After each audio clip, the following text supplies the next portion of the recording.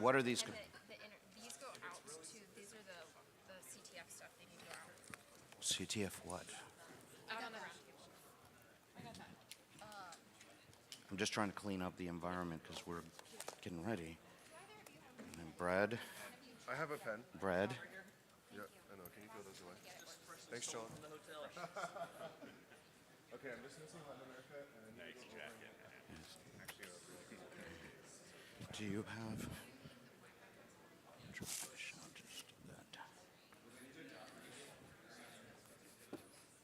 don't know if we have Ethernet to USB-C adapters. We bought them. We do. Are they in the room? They should be in the room. They were on this table, but they are no longer on this table. Test. But there's more in the room. Okay.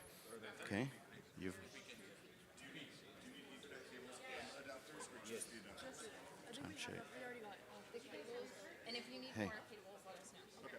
Let me go find you adapters. Hey guys, we've got 2 minutes on the schedule. 2 minutes, so I need everybody clear out here. I just need Rachel. If you can go over to that table, just take my computer, Team order. Yes, team order for coming in. We're fill doing this out. USA. So I need the 2 coaches that'll have the orange lanyards, and then I just need, in this order, I need the, We're making it in up this based column, on, they want, the AV team wants to go one side, one side, one side. Perfect. So this is Team USA. Director. Team. Director, please. Tom, Tom, right here. 2 seconds. We're picking order right now for you. We're doing the order. I would assume we give Team Africa, we call them in first because they probably need another couple of minutes to set up. Go ahead. And we want to go by Africa and the world. Africa and the world? Yep. Do we need to change the slide? Who's? Nope, we're not going to change anything. Eric is going to, at the beginning, talk about, that's Jess's. Eric, I'm assuming sometime you're going to talk about the wonderful why Africa is joined. Yes, I got the notes. And the world because, okay, because they've got other people. But that's gonna happen. That's gonna happen before the ka-chunk. I'm gonna do the. Okay, Team Africa, then do you want the team next to them? Yeah, we can do Team Canada next. Okay. And then we'll And then do, we'll pop over here to Latam, yeah, Japan. And then we'll do Asia. Asia, We'll do Europe. Europe. We'll do Oceania. And then USA. How do you spell Oceania? Like ocean with I. There it is. Oh, that's what I did the other day. Okay. Okay. Is that your computer? That's your call-in order. Okay. So that's for the team run-ins. Okay. So as they come in. Okay. Okay. And I need the charger for this. So that is that it? Okay. So give it to me. Plug it. And I'll plug it over here. Yep. Nice. Don't worry about that one, because this. Is that question for me? Okay. So you got. So that works for your order now, right? Yeah, that works great. Okay. So. Okay. That's that. Need to try to set myself.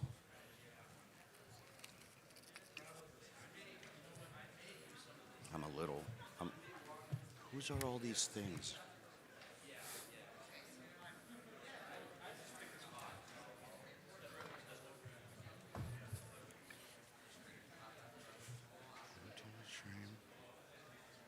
Welcome.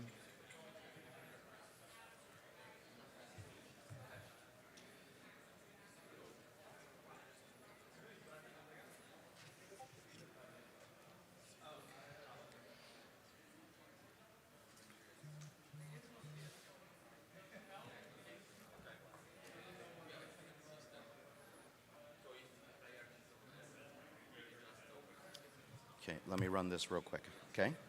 So it'll be something like, welcome everybody to the International Cybersecurity Challenge, day 2 of the championship. International Cyber Championship. Okay? And then I introduce myself, Eric Blardo. I'm going to be your shoutcaster for today, you know, and talk about me. And do you want me to do that there, right? Mm-hmm. Okay, so talk about me, talk a little bit about Raices, and then at this point in time, we're welcoming our our athletes to the game arena. Are we ready? Team Africa. And then they come in, right? Okay. This is the order that they gave me. So this is the new Okay. order. Okay? I gotcha. And then I go, they come in, then I go, Team Canada. They come in. Okay. That's the sound for the shutdown. Okay. Okay? Latin America, Asia, Europe, Oceania, USA. Once we finish with that, okay, can we please ask everybody in the audience to stand up for the U.S. national anthem? Okay, national anthem. Then let me call to the stage. Let me call to the stage, Mr. John Check. Okay, and John will. Do you have his title? No, I just call him Mr. John Check Okay. from Raytheon. Yes. Okay, I'll just say it like that and say, "Hey, John, can you please introduce yourself a little bit?" So he will be here. He will be standing. Okay. Okay, and then John will introduce Rodney. Rodney will do the keynote. And then when Rodney finishes, I'll stand up and say, okay, Rodney, we're getting ready to lock down these athletes to start the competition. You know? Is everybody ready for the lockdown? Is everybody ready for the lockdown? I'll do some of that stuff. And then I say, Rodney, kick us off. And he'll say, you know, let the lockdown begin or whatever. No, you do the lockdown because he won't know that. Okay? You do the lockdown. Oh, so but you told me that he had to do it. No, I said he gets to say, let the games begin. Okay. So you do lockdown first, then it's let the games begin. Okay. Lockdown happens, and then you check with the platform behind you. Roman, are we ready to go? So it's Roman, lockdown, and then Rodney. Okay. Okay. There you go. And then I'm going to bring Brad in to talk about the. But it's not immediate. No. Then there's 10 minutes that it's just pictures. I'm going to walk out at that point in time, go to the bathroom. Okay? And then. After you wash your hands, shake hands. Yep. And then I'm bringing Brad. So let Brad know that roughly he needs to be ready at 9:19, around 9:20. Okay? And then I'm going to introduce Pete. And then we'll have the Pete and Eric show for a little bit. And then there's a video of Roman describing the game. Is there? We didn't capture it. You didn't capture it? Nope. Okay, still says it there. So bring Roman in. Yes. What time? Roman at around 9:35. 35. Okay. Roman. I got it. You keep going. You keep going. Okay. And then Tom. At 9:44, around 9:44 is when I'm going to walk the floor, okay? So that's when I need this young buck right here to follow me. Okay, but that's at 9:49.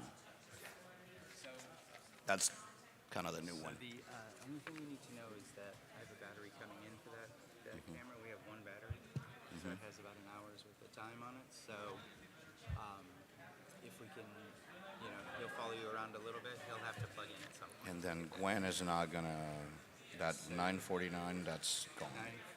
Yeah, so that's like a 10-minute thing.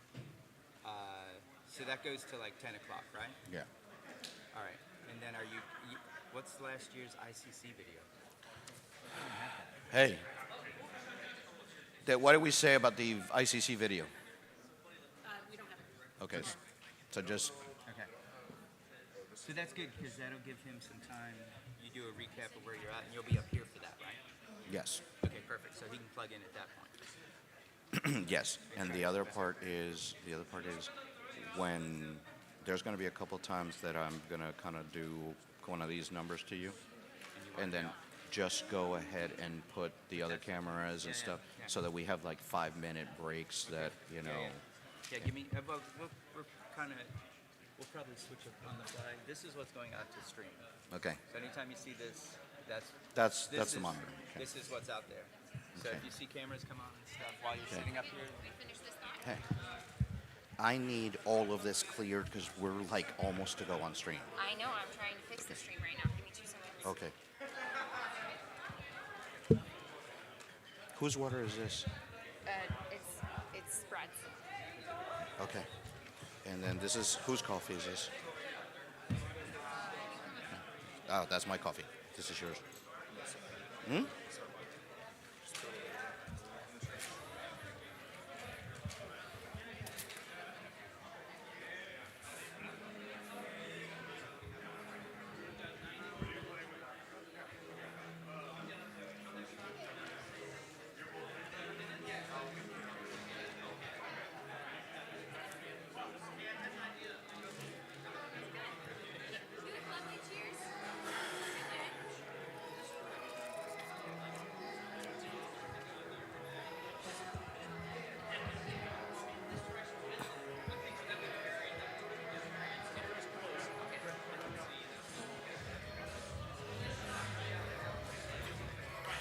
Okay.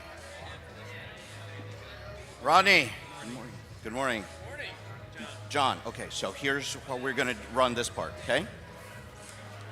Okay. So once, yeah, I know. There. So, okay. So I want you guys to kind of hang on the wings here for a second. John, I'm going to call you once we finish with the national anthem.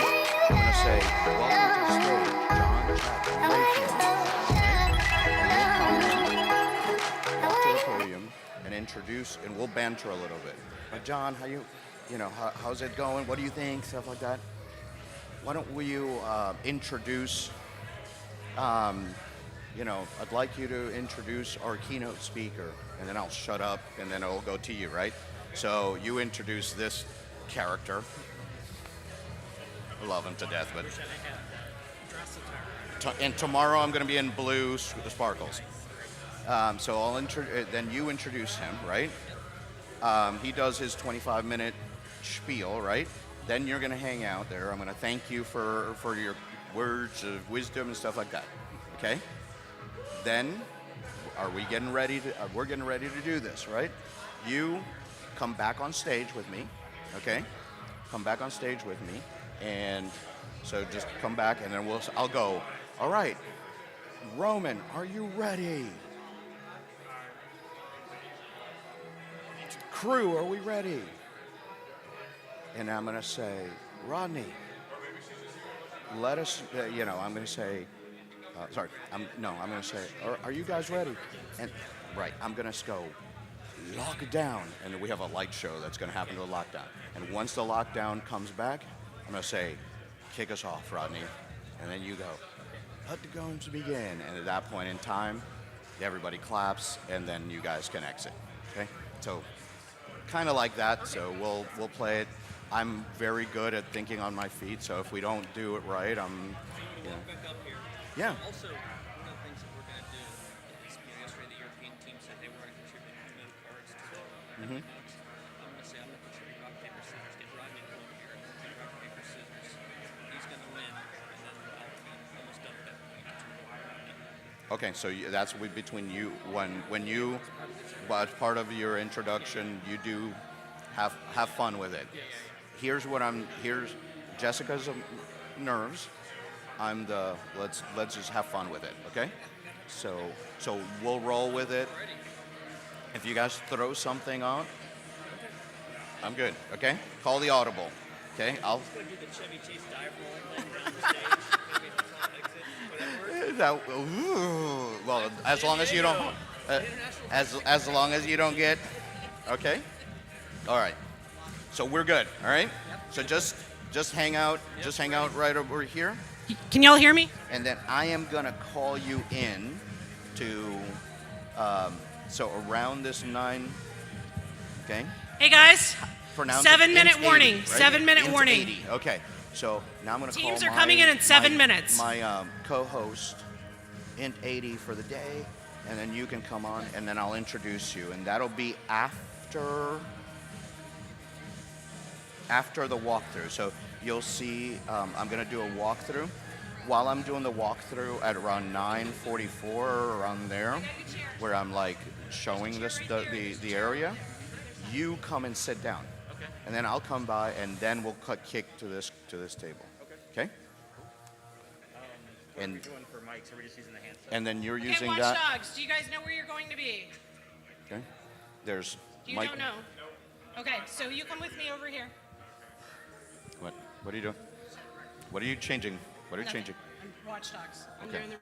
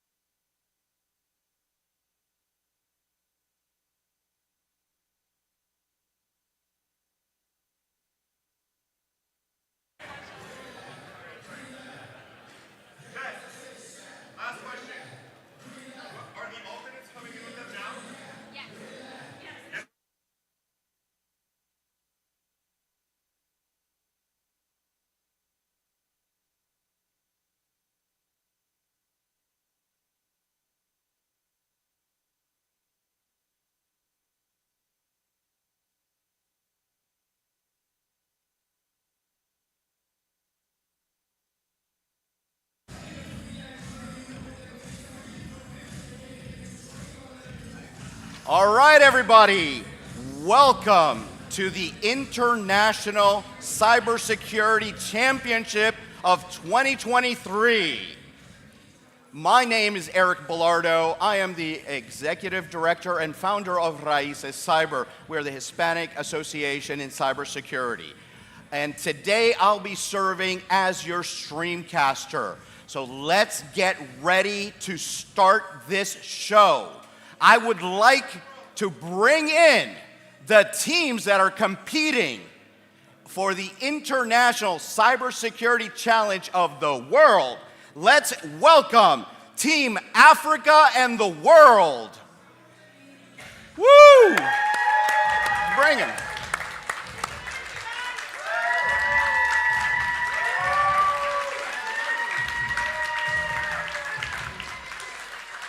Look at those players. Look at them.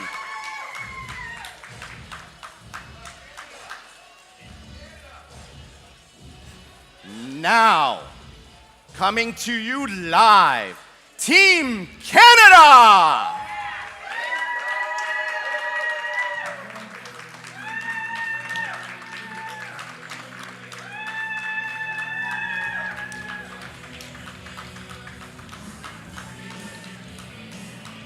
There you go, Team Canada. And now, bringing you the team from Latin America, Los Latinos, Hispano, come on in. Come on.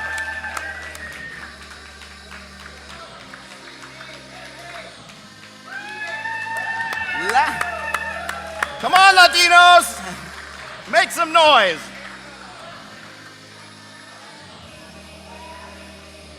Now, welcoming the Team Asia.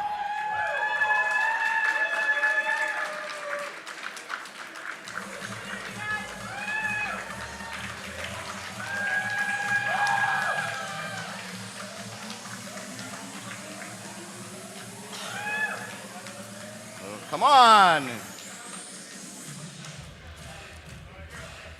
All right.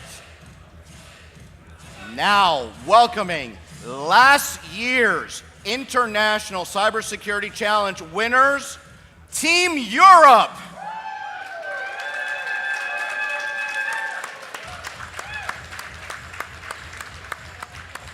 Let's see if they're going to take it this year. I don't think so, but you know.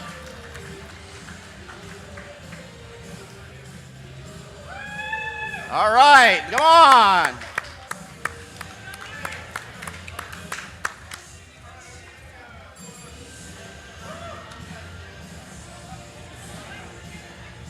Now welcoming the team from down under, Oceania. Let's go.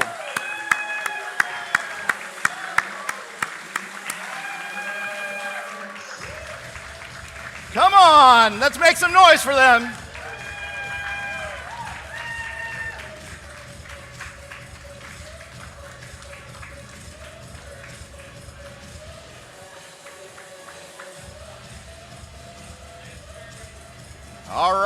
All right. And now,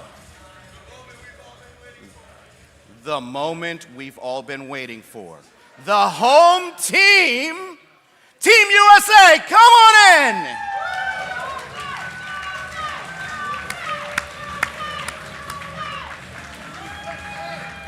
Come on, USA.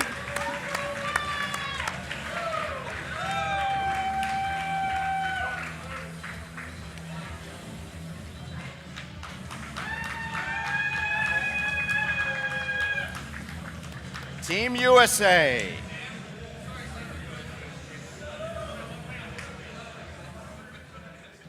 All right.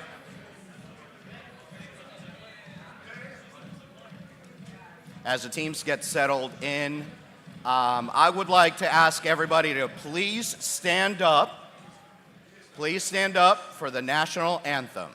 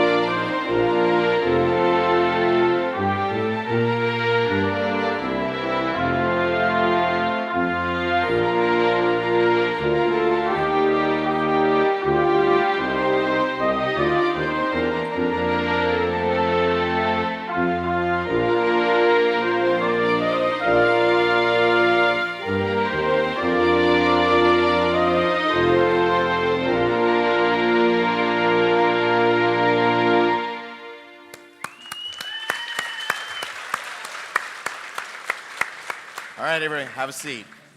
So again, welcome again to the International Cybersecurity Championship of 2023.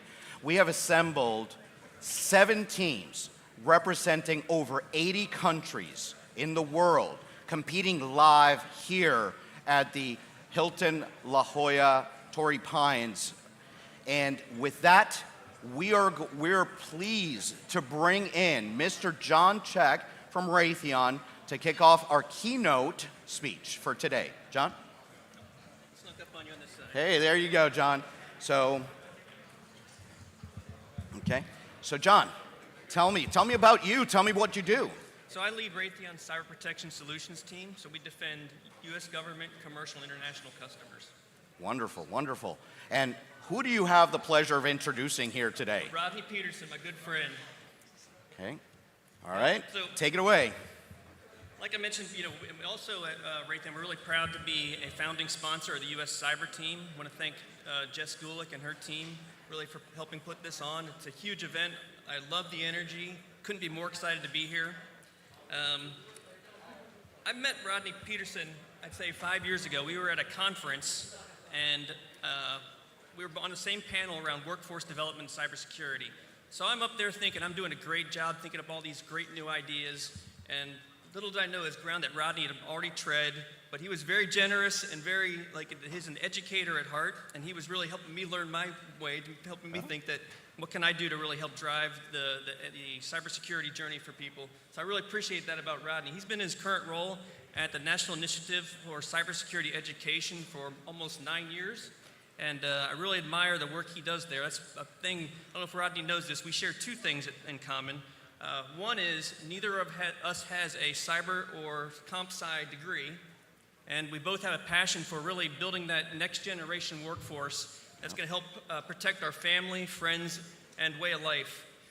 One of the things I'm sure back then, even then, Rodney was thinking about an event like this to where people can apply the learnings they've done in cybersecurity to really help grow their skills and experience as close to life scenarios as possible. So with that, I think the one thing I want to make sure, I know that Team Europe yesterday contributed to the penalty box Uno cards, I believe, for people to play while they're there. So I wanted to contribute something else for this. I want to contribute rock, paper, scissors. So I'm going to get Rodney here to help participate in this first one. So this is how it works. Everybody doesn't know. I'm happy to take any comer on from any country in the world. So Rodney, 1, 2, 3. And easily, I'd learn something new from Rodney every day, right? I was a rock and he was paper. So he's always one step ahead of me. And with that, I want to welcome everyone to the International Cybersecurity Competition Game Day with Rodney Peterson. All right. Huh? Water? Well, thanks so much, John. And I think the analogy there is that industry is the rock behind what we're trying to do, both in the United States and around the world, to secure cyberspace. Sometimes the government is the paper, the bureaucracy behind the scenes that makes things happen. Water, but I really do want to welcome you here today, both on behalf of NICE as well as the United States federal government, and extend my personal welcome to you here both in San Diego as well as the International Cybersecurity Competition and Conference. I want to first congratulate all the athletes who are competing in this year's games. I know that this week is the culmination of a year or more of hard work and dedication. Let's give a big round of applause again to all of our athletes in the room. When he finishes talking, I'm going to go, Roman, are you ready? Secondly, I want to thank the coaches, all the coaches who have mentored, trained, and supported the athletes. You are inspiring and motivating the next generation of cybersecurity professionals, and I was pleased to see that recognition yesterday, but please again, especially our athletes, join us in thanking your coaches and mentors.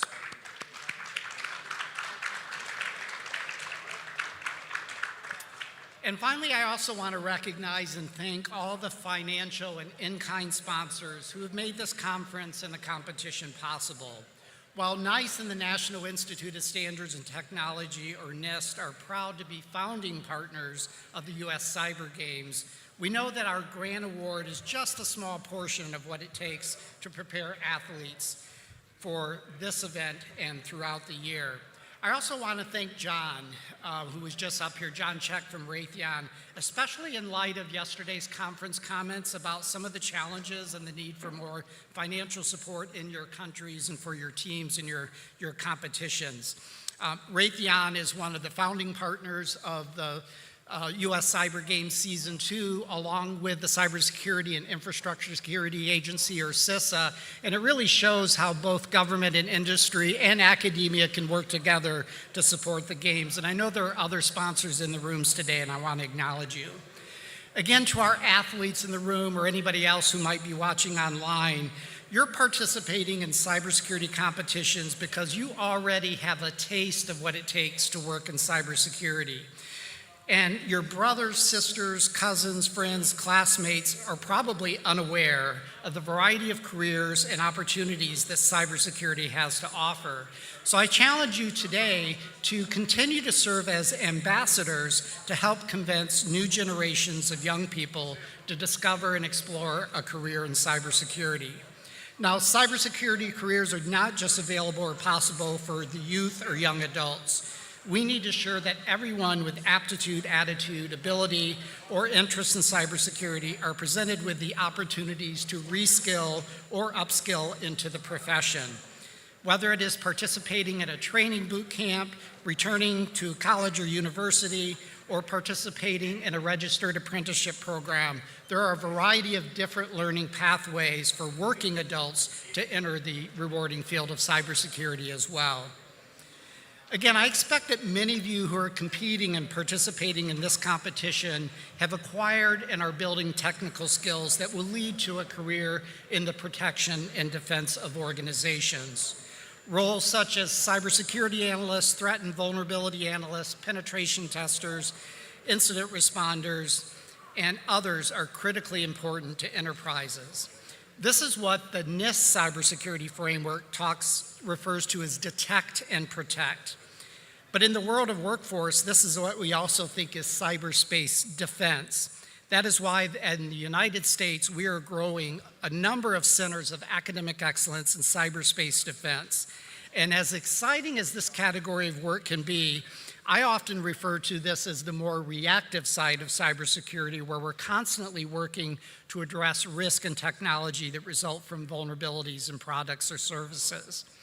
So similarly, information technology or operational technology staff of organizations are operating and implementing the technologies both developed in-house and provided by commercial providers. And these individuals range from network administrators, system administrators, technical support staff, and they play a critical role in implementing, integrating, and securing networks and systems as well. And while their primary function may not be cybersecurity, we are increasingly reliant on technology professionals to mitigate the risk of insecure products or services. That leads me to the point that it is often overlooked and increasingly important to think about the roles in cybersecurity where people discover, develop, and design products and solutions. This is where the more proactive cybersecurity can occur. In the United States, there's increasing attention to building products that are secure by design that also include privacy protections.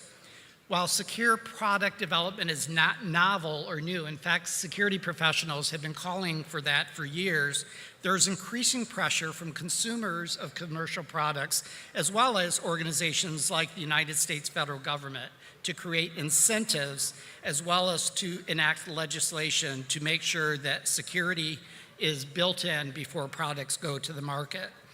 That means we will require a new cadre of software developers, product builders, architects who have learned cybersecurity and privacy principles and put them into action in companies who are part of the supply chain to enterprise customers.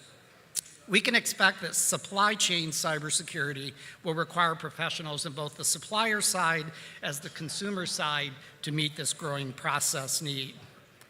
Now, as John said, neither he or I come from technical backgrounds, and many of your friends and family members may not as well. And if you're not drawn to a technical role, there are many other leadership, management, or functional roles that focus more on process and legal issues.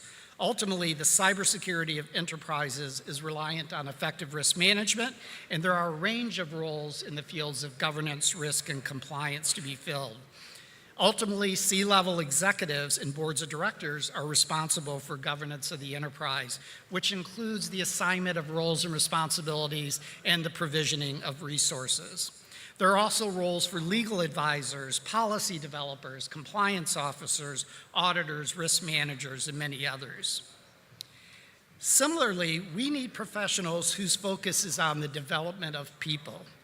Those who assume cybersecurity roles in organizations, as well as the employees in the organizations, need to learn and practice safe online behaviors. The individuals who serve as teachers and faculty in our academic institutions, as well as instructors for training programs, are also part of the in-demand cybersecurity workforce. Those who design curriculum or develop credential programs such as degrees, certifications, certificates, and more are needed as part of this ecosystem. So employees, students, and consumers need to be regularly reminded and informed of their role in keeping networks, computers, and data safe, secure, and private. So we need individuals who would develop and implement cybersecurity awareness and behavior change programs.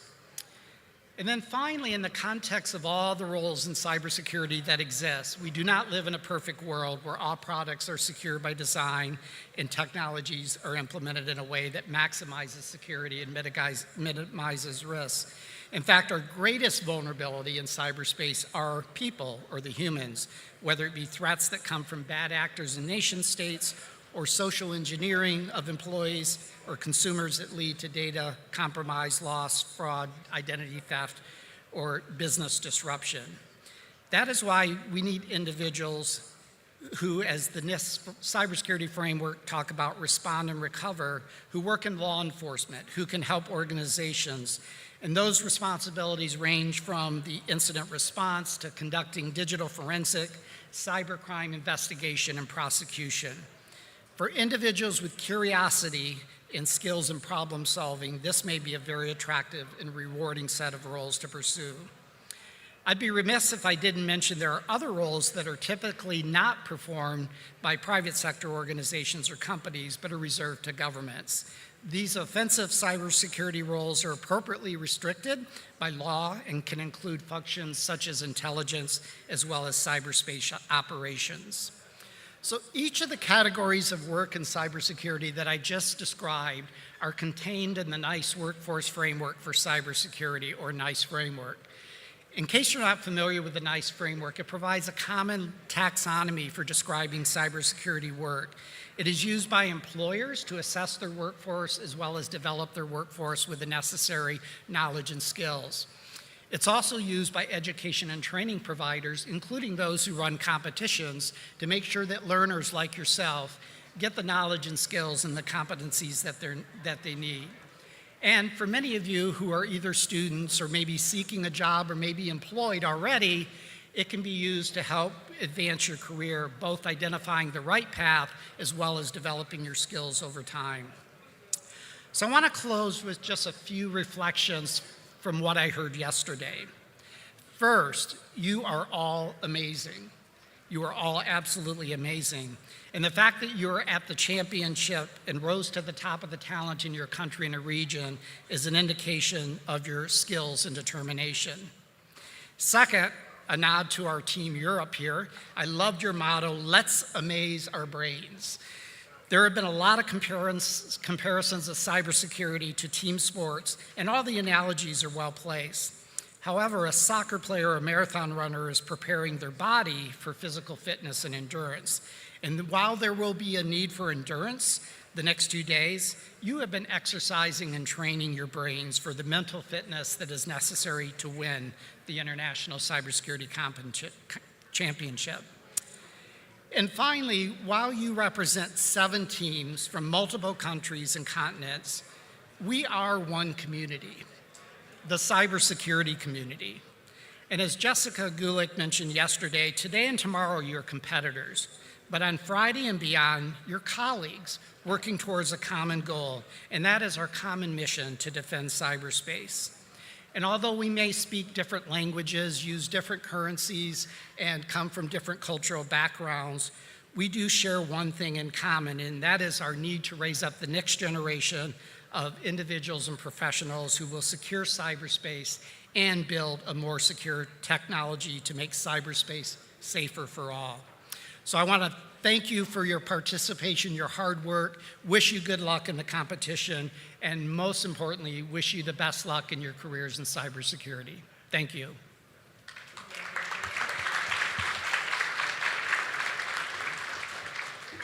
Thank you. Thank you, Rodney. That was inspirational, and I thank you very much for everything you do for the next generation of cyber defenders. Am I audible? Okay, sorry. So thank you very much. So at this point in time, we are going to get ready to start the International Cybersecurity Challenge in 2023. Okay, here we go. Roman, are we ready to start? Come on, Roman, are we ready to start? All right. Teams, are we ready to start? Crew, are we ready to start? All right, you just go like this. All right. All right. Let's get ready to lock down this. Huh? Oh, wait a second. Where are the coaches? Are the coaches ready to start? Is the jury ready to start? All right. And are platforms ready? Yeah. Yeah, okay. I think I need to bring the energy more in here. Okay, here you go. Well, wait, DJ, are you ready to start? All right, that's good. All right. All right. Okay, let's lock down this spot.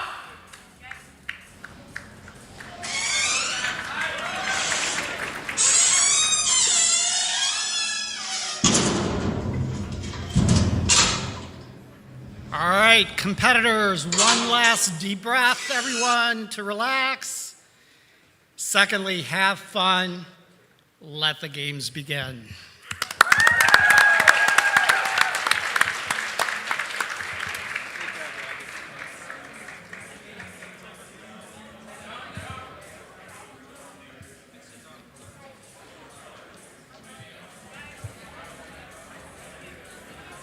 So, as we get started with the competition, I have a very special announcement. Unfortunately, Team Africa was able to only travel with 3 competitors. Yesterday, as all the teams from around the world got together, they decided and agreed with the juries and the coaches and the teams to volunteer personnel from their teams that were in alternate or volunteer status to join Team Africa. So that's why we have Team Africa and Rest of World. They have joined in an international partnership to allow their players to play with Team Africa. And now they have a full team to compete in the international cybersecurity competition.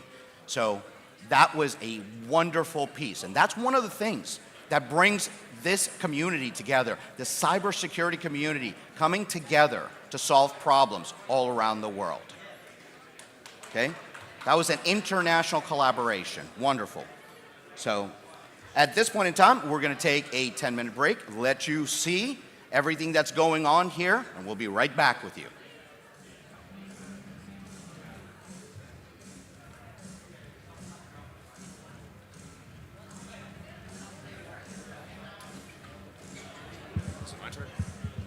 Okay. So I'm going to...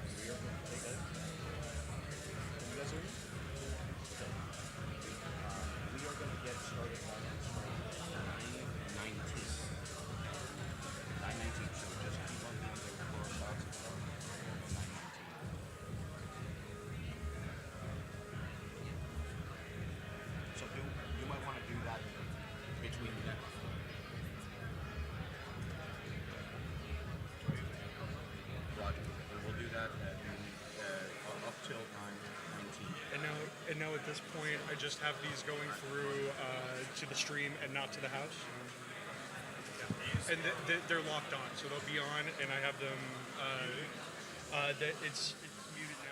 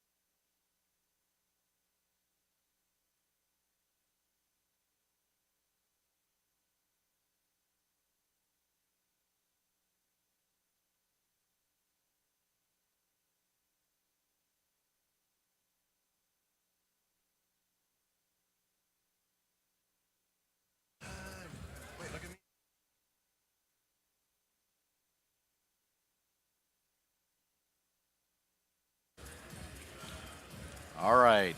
Nope, not on the program. Interview. Where am I looking?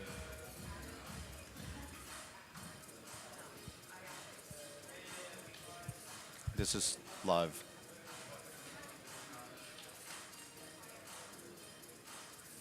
Where should I be looking though? Camera's up there. See? All right, we're getting ready to get back here on. There we go. We're coming back.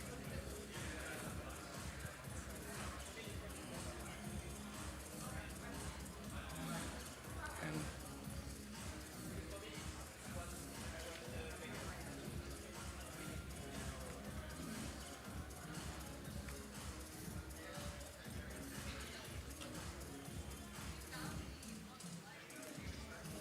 live.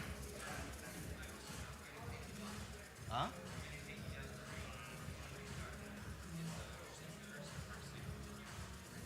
We're good. Yeah, we're ready. We're ready. Go. So, test. Are we starting with something? Hello, hello, and welcome back to our stream at the International Cybersecurity Competition and Championship here in beautiful San Diego, California. Joining me at the desk right now is Brad. Brad is our Cybersports Director. So, Brad, introduce yourself, please. Good morning. Thanks, Eric. It's a pleasure to be here. My name is Brad Wolfenden. I'm the Director of Cybersports here at Katzcy PlayCyber. And in my role, my main responsibility is to oversee the U.S. Cybergames program. So 15 of our best and brightest are over there battling it out for day one of the IC3. Wonderful, wonderful. And tell us a little bit more about the games and what are they doing right now? Yeah, so today is all about what's called a Jeopardy-style CTF. And typically when I explain a Jeopardy-style CTF, I liken it to the traditional Jeopardy game, right? So we have categories, various categories. Today there's crypto, forensics, reverse engineering, pwn, web, and a miscellaneous category. There's also some hardware challenges. And within each category, there are problems to be solved. Some of these problems might take a half an hour. Some of them might take several hours. Lots of collaboration, lots of expertise on the technical side as these young athletes figure out flags and solve these challenges.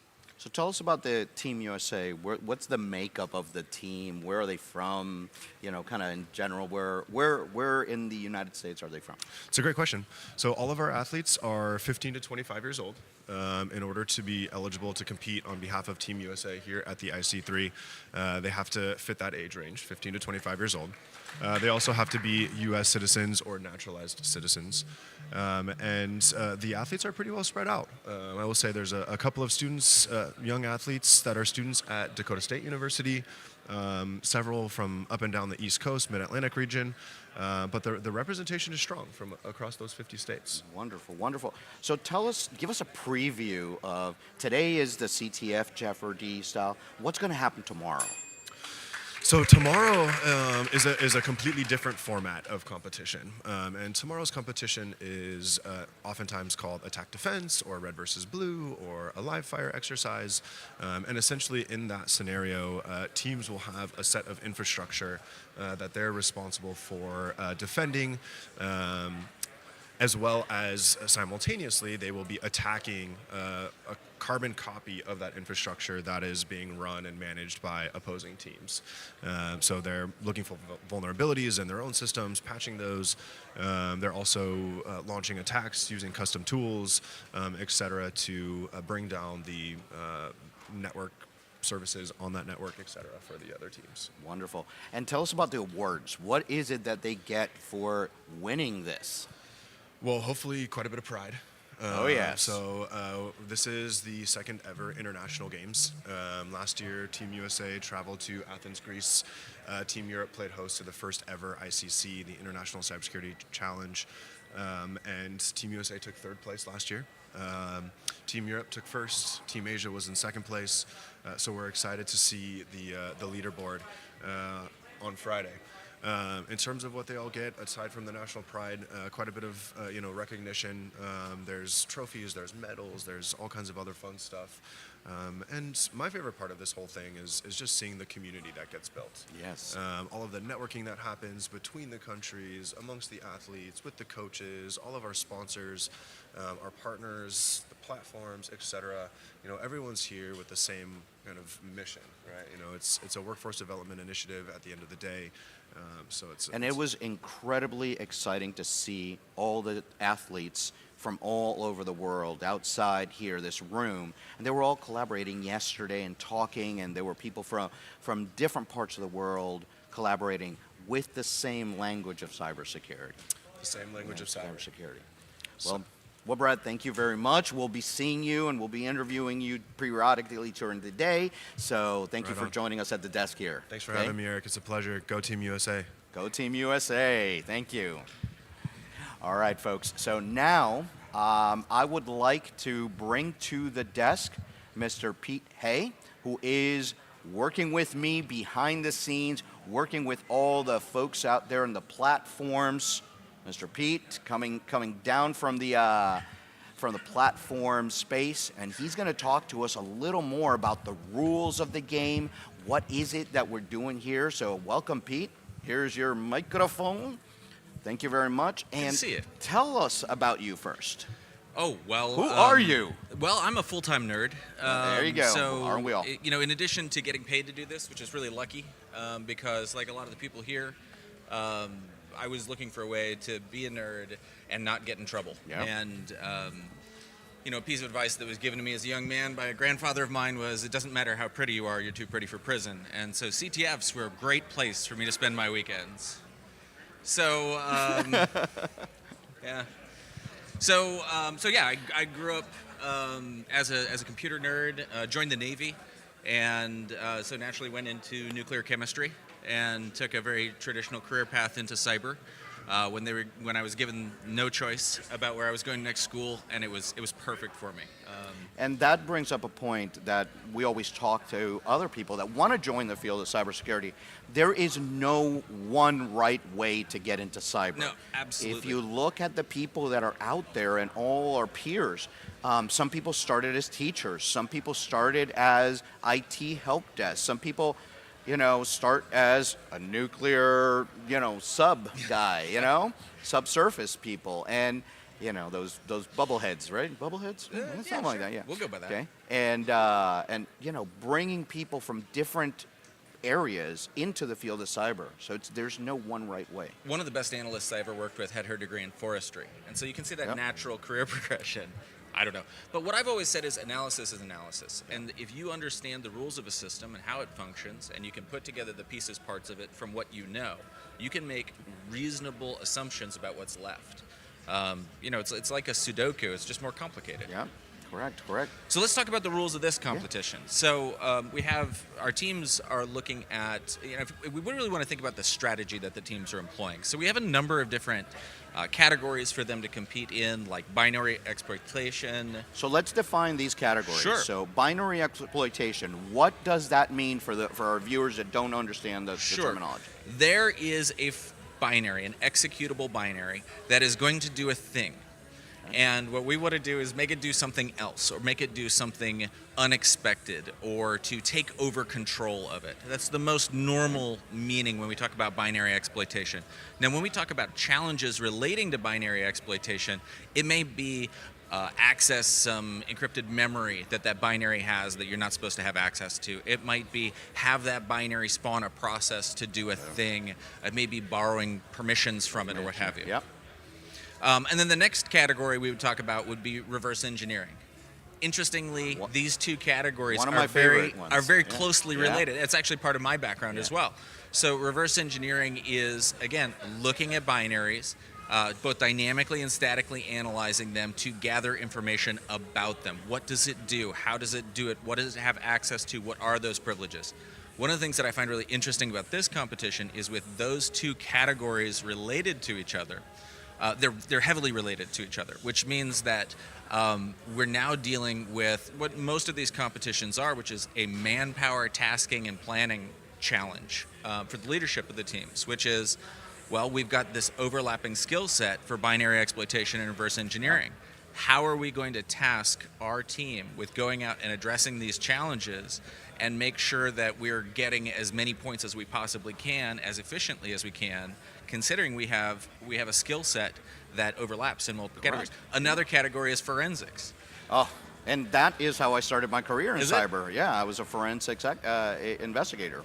So what are the challenges that they're going to be facing in forensics? So with forensics, it can be a little bit different. And when we talk about forensics, you come from an investigator background. I come from a data forensics. Okay. So a computer disk forensics background, where it's looking at what is in allocated space, unallocated space, slack space, looking at fragments, at hidden data, so that we can pull out things that might have been deleted or might have been there in the past, so that we can build a case. How does that skill set happen here? So that skill set, the same sort of thing. They might be given an image of a disk, or they might be given, by the way, another discipline when we talk about forensics is memory forensics, right? Forensics. And so instead of just getting a file system image where they might be looking for the evidence of something, like you said, in Slack space, one of my favorite is hiding things inside the registry hive, which we think of as in memory, but we know it gets written to disk when the system shuts down. Looking for changes, because we can see this was present on disk, but what's in memory is different. That might be a combination of disk and memory forensic challenge. So, I mean, really, the sky is the limit. Yeah.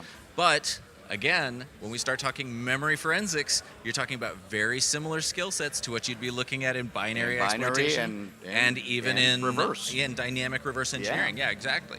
So a lot of overlap in the Venn diagrams of just those three challenges. And one of the things for our audience is these challenges are almost identical to what you would face if you were working in cybersecurity at one of these capacities.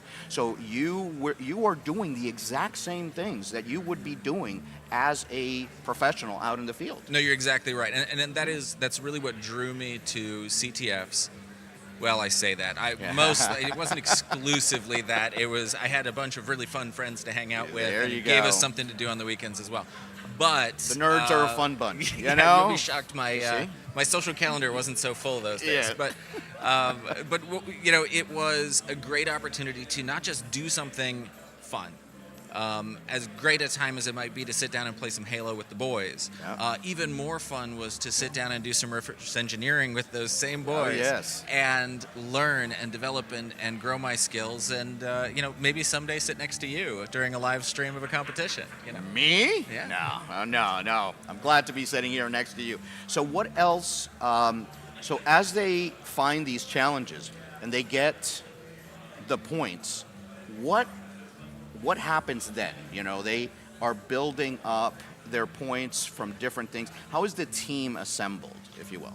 So actually, they have a really interesting dynamic to this particular challenge. So one of the things that happens is you have both active competitors and you have substitutes. And the coaches are allowed to choose who on their total roster, maybe like basketball, right? 18 people, not all of them can be on the floor at the same time. Not all of them can actually be eligible to go on the floor at the same time. So those are the types of decisions the coaches are making.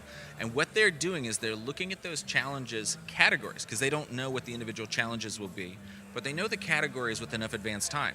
So now they're going to try and put the best team on the floor. That's a sports ball reference. On the field, yeah. Exactly. They're putting the best team on the field. They're putting the best team out there based on the skills that they know their team has, the challenges they have, how they're going to work together, and how they think they're going to be most effective in putting as many points on the board as possible. Wonderful. Okay, so tell me, for the game here, and what we're going to see today is we have a special category called First Blood. Yes. First Blood. Tell me about First Blood. Okay, First Blood is a really important ability to differentiate who. It's basically a way to reward efficient, effective work for the teams. So, which team is it that got that flag first? Who landed the first exploit? Who found the hidden flag? Whatever it might be, and normally that's bragging rights. But here, This is a competition, and so we need a way to differentiate. Because if you look at the way the score is allocated, a flag, every time, if you take the first flag, it's worth 500 points. And then every time a team successively captures it after that, it declines in the number of points. Because presumably, if everybody's gotten it, it must be an easier challenge. So it's kind of an automatic leveling of the playing field based on First Blood gets higher points, That's and correct. then everybody else that solves it gets lower in the points, Right. but they still get the points. But even more fascinatingly, the 500 points don't stay 500 points forever. So if another team comes in and captures it, that 500 points declines, but the 25 points for First Blood stay forever. Okay, perfectly. So here's the really interesting theme. Back to the strategy. If I'm not the coaches, because they're out, they're off in coach prison over there, and they're not allowed out. But it's a technical term, right? Yeah, coach prison. Let's see.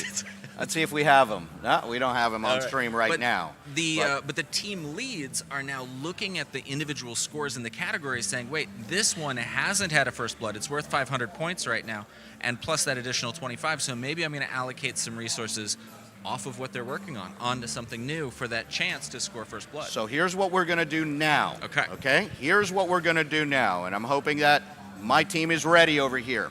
Because of all the opening ceremonies that we've done and the talking, we have not been able to keep up with the game. So now we're going to recap what's going on in the game. At this time, after, an hour and some change that we've been working on this, we've had a lot of First Bloods. And what we're going to do, Pete and I are going to recap each one. What you're going to hear is us telling you which team got the First Blood and the challenge name where they got it. So if we're ready, let's start with Team Canada. Got the First Blood for Ellipsis.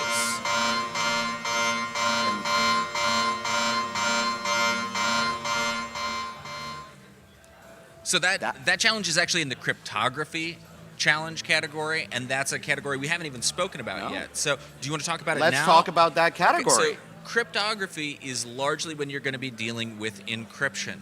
And one of the things that you see commonly in these types of challenges are varying levels of encryption. Maybe you need to go find a key and apply it. Maybe you need to decode, and I know some people out there who are crypto purists will say encoding is an encryption. Encoding, yes, no. But you know what? If it makes it really hard to read, that's good enough for me. And so you might need to decode a key, identify this as the key, identify repeating patterns. Correct. Maybe you're looking to, maybe you have to reverse engineer the key from what is observed in a blob of text or something like that. So that's the sort of thing that would commonly be in a cryptography type challenge. Wonderful. Okay, so let's go to the next First Blood that happened. Team Oceania got First Blood for my pet mouse, Jeff. I was wondering where he was. That's the other First Blood. Okay, so tell us, who is my pet? What is this? So my pet mouse Jeff is actually in the binary exploitation category, if I remember correctly. Okay. And so just like we talked about, they were presented with some kind of binary, and they were able to gain control over it, find that flag, and score those points for that challenge. Okay, wonderful. Our next First Blood that happened around 9/11, Team USA got First Blood for ICU2. And all right, First Blood Okay. to Team USA. ICU2, that's in that forensics category that we were Okay. talking about. I know that's near and dear to your heart. Oh, yes. And so it's always exciting to see that First Blood come up in that category that we like so much. Oh, definitely. All right, and then not to fret, Team Canada got First Blood points in Conspiracy. Team Canada. And Conspiracy is also in the forensics category. And I think if you take a look, that just moved Team Canada into first place in that forensics category. Wonderful. So congratulations wonderful. to them there. Yeah, Team Canada was at that point, because we're still going Well, back. we got to run through Okay, time, right? So here you go. Now, Team Africa and the world got points for Nom Nom. Yes, I like think that's another one of those binary exploitation binary challenges. exploitations. And I think if you take a look, that will actually push Team Africa into first place in the binary exploitation category as well. They are there. Okay, so now the next one. Team Europe got first blood for the environmentalist category. And the environmentalist is a challenge in the web exploitation category, which is another. I like that. Oh, that is Yeah, pretty cool. that was pretty good. Yeah, that's nice. Okay, and that's in what category? So web exploitation. Okay, let's go, because that was my second career. Is it? Okay. Yeah, so. So web exploitation. Well, maybe I should let you explain it. So Yes, go web ahead. exploitation is the idea of a server out there providing some kind of information, normally web information, and then we're going to try and do a thing to it. Is that bypass a protection to access files that we shouldn't have access to? Sometimes you'll see like reflected cross-site scripting attacks necessary, or Those dreaded OWASP top 10s. That's right. Okay? Yeah, the open web application Open web security, application yeah. security. So let's look at those. Okay, let's move forward. Okay, let's see. We're bringing us here. The next one. Team Canada got first blood points for dumpster fire. Which is, I think we can agree. All right. I think we can agree that's appropriately a forensics challenge. That's a forensics challenge, but that's a cybersecurity term. Dumpster Right. fire. Okay? Yeah. It's sometimes Thursday around my house. Yeah. But the really important thing here is that just moved Team Canada into first place at that point in time. Yeah, definitely. So let's move on to Team Asia. Got first blood points for Hashbreaker. Hashbreaker, obviously in the In cryptography challenge. Yes. All right, there's the sound for that. Okay. Oh, look at that. Team USA got first blood points for URL Sanitize. Surprisingly, URL Sanitizer is in the binary exploitation category. So it's not in the web exploitation? It's not in the web exploitation. Oh, wait. Presumably, Okay. this would be a binary that would do URL Okay. sanitization. My guess, it's going to be doing something to provide it unexpected Okay. input to gain execution outside of the expected parameters. Okay, and here's another one. Team Europe got first blood points for C2 defaults. C2. All right. Command and control. Command and control. Yeah. Is that a forensics challenge? I think that one is a forensics challenge as well. It might be. Let me check. You know, another yes, thing that it is a forensics challenge. Another thing we didn't talk about forensics is there's an entire additional discipline of network forensics. And I bet that's what we're dealing with here. Yeah, definitely. So they're probably digging through PCAPs trying to identify command and control traffic for an adversary there. So here we go. Another one. Team Oceania got first blood points for Tasker. Okay, and Tasker being a binary exploitation, right? I think that one's reverse engineering. Sorry, reverse engineering. And I think that might be our first RE challenge that we've seen first blood for. So that's very exciting. That's well very done. exciting. Very exciting. And I think we have one from Team Asia there. Team Asia. Yeah. Oh yes, we got Team Asia. First blood points for Twist and Shout.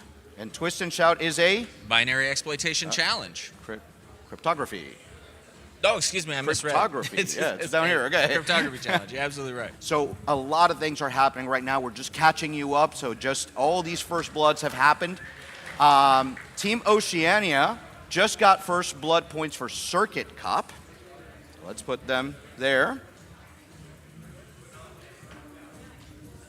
We're almost to the top. And that's our first hardware challenge, which is another exciting category. Okay, let's talk about that. So this is a physical hardware engineering challenge. So what do they have to do? Well, they have physical devices. We can see them right over there that have been handed out to their teams, at which point they will do. You actually get to solder and. Well, let's see. Do we have one of the hardware challenges? Do we have one of the hardware pieces so we can show it on stream? One of the hardware challenges? Let's bring it over. Okay. So this is much more physical. It's very popular in competitions, kind of similar to some of the lock-picking challenges you'll see out there. And a big part of the reason is you get to break things in an acceptable manner. So here we have circuit boards where they're going to be testing leads and attaching jumpers and doing other things that, if I'm completely honest, I'm not very good at. So a physical hardware challenge is great for the electrical engineers, people with that kind of background who work in cybersecurity. And I can say from personal experience, I took a class on this, and we were finding hard-coded passwords on the physical boards of common devices. So a lot can be really done with hardware exploitation. Yeah, and that's a lot of fun to do. It really is.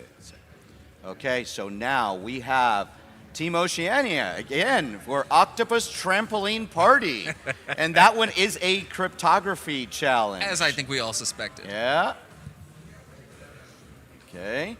And that brings us up to now. So when we break in next, those are going to be the first bloods of each category as they get solved in real time. Now, if we can please put on the stream our current scoreboard, please. And in first place at this moment, Team Oceania.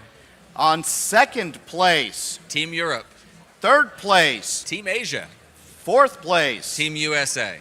Fifth place, Team Canada. Sixth place, Team Latin America. And seventh place, Team Africa and the world. But we are just beginning here. Oh, wait. And as we speak, another first blood. Team USA just got first blood in the guessing game. So that is what type of challenge? That one is a binary exploitation challenge, and I think that moves Team USA into first place in the binary exploitation category as well. So well done there. So I think that actually shows the importance of diversity, because we see in your challenges, because Team USA first place in the binary exploitation category, but it's only one of 7, so they're in fourth place right now, even though they're doing very well in that particular category. And like Bradley said in our last segment, there's various awards. It's not just the one that came in with the full points, but there are going to be awards for the best in each category. Absolutely. So that's very important there. So Pete, you're going to be coming in here every time something's going on. You're going to be hitting me over the head and saying, hey, this is just happening. So he's going to be with us all stream here today and tomorrow. And he'll be up here with all the platform folks that are monitoring all the comings and goings. So Pete, thank you very much for joining us at the desk, and we'll see you soon. All right? Thank you so much. Thank you. All right. So next up, we've got Mr. Roman. Let's see if he's ready. Roman. And we're live here, so bear with us, but here we go. Introducing Mr. Roman. Roman, tell us who you are. So, Use your microphone. Yeah, so my name is Roman. I'm the co-founder of a company called MetaCTF. The company started back in 2014 when I was in high school. Never meant to be a company, it was just a side project.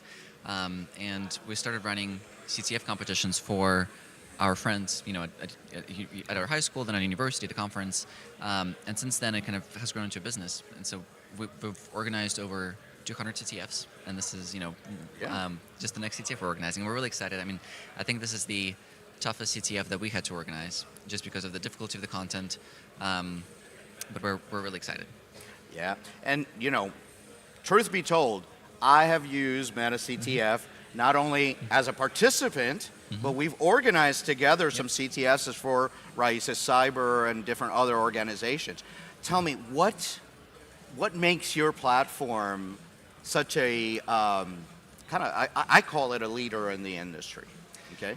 Yeah, so we focus on the quality of the content. We definitely want to make sure that the challenges have some kind of learning aspect to them. Often you see a lot of CTFs where all you're given is some kind of link or some kind of file with no context. And essentially, your solution becomes just trying 100 different things until you stumble upon the right solution, and it can get discouraging at some point. Yeah, it does. It does. And Yeah. our CTFs, work really well for beginners, but even for professionals, we try to make sure that as you solve these challenges, you kind of have an idea of what direction you're supposed to be going in, and so your goal becomes now to do some research, learn about the topic, and then try and figure out what it is that you need to do in order to be able to solve the challenge. Wonderful, wonderful. Yeah, and so tell us more about what's going on back here. What's your role during the competition? And kind of give us a bird's eye view of what's going on. Yeah, so this is day one of a 2-day competition. Today is the Jeopardy-style CTF portion. Did you already give an overview of what Jeopardy-style CTFs are? Yes, we did. Yeah, We did. Sounds Yeah. good. So this is a pretty standard Jeopardy-style CTF. Some nuances that are unique to this competition is that we use dynamic scoring. So all of the challenges start out with the same point value, starting with 500 points.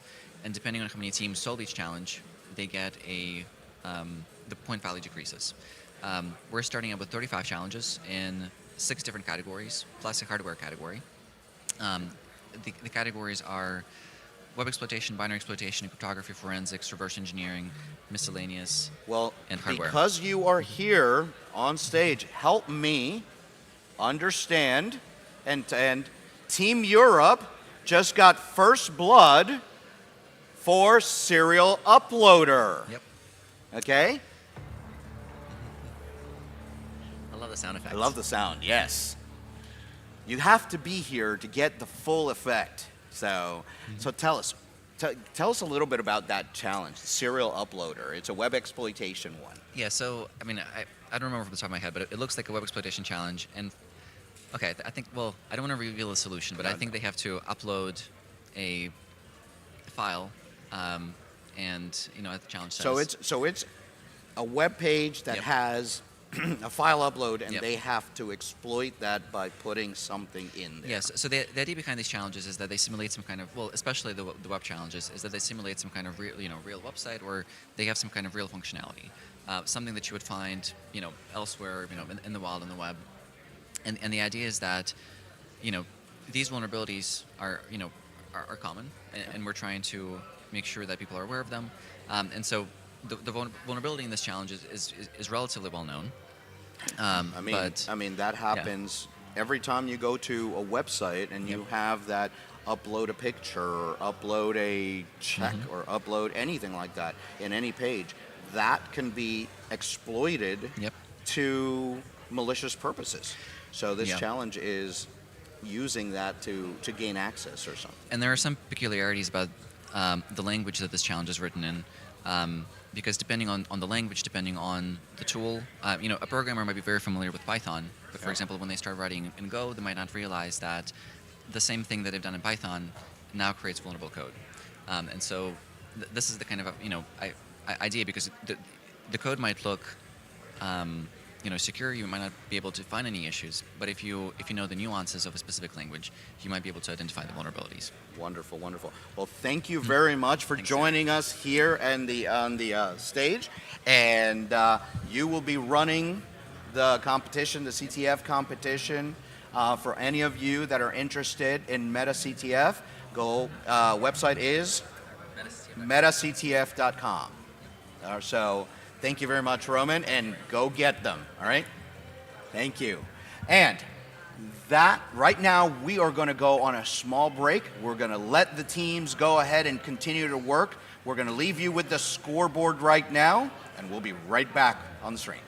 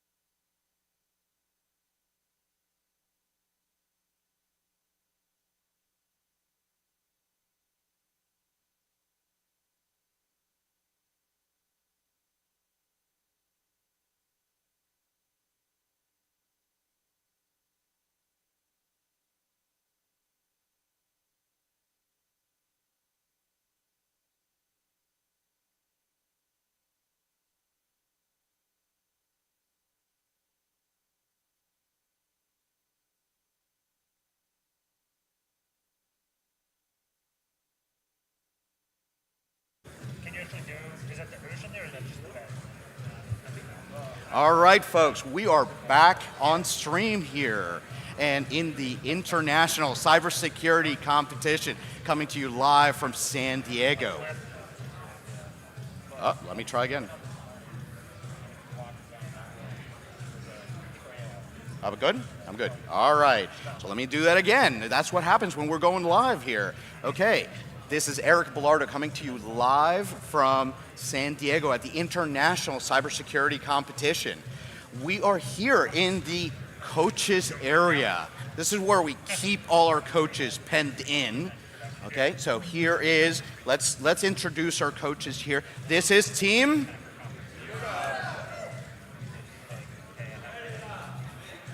Latin America, Team USA, Team Africa, Oceania, Canada, oh, Asia. Oh, you guys are sitting together. All right.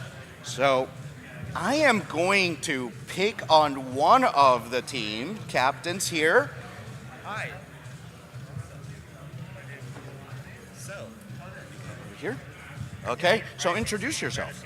Hi, my name's Johannes. I'm a coach for Team Europe, and we're here to essentially defend our throne.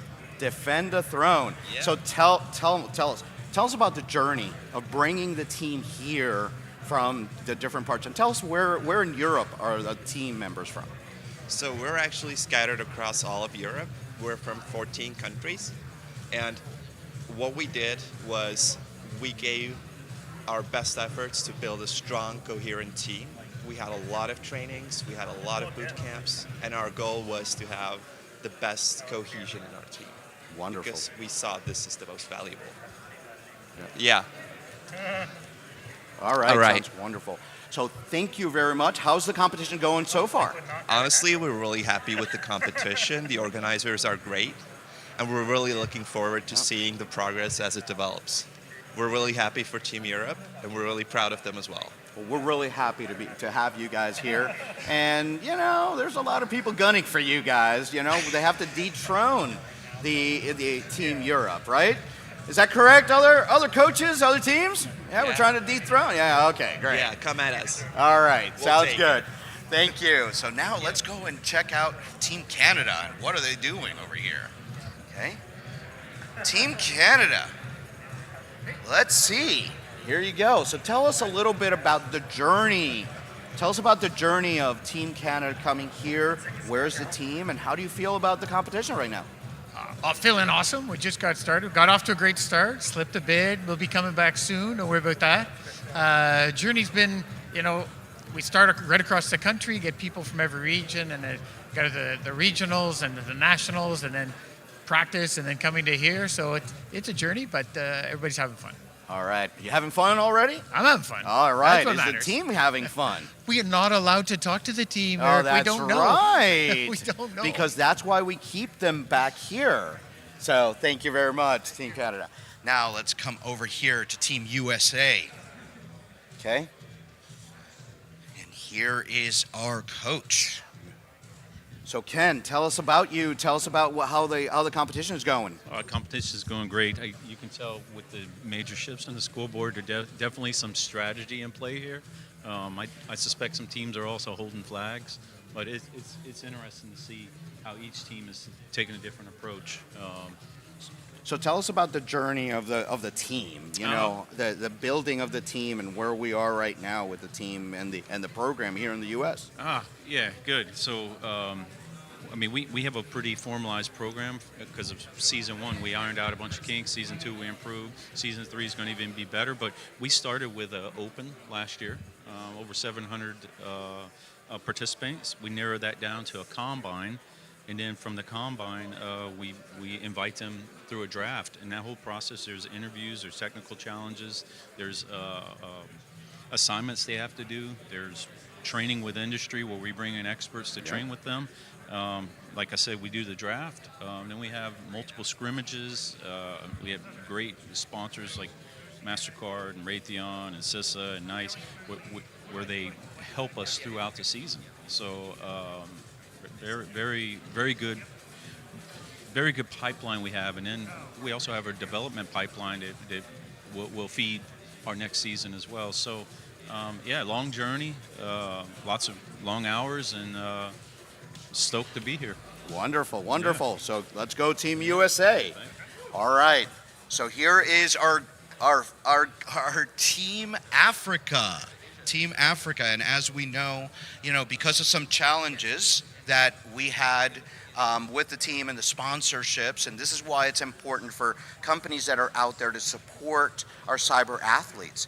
So as they were able to bring in only 3 of their athletes, the whole international teams got together and said, we will donate, I love that, we will give our team members that are on a different status, like volunteers or backups, so that we can round out the Team Africa. And you know what?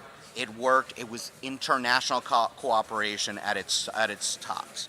So, introduce yourself, please. Okay. My name is Messi Chitauro. I'm from Namibia, from the Namibia University of Science and Technology. I'm a senior lecturer in Cybersecurity department. Wonderful. Yes. So tell us about the journey to get here for Team Africa this last year. Okay, so after the competition in Greece, we went back to the committee and we asked them to bring best students from their local competitions, or some countries don't have as yet in Africa, but the majority do have some kind of CTF challenge of some sort, and they gave us students, 1 or 2, depending on the capability or the size of the competition. Like South Africa gave us 5 because they have big cyber competitions there. And then from there we had training, and then we had 2 rounds of selection where we give the students assessments, and then from there we try to select at least 1 from the representative countries, and then if there's space, then we get more from the different countries. Wonderful, yes. Wonderful. Mm-hmm. So thank you very much, and good luck to Team Africa. Thank you. Okay. So here we have Team Latin America. ¿A quién quieren que vamos a hacer el interview? Okay. Okay. So, do you want to do it in English or in Spanish? Whatever you want. Okay. So, tell us about the journey of the Latin American team here. Okay. Tell us about yourself as well. Okay. Well, I'm Josue. I'm the assistant coach with Leonardo. I'm from Peru. He's from Brazil. We had some experience in CTF because we play with some teams in the past.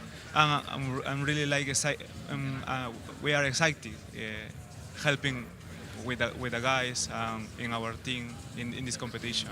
In our journey, we did some training about exploiting and reversing and web, and I think that our team is really exciting.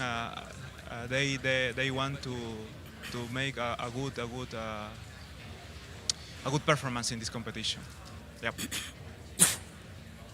Okay, wonderful. So thank you very much. Good luck, and let's go Team Latin America. Okay. All right, so now we're gonna, like I said, our friends from down under, Team Oceania. So tell us a little bit about you.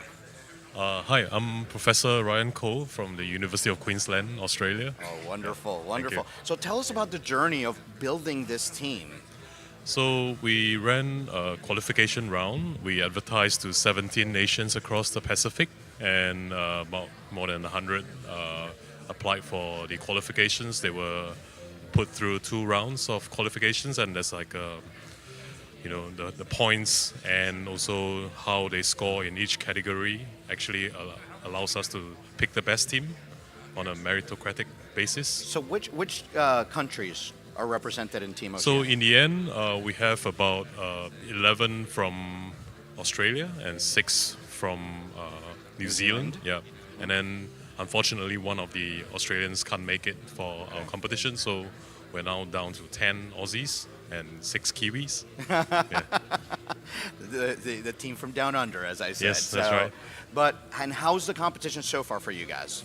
Oh, it's been great. I think made a lot of new friends. Everyone's having fun. I think the team's trying their best. So you can see the scores going up and down, but I think our strategy's coming into place. Yeah. Right, wonderful. Well, thank you very Thank you. much, and good luck. Thank you. All right. So the last team here, I think I found everybody. Yes. So this is Team Asia right here. Team Asia. All right. So tell us about you. Yeah, I'm Kamboya from Mongolia. Mongolia. Yeah. Wonderful. Yeah, it's first year for being a part of Team Asia. Okay, and tell me, what was the journey for you guys coming in here? And then also, this is very interesting because Team Asia, I think, has the most amount of countries put together. Yeah, probably after Europe, I guess, because we are built from 10 countries. Yeah, 10 countries. Yeah, and then Europe, on the other hand, I think 14, 14 countries. yes. Yeah, and then we had our own CTF competition in February. And then we selected our 15 players with 2 substitutes out of 400 players. So they're really strong. And then you remember that last year we got the second place. But I know. Yeah, we won for the attack and defense, but we lost for the Jeopardy. So today is the revenge time. I think we are, exactly. So right now, Europe exactly is leading. Asia is second. Oceania is third. Yeah. Canada fourth. USA fifth. Latin America 6th, and Africa 7th. So you guys are, doing it. Yesterday I said that we're going to show how resilient we are because it's in our blood. Yeah. And that's what I said to you guys. You need a motto, and resilience is your motto. Resilience, yeah. So thank you very much, and good luck.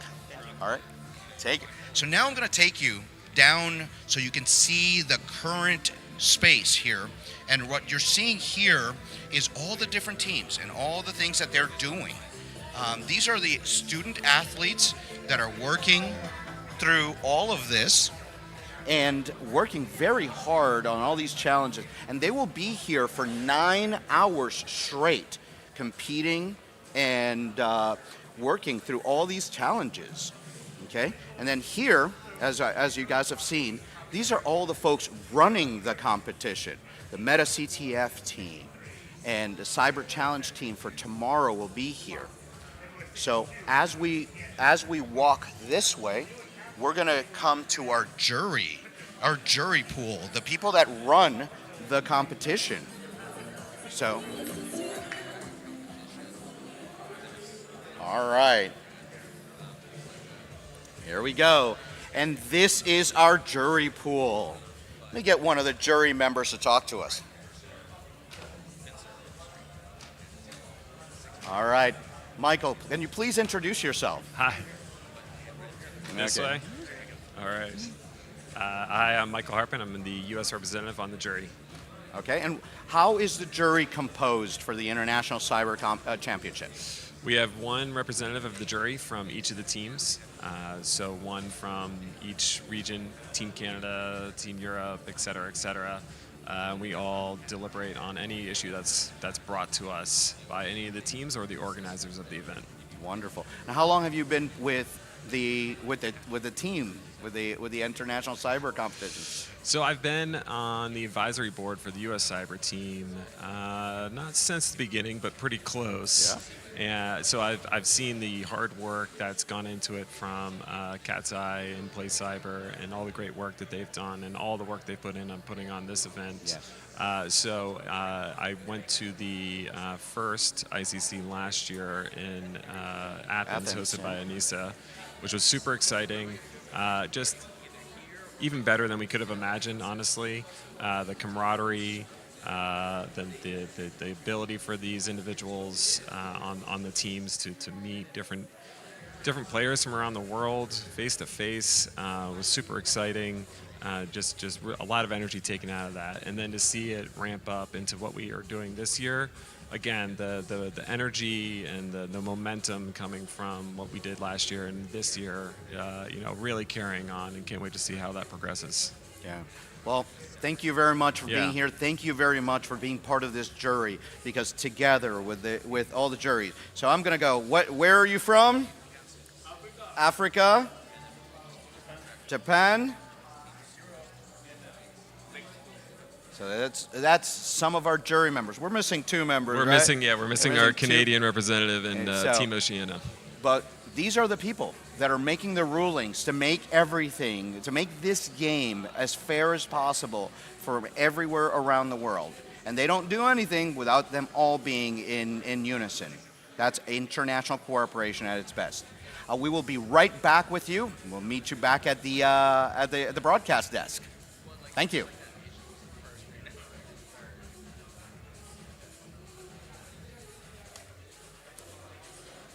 All right.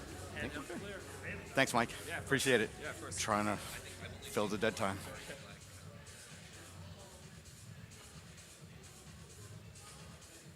Makes me wonder if binary exploitation is largely dynamic, and a lot of the RE stuff is static, and that's where you're seeing like a skill breakout there.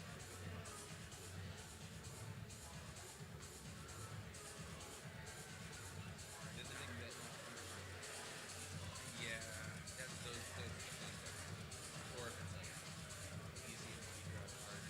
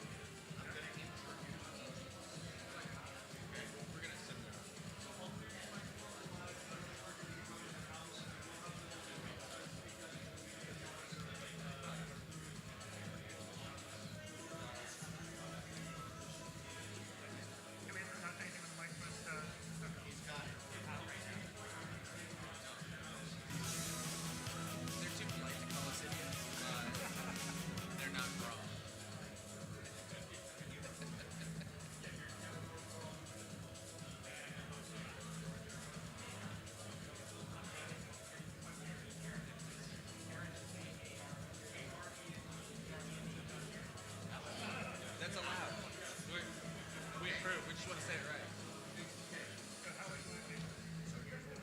When we break in, because you guys are both going to love it. You're going to be sitting down. You're going to take over the. You two are going to take over the.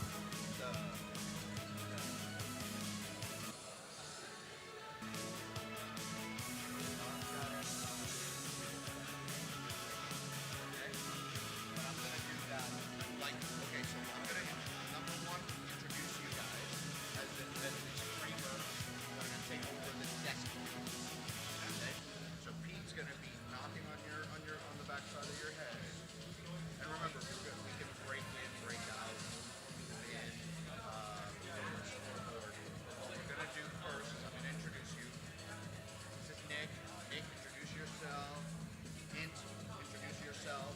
You guys do a minute introduction of you guys. Go ahead and throw your stuff.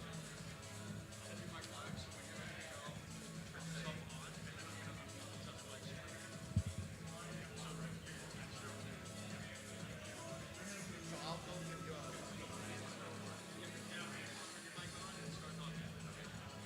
And I've got the program right here. So I'll see it. Okay? Let's see. Where do you want? Okay. Where do you want me? Just stand right next to me. No, don't stand next to me. Hang on. I got a stool. Or yeah. I'll put it right here. Let's look at the composition. I will. Okay, Nick, stand. This is your streaming crew. I like the composition. Stand like that. Okay, I'll be like this. Okay. Mind this? Okay. Okay.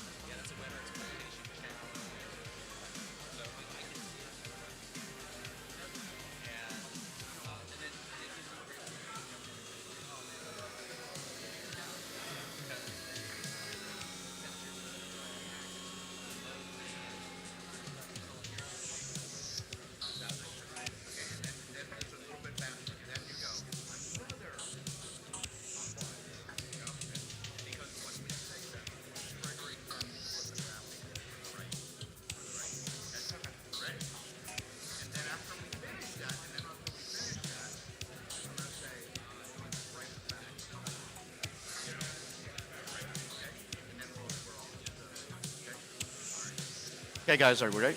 Are we ready? Okay. They'll handle it. Cool. This is where I'll be All talking. right, folks, and we are back on stream.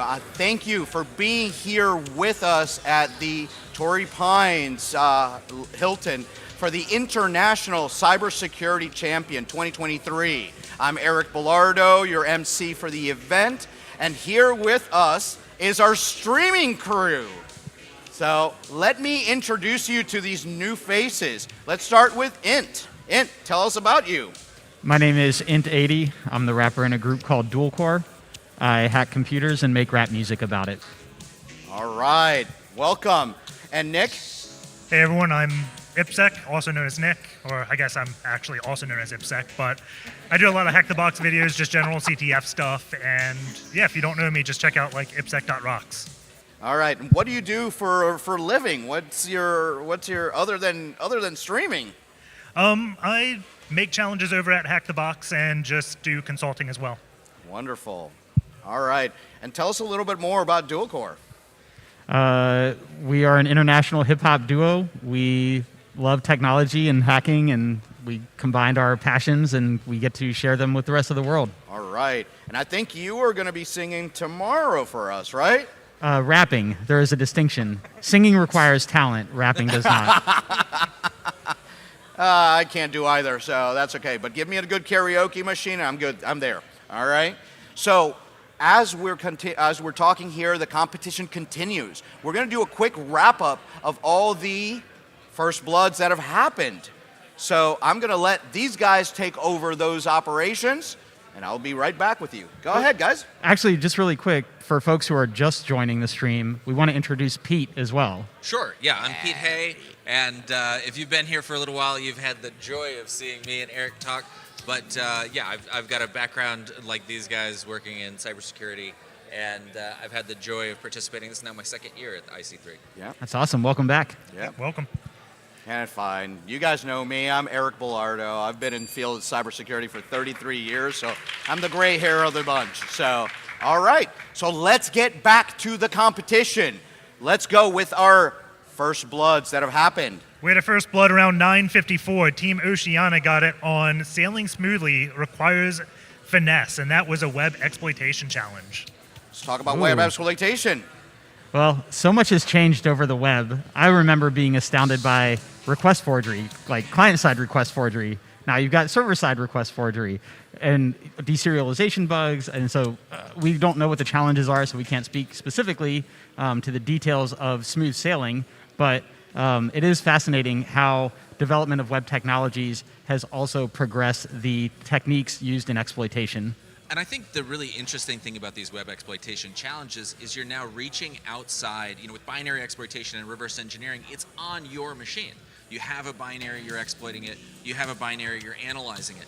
But with web exploitation, you have so little control over that remote machine. So there's a smaller attack surface, fewer variables you can mutate to get results. Sometimes you have to write your own fuzzers and do things like that. So there's a lot of, it's a very different discipline even within the same realm. So it's exciting to see. And I think web exploitation may be one of the most popular ones amongst the teams that have solved it. And I think that's primarily just web exploitations in every CTF. Every CTF doesn't have reverse engineering, binary exploitation, forensics. Crypto. Well, yeah. It's also one of the most fun ones to do, at least for me. All right. Allegedly. All right. All right, let's go to the next one. And the next one would be Team Europe getting first blood on Sniff It, which is a hardware category. Oh. And this one put them in first place for hardware. All right, Team Europe in the hardware category, leading the charge there. And IPSEC, going off of your remark about how web applications are very common for CTF challenges, I find hardware challenges to be very unique. I don't see many CTFs that have hardware challenges. So when I heard that they had a hardware portion to the CTF, I was very excited to see how this would develop over the course of the game. I agree completely. Hardware. We talked about this earlier. I confess to just how bad I am at hardware hacking.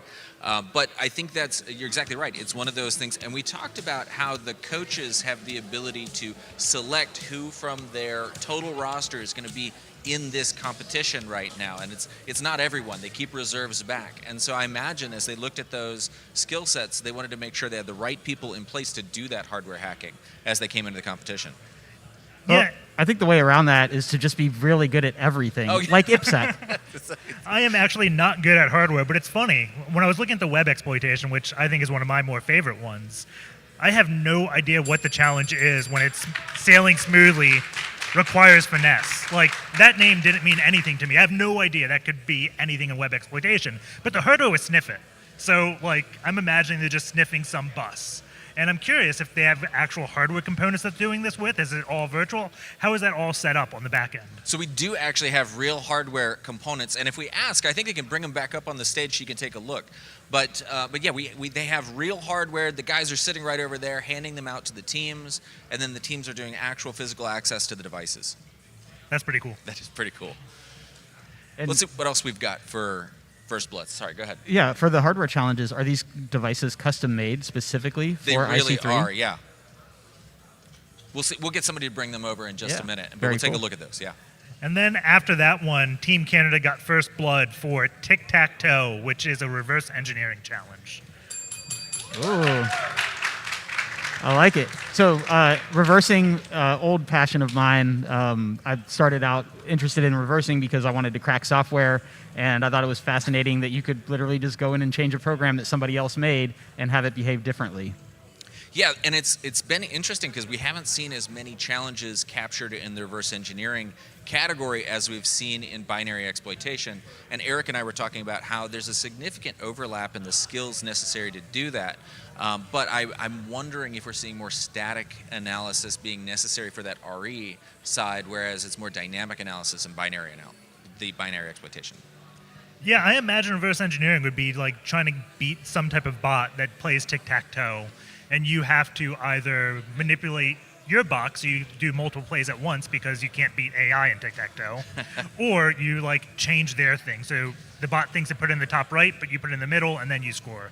Oh, that could be. Yeah. And I'm wondering also, with the deficiency of scoring currently in reversing, maybe teams are taking a strategy where they're focusing on their strengths first, or maybe there are anti-reversing techniques inside of the challenges themselves. I see a lot of folks now, like decompilers have advanced so much over the years. I see a lot of reversing analyses that just go to straight decompilation. And maybe if you are, you learn to reverse by decompiling things and you have less experience working through disassembly or setting breakpoints and debugging, if you have these anti-reversing techniques that tamper with decompilation, maybe that could hinder scoring and reversing. It's a really good point, because if you think about how dynamic a binary can be, unless you have the right tooling necessary to grab, registers in memory at a certain time, you may be missing what you need. Like you said, setting the right breakpoints or using tools like flypaper to grab it out as it goes live. Yeah, it was probably like 5 or 6 years ago. I think it was GeoHot, the person that now does Comma, but he was famous for like the PlayStation stuff as well. But I think he beat like entire colleges at Seesaw with, I think it was called Kira that he made, which was a timeless debugger, so he could just run programs and then look at the registers at points in times. He was like, I think one of the first ones to do that, at least in the CTF realm, and it just destroyed the challenge. Yeah, and shout out to GeoHot, fellow Pony Award winner as well. So let's keep going. Let's see what else we have we have a number of first blood. So what's next? So Team Asia got first blood on a cryptography challenge called Use the Force. Wow. That one, with seeing the word force in the title, makes me think brute forcing, maybe a small key space or something like that. But then again, I don't really know much about cryptography. It's math. It's difficult for me. I'm also bad at math, but I would tend to agree with you. That looks like a brute force challenge to me. And then after that, Team USA got first blood for Savage Pictures, which is a binary exploitation. And it says binary exploitation, so I'm assuming it's not what my first thought was with Savage Pictures, which is steganography. Yeah, it could be. Yeah, again, we don't really know any of the details on any of the challenges, so all speculation on our part here.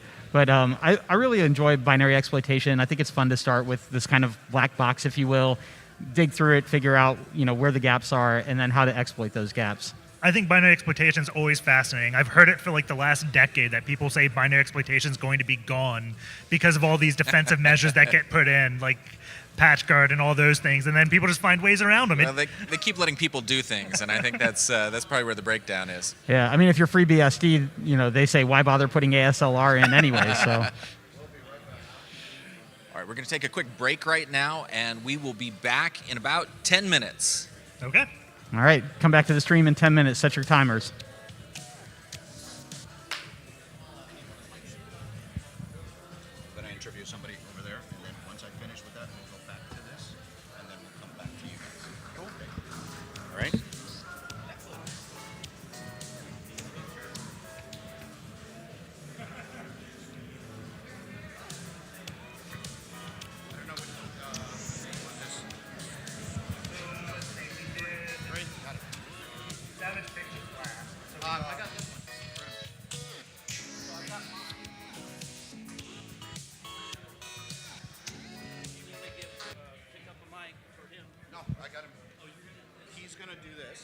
And you have yours, okay. And I've got mine. Okay, perfect. Okay. you pronounce your name correctly? Yanis. Giannis. Okay. So tell us, do we stand on the marks? Yep. You can stand, put your toes in those T's. There you go. Yeah, we're good. Ah. I'm just gonna go like this. Okay. Yeah. And you're talking to him. Yeah. I'm not gonna look at the camera. Okay. Yeah. So, the big question here is introducing yourself, who you are, and then we'll go to. You were the organizer for the Greece. Tell us about the Greece last year, and then the last question would be, how has this grown? How has it changed, and what do you think of it? Okay. Perfect. Yeah. Finish that. Live? Okay.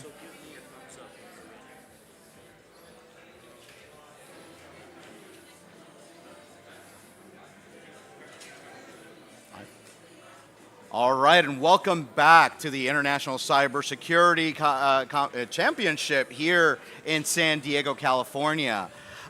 Joining me is Giannis. Giannis, can you please introduce yourself? Yeah. Hi, I'm Giannis Agrafiotis. I work for the European Union Agency for Cybersecurity, also known as ENISA, and I'm responsible for the International Cybersecurity Challenge on behalf of ENISA. We were also the organizers of the first ICC last year in Athens. Wonderful, wonderful. So, I was not able to go. I wanted to go to Greece, but hey, they didn't take me that time. I hope they take me this time. But how was Greece last year? Tell us about it. It was a fantastic experience because it was the first time we ever tried to organize international challenge. We have a lot of experience at ENISA organizing European challenges, but it was the first time that we actually had to fly 64 countries into Athens. We had a fantastic event. We had 7 teams there. We had pretty much the similar setup the one that you have here, and I think everyone had a fantastic time. They had at least the opportunity to network together for the first time. We also saw a lot of capacity building in different countries and regions, because for certain countries it was the first time that they organized a cybersecurity challenge. So ICC was the triggering mechanism to create capacity in these CTFs. And it was a real pleasure to actually have teams from everywhere in the world joining us in Athens. And how did the ICC games in Athens kind of change or increase that capacity in the European Union? That's an excellent question. So before ICC, you will see that in the European Challenge we would have 27 countries joining. They will have their national teams, and they have 10 members per team. What you would observe before ICC is that every single country will go to the event, they will sit together, there will be a nice knit community, they will talk only to each other, they will not interact with their peers, and that was it. They would go, they will hack, they will leave. Yeah. Right. After ICC, you could see that the culture and the atmosphere changed completely, because we had trained people for over a period of a year from all the countries across Europe, so they became friends. And that meant that, you go to the ACSC, you meet your friend from France, if you're Greek, or from Belgium, you start talking, you introduce them to your friends, and then all of a sudden, you have like a community that actually bonds together. And this is made a huge difference in the ECSC, to the point where we have coaches now in Team Europe from Italy, for example, or from Portugal, and they were almost caught giving advice to other countries during ACSC. And then they were saying, what am I doing? It's not Team Europe here. Yes, I need to stop this. But the common language of cybersecurity, and we see it here with all these teams. It's not just Europe. It's not just US. No. It's the rest of world. It's all of the world. Exactly. And yesterday, you and I were talking about it, how we looked over and they were kids from Japan talking to kids from France or Netherlands, and kids from the US talking. I mean, it was great to see that over here. I was just super impressed. It is amazing. Let me tell you, when we first started like 3-4 years ago, it was during COVID, and we could only do online meetings. Yeah. And we started talking, and we realized very early on that we even have difficulties in terminology. So we would talk about Jeopardy. The US would think, Jeopardy? What is it? That's Maybe a you mean game like, on TV. You mean CTF? You mean CTF? What do you mean CTF? CTF is, CTF. And they were saying attack and defense. What do you mean by attack and defense? Probably red versus blue. So we even had difficulties in terminology. But coming together, spending time together in these online meetings, doing these events, it has helped to actually shape a global culture now for, I think, these type of CTFs. And I think this is a huge step forward. It has helped us to adjust our trainings as well, to become better. I think we have helped other teams as well to understand what are the challenges in cybersecurity. We are also providing free platforms and free challenges to all the teams around the world. So I think, you know, we're making the right steps towards a common, secure, let's say, culture in cyberspace. So tell me, for you personally and for Anisa, the connectivity between now the different national organization. I know that the connection between Anisa and CISA is very strong, but how have these games helped connect? Massively. We have improved our international presence as Anisa massively, because we always had a very good collaboration with CISA, but now all of a sudden you have people from Japan, from Singapore, from India, from Australia, and they're not just interested in CTFs. As Anisa, we do exercises, we do trainings, and then we've been having requests for other stuff as well. So it really has helped to actually bond with other international institutions. And what I see is we started from a small number of countries, like 3-4 years ago during COVID. We never imagined that we would actually be able to get everyone in Athens, let alone have a second event here in the US, which has been like a massive success. 87 countries. From 64 in Athens to get to 87, and then we're still improving. And the beauty is that there was only the European Challenge like a few years ago. Now, all of a sudden, you see Team Asia, they have organized an Asian cybersecurity challenge where they have like 10, 12 countries. They have a very similar format. You have the Latin American team. Again, they pick their players through a regional challenge. I think also Team Africa, they plan to do exactly the same next Team year. Africa, I just interviewed them. They're doing the regionals. Exactly. So this, if you have a regional CTF, it will create interest and will actually shift the focus to national CTFs. Because how do you get to the regional team? You need to actually excel in your national CTF. How do you get to your national CTF? You just register to a local CTF. So all of a sudden, okay, the focus is only on it's usually at the ICC, but in order to get there, you need to actually pay attention to all the steps behind. And it's becoming very similar to the Olympics. Definitely. How do you qualify to be to the Olympics? And this right here, and I say it all the time, this is the Olympics of cybersecurity. The International Cybersecurity Challenge is our Olympics, and it's because of people like you. Actually, it is because of people like not only the players, the volunteers. So I work for Anisa, I'm getting paid to do this, but if you see the people who actually support Team US, Oceania, Asia, Europe, they are doing it on their free time. They're volunteers, they've spent hours and hours and hours trying to raise sponsorships, try to create the platforms for the teams, try to create the challenges, try to identify other people who have the same passion and interest in CTFs. And I think, you know, all the efforts are from the volunteers that we have in ICC. Well, I want to thank you very much for all your efforts, and thank you very much for being here. It's a You are pleasure. wonderful. It is amazing. Thank you. Thank you very much. All right, we'll be right back to the scoreboard. Okay. Thank you, brother. Huh? What's that?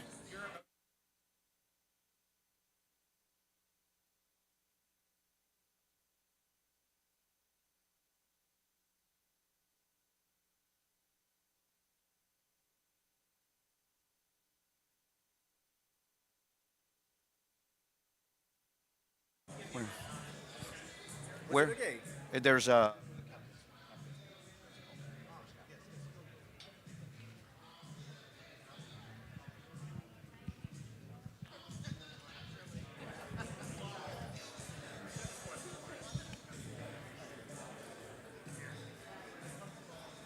Am I live?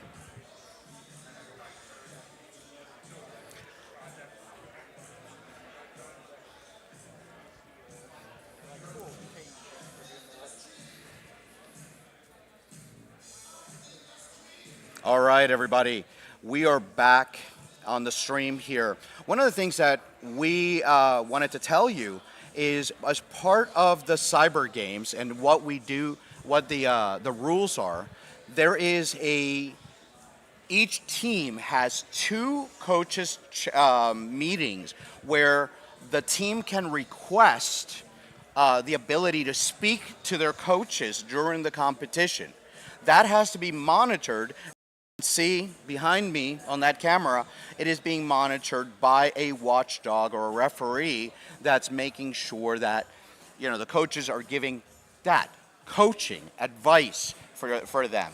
That coaches meeting can last up to 8 minutes, and they have 2 coaches for each event. So once we finish with that, we'll talk to the coaches here, and we'll find out what is it that they were looking for? What are the things that they're working? And it's really good that they're able to reach out to their mentors. One of the things that we do in cybersecurity as a whole is mentorship. So being able to be in a high-stakes competition, being able to ask for that help, that's very, very valuable in the field of cybersecurity. So while they're doing their challenge, we're going to take you back to the scoreboard, and as soon as we have, we'll bring you back here.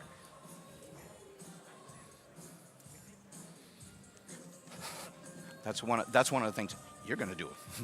Actually, no, I'm doing that. I'll do those kind of.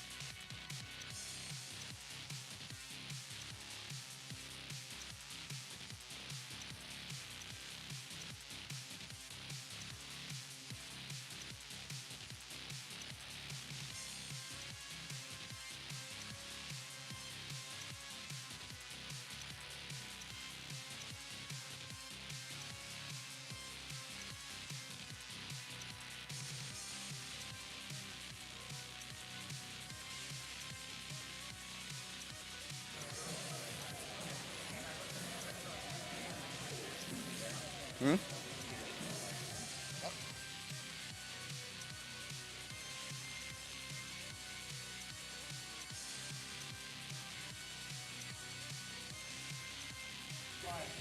All right, and we're back here with Mario, one of the coaches of the European team. So you just used your first coaches challenge. Yeah, we did. Okay, so how? First, tell us if you can tell us anything. What was the team kind of asking? Very generic, because we don't want to give anything out there. But what was the coach's challenge for? Yeah, so we were considering like substitution, but we don't think it's still time to do that. Okay. We discussed it a little bit. There is still time in the game. So for now, we are keeping. I mean, the team is doing good. So for now, I think it's okay. It's very good. All right. So tell me, as a cybersecurity professional, how important are these? How close to mentoring are these type of coaches challenges, and why is it important in your eyes? Oh, but I mean, it's they're very good. They can take decision on their own. Maybe sometimes they need some validation on the decision, or we have some opinion that something that they've been missing that we want to share with them. So that's why we have the meeting, so that we also have a closer overview of what they're doing, because I mean, we have the data, but it's only data. It's you data, don't know yes. the feeling of the That personal interconnection, that's important. So yeah. that's something that it helps you understanding how it's going and the decision that eventually you may take or not. Wonderful, wonderful. Well, thank you, Mario. I'll let you get back to doing that. So we'll be right back with you guys in a minute. Thank you. Okay.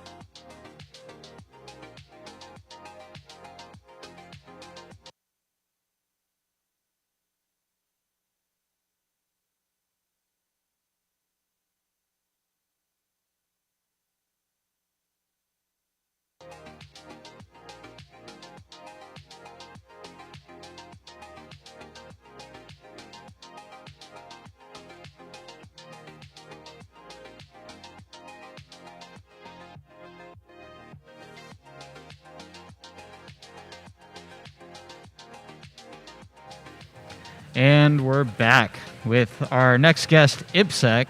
IPSEC, you recently posted on Facebook.com that your favorite hacking platform is Hack the Box. Why would you write something so brave, yet so true? Mainly because all my Facebook followers don't have any clue about cyber.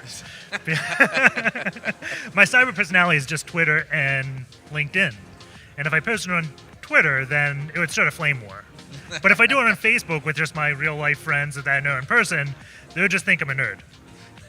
Which we all are.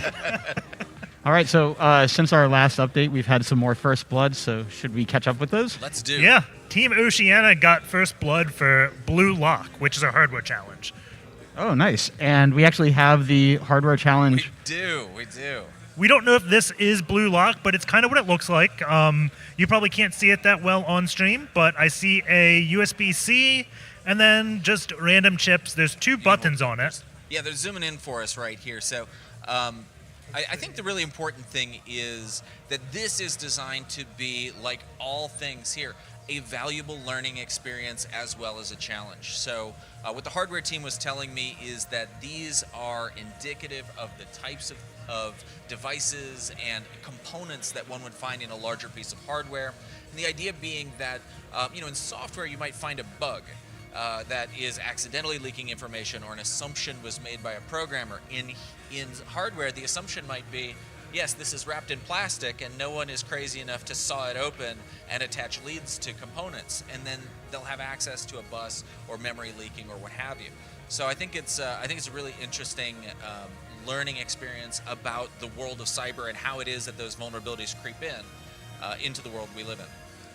And it's also crazy how advanced just the hardware hacking scene is. We talked a little bit before about like web exploitation. That's mainly CTFs. A lot of the hardware exploitation actually comes from just hacking video game consoles and putting like mod chips in and doing all of that. And I think that's also kind of where CTF hacking stemmed from as well, just hacking games. We just could evolve in a way where we could do it virtually through web exploitation, make our own. It's very hard to make your own hardware. Even in this CTF, they brought the hardware here because that's just something you can't virtualize. Yeah, and I wonder if the teams traveled with equipment to be able to perform the hardware CTF challenge, right? Did they bring, like a JTagulator or a bus pirate or some other kind of equipment with them? That's a great point. I don't know the answer to that. Every time I play Hack Fortress, I have a USB 3.0 floppy drive reader. Wow. And have you ever had to use it? Not since I got it. There was a challenge, and they just gave us a floppy disk and read it. And this was like 5 years ago. No one could read it. So I bought a floppy disk drive, and I've just been waiting for my moment to shine. It's just sitting in your hacker go bag ever since. Yeah.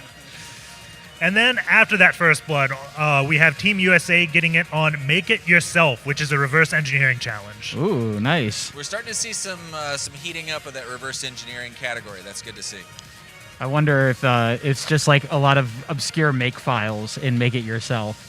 It might very well be, though. It makes a lot of sense. Terrible. If that's the case, I feel bad for anybody playing that challenge.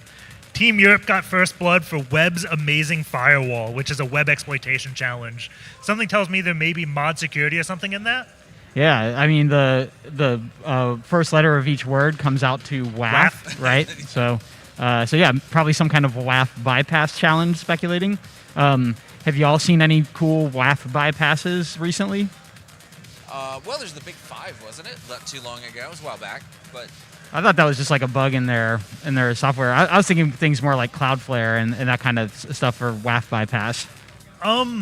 It's actually happened somewhat recently. I was doing an SQL injection on a website, web exploitation, and they had it was all AWS and had their load balancer, which also has a WAF built in. Yep. And it's the first time I've ever double URL encoded to bypass something. Wow. So it's more than a CTF challenge. It's a real life exploitation technique. Nice. It was just one of those things like, I can't get past this WAF. I know it's SQL injectable. I'm just going to try doing Shift U twice in Burp Suite. Oh, hey, it worked. Yep. Very cool. Then after that first blood, we have Team Europe getting it for Multiverse Jail on a reverse engineering challenge. Oh, wow. Huh. Multiverse Jail. That sounds like an interesting one. Yeah, I don't know much about this one, but again, it's always good to see reverse engineering get the love. I think a couple of us have backgrounds in there, and I think you were mentioning, getting your start in video games. I'd love to see who first saw a hex editor and for what video game they were, what was causing their interest in a hex editor. Yeah, my first use of a hex editor actually was a piece of malware that stole passwords and sent it back to somebody. And so I just made an email address with the same length, used the hex editor to replace the recipient email address with my email address, and then started redistributing the malware and collecting passwords. I think my first hex editor, which I guess hex viewer, was Ethereal, which now is known as Wireshark. That was my first experience in anything hex. Oh, wow. Yeah. I think embarrassingly mine was cheating at Red Alert, playing in terms of modifying the memory so that I had more resources than friends. Mine was just sniffing what an old game from Sierra called The Realm was sending over. Very cool. And then we have Team Asia getting first blood on Virtuoso, which is a cryptography challenge. Oh, wow. Okay. So I always have a lot of respect for folks that can solve the crypto challenges. And Virtuoso, I wonder, what comes to mind for y'all when you think of a title like that in a cryptography category? For Virtuoso, I wonder if you're looking at, because you often get the combination of music and crypto, because there's a lot of math in both. And I've seen a number of CTF challenges that follow that model, so I wonder what it was.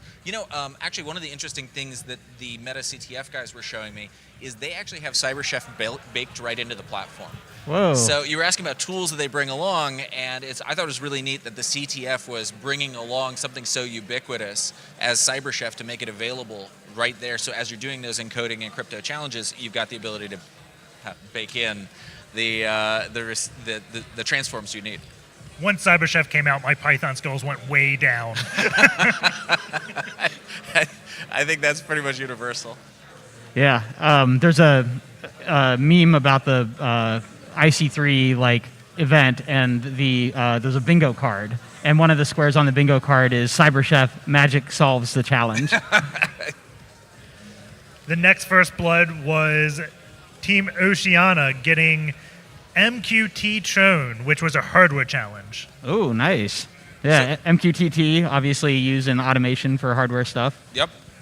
And again, it's nice to see, we saw reverse engineering lagging a little bit. We've had a bunch of first bloods there, hardware as well, and we're catching back up on those. That's great.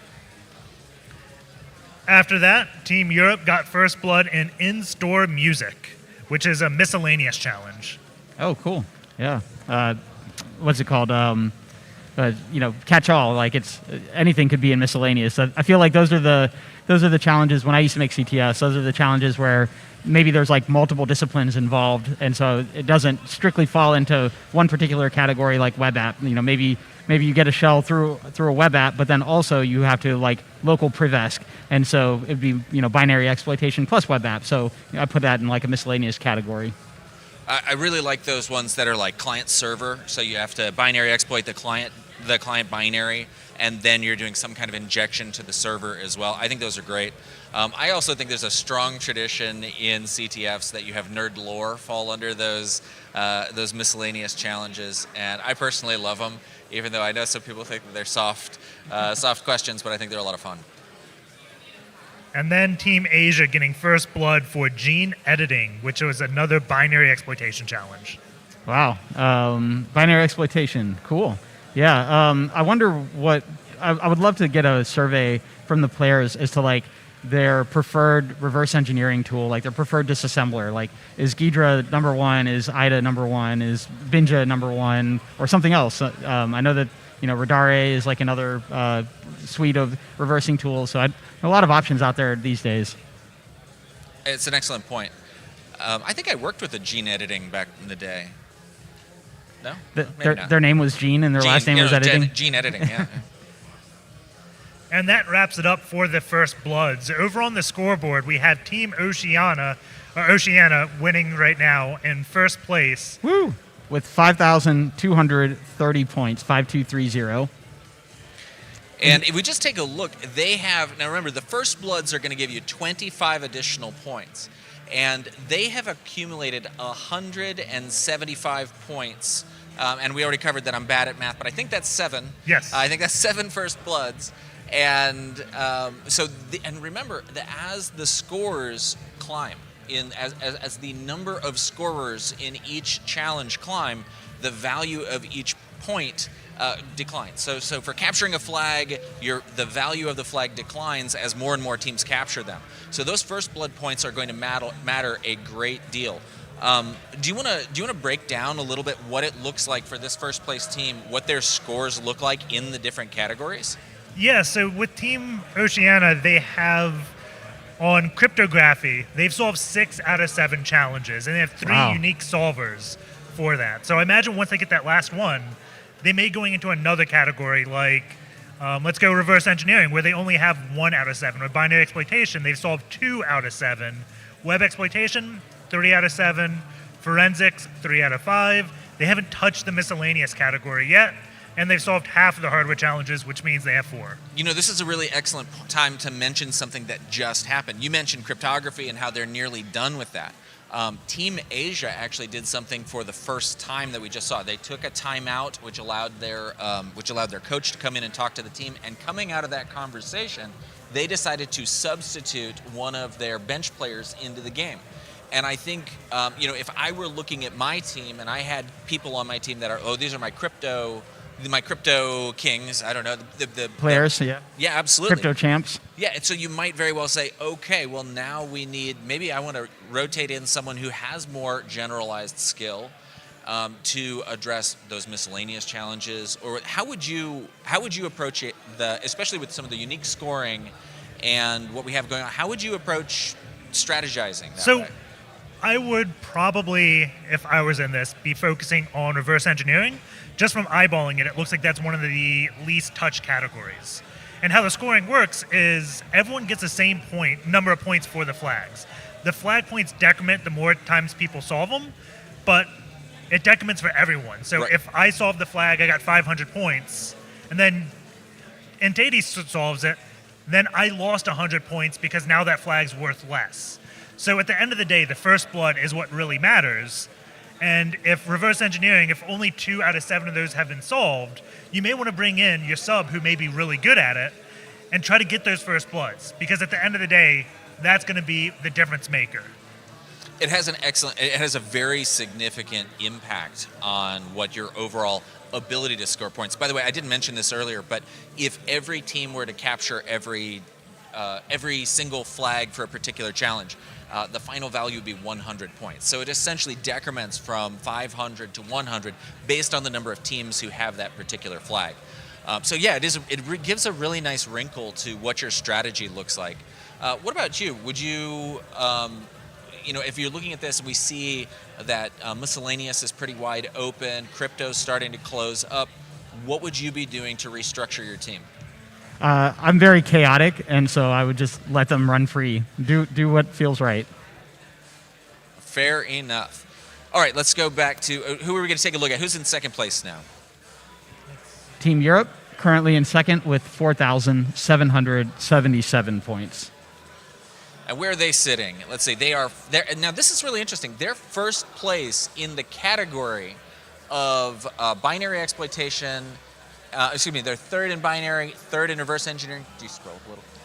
And they're first place in web exploitation and miscellaneous, and then they're second in a bunch of categories. So I think to your point, bringing in people who are experts, capturing those first bloods, and continuing to hold on to that position in those various categories seems to be strong for Oceania, for Team Asia, and Team Europe as well. Team Europe, who are in those top 3 places. And I'm not positive about this, but I think they are also the only ones to solve a miscellaneous challenge. Wow. Excellent point. So just solving one miscellaneous challenge puts you in first place for miscellaneous. That's true. And do remember, there are awards for other categories. So the awards aren't simply for first, second, third place. They have awards for the different categories, who performs well in those. And another thing that's worth mentioning is we have that escape room from CISA. And have you guys had a chance to run it yet? Is it the ICS stuff? That's correct. Yeah, I haven't run it, but I popped my head in there last night. It Okay. looks super cool. It's run by Idaho National Labs, or from folks from Idaho National Labs, INL. So it's worth mentioning that as the day is progressing, members of those teams are actually leaving and going and running the escape room, and again, also potentially accruing points for that. Yeah, so much variety here. I love it. I think it's fascinating. All right. So I think what we're going to do is go back over to the scoreboard and take a short break right now. Thanks so much. Yeah, check back soon.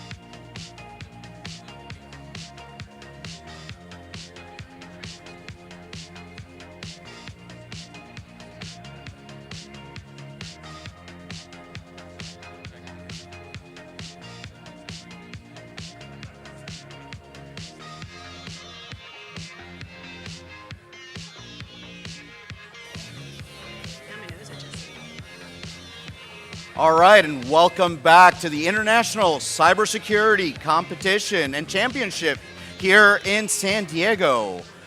Joining me is Jessica Gulick, the commissioner of the U.S. Cyber Team and the International Cyber, and Tomas Maldonado, the NFL CISO. So welcome. Tell us a little bit about yourselves. Thank you, Eric. So, Commissioner of the U.S. Cyber Team, but host today. So I have really two roles, and really looking forward to it. Been quite a few years in cybersecurity, but my passion and my mission is all about cyber as a sport. So today is a huge step forward on that. Wonderful, wonderful. And you, Tomas? So I'm the CISO for the National Football League. I've been doing cybersecurity for over 25. I feel old. Yeah. I'm getting older. Been doing it for quite a while, I'll say. I started off in financial services with about 17 years there. Went over to chemical manufacturing. Now I'm in sports, media, and entertainment. So it's pretty exciting to not only be at the NFL, but it's also exciting to be here at this eSports cyber security event. Yeah, definitely. Well, don't feel too bad. I've been in cyber for 33 years, so you know. I just realized we're both in sports and entertainment. That is true. I'm just in cyber and he's in football. Yeah, that's true. That's true. But okay, so talk to us about how cyber is becoming more of a sport or an e-sport. And, you know, how does media and entertainment and cybersecurity start merging together into a cohesive? So what do you think? I'd love to start. So the eSport marketplace has really unlocked cybersecurity for us, and the reason is because they've really opened up to the fans out there the power and value and entertainment value of shoulder surfing, as you will, watching something somebody else does to learn from it or to experience it with them. And we've taken that and the infrastructure and the marketplace that eSports has already opened up for us, and we're just bringing cyber games. So whether it's an eSport arena where we take cybersecurity games, or if it's an academic institution that has an eSports club, trying to partner with them so that we can show various generations the power of games as a sport. And it really isn't us versus them, as you can see today at the International Championship, but it's a lot of fun, and there's some value for the fans in terms of education and just pure fun if you're a techie. Wonderful. Yeah, and look, I think for the way to think about this growing sport, if you will, it's a good way to not only bridge the gap between very technical aspects of what we do in cybersecurity, but also have that sort of gamification side to it, which is what attracts a lot of young people, if you will. If you think about that pipeline of talent to get into the cyber field, it starts to bridge the gap between the folks that are really focused on gaming and now focus on the skill set of hacking, if you will, and using that combination to get them not only interested in cybersecurity as a sport, but also interested in cybersecurity as a career path, right? So I see this as a really growing field. It's definitely growing in the sense that we've got a lot of people behind us sort of trying to play capture the flag or attack and defend, but also just thinking about the potential of opportunities for these young individuals to really start to see themselves as career professionals in cybersecurity. So I think we're just really scratching the surface here. So let's talk about the fandom, okay? Because this is very important. And I was talking to Giannis from Anissa in our previous segment. And he said one of the challenges that they had when we started the ICC was the difference, the communication, the terminology. And it's really hard for some of our fans to understand what binary exploitation or web exploitation or hardware challenges are. So how do we explain to our fandom what these amazing athletes are doing? And I know that, when you take, say, for instance, American football into Europe or Asia, it's hard to understand the rules, the terminology, 10 more yards, any of this stuff. How do we capture the lessons learned from the sports and bring them into cyber so that we can explain to our fans better what's happening? Yeah, I think like any sport, right, it's very important for people to understand the rules of play so that way you understand how do you win? How do you lose? And what's in between if there is an in between, right? So thinking about the sport, obviously I'm with the NFL. Thinking about the NFL and how we enter into different markets from a sporting standpoint, it's all about trying to educate people as to the rules of engagement or the rules of the game, so that way they can not only understand it as a potential athlete, but also understand it as a fan, right? Being able to watch a game and fully be interactive, if you will, in that setting by understanding the plays that are happening and the plays that are being called, I think is a plus. So when we think about what we're doing here, is how do we bridge the gap between someone who is a parent, maybe of an athlete, and helping them understand, well, how does my son or daughter or other become successful at this particular game or this sport, and then how do you start to bring in other people that are not necessarily completely attached to technology, let alone cybersecurity, which might be a very mysterious term for some people. If we could demystify that, right? Take the opportunity to demystify it in the sense of like, these are the rules of engagement. This is how you can watch it as a spectator. This is what you're seeing while the athletes are actually competing. It'll really help them understand and be more appreciative of the fact of these guys and girls who are really doing some intense activities, right? Hardware hacking, cyber hacking, having to work together collectively as a team, right? It'll really help them appreciate the level of skill and talent that's required, but it'll also help them appreciate the fact that they now understand it and they don't actually need to be the girls and guys that are sitting over here doing all that stuff. They can sit in the stands and watch it and still appreciate the fact that, oh, I know how they scored a point. I know. Right? So, and so talk to us a little bit about something that Tomas brought up, the teamwork piece. Because while this is a team sport, cybersecurity, not only in here, but in our daily lives when, Tomas as a chief information security officer, me as a business unit security officer, we have to have a team and we have to work as a team in our daily lives.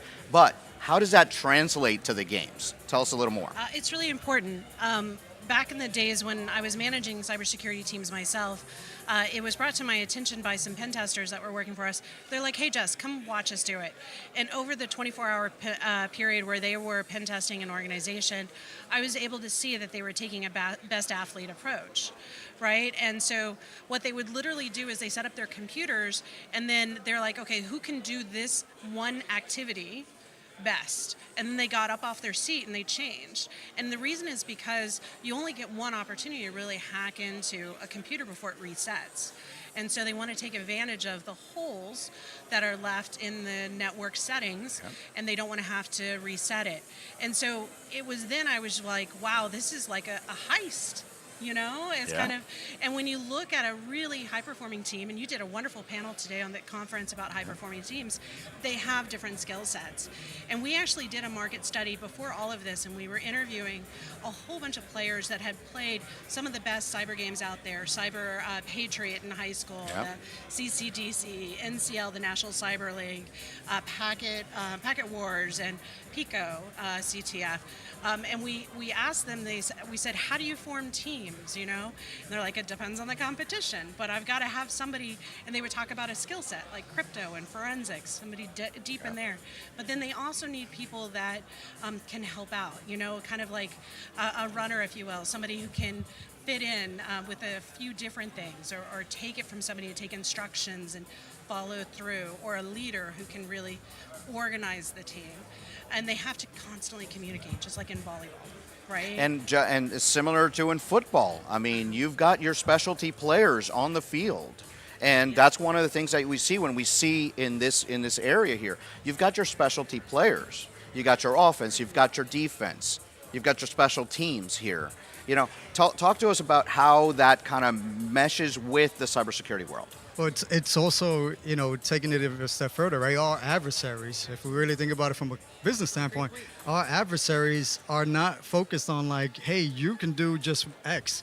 They're focused on getting the best talent who can do the best types of attacks so that they can then essentially launch their attacks on companies for any number of threats, of attacks, right? Whether it's IP theft, whether it's disruption or the like, so everything in between. So I think the key components, we talked about on the panel around diversity, and Jess alluded to it, right? Having the skill sets that apply for several different situations will, one, not only make these athletes very successful and the teams that they've been formulated very successful, but if you take that a step further into doing the defense side for a regular company, you can't just have one size fits all type of an athlete. You have to have athletes who are very technical. Now I'm talking about my team as athletes. When I get back to my team, is going to say, "Hey, Tomas, you called us athletes." Athletes, yeah. But you have to think about your team's skill set and ensure that you're diversified that skill set enough so that any one particular person can either pick up the slack of others if they don't have that knowledge, or they can recover in other avenues where they might not be so skilled in, if you will. Well, you know how every time I speak, I say that diverse teams are better because people think differently, and they bring that different perspective, and it's not that homogeneous effort there. So nobody else thinks the same way. So bringing that to these games. And one of the things that I always say in these interviews here today is you look out there and the common language on 87 countries is cybersecurity. So that diversity that we bring not only because of these games, but bring it to the market.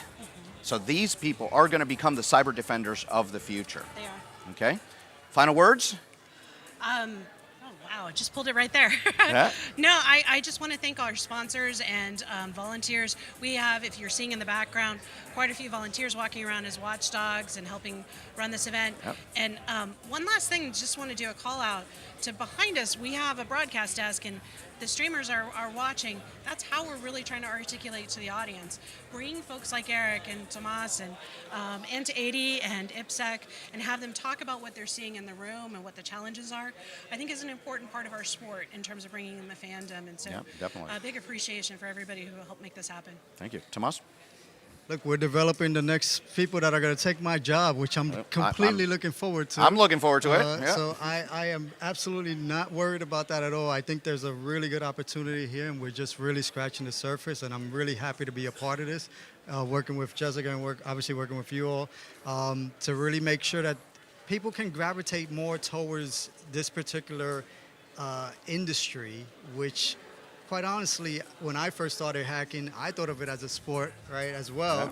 So I think this is not only a sport that can start you off to a successful cybersecurity career, but it can even propel you into becoming a CISO, hopefully, if that's your path. Exactly. All right. Well, thank you very much to our guests here on screen. Stay tuned with us for more exciting adventures here in the International Cybersecurity Games. Thank you very much, and we'll see you soon. All right, we're off. Thank you, thank you.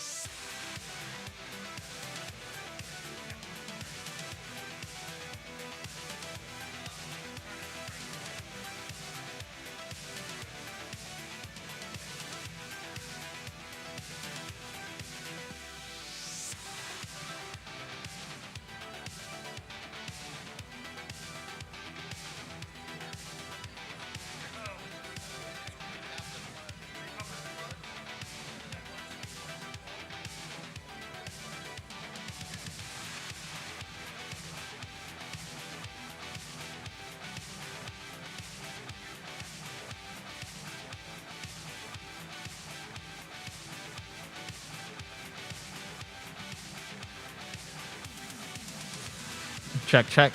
Cool. Yeet. Well. I'll give an immediate. Oh, we're live. All right, Pete. You're here of your own free will and your own volition. We're Yep. We good? I think we're live now. I think so. So we have 2 first bloods to go through. All right. Sure. Yeah. Okay. Tell us when to go. All right. How many false starts can we do? I don't know, but if you could see those false starts on stream, just like 30 seconds ago, I said we had 2 first bloods, but when I said that, we had another one, so now we have 3. Why are you changing the future? This is quantum IPSEC. So, at 11:31, Team Asia got a first blood for Secure Flag Storage, which is a web exploitation challenge. Ooh, nice. And hearing secure and storage in a web exploitation context makes me think something like object storage, like secure simple storage, AWS S3, or something comparable. So I wonder if they built a challenge that's similar to an object store kind of setup. That's exactly what I would suspect was happening right there. And then the next one we have is Team Europe getting first blood on Guitar Shop, which is a web exploitation as well. Wow. I need a Burp Pro license or something, I guess, because everybody's out hacking me on web stuff here. You know, I don't know if you noticed, but those were a solid 21 seconds apart. So Wow. Yeah, I think that the competition is definitely heating up. I think the teams have got their sea legs under them. They know kind of how they're approaching this, and you can really see the teamwork starting to pay off.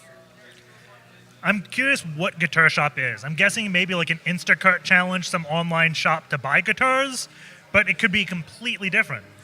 You know, there was, I don't know if you remember before, I'm going to date myself, but you know, before we had Amazon offering us everything at the tip of our fingers, there were Yahoo stores.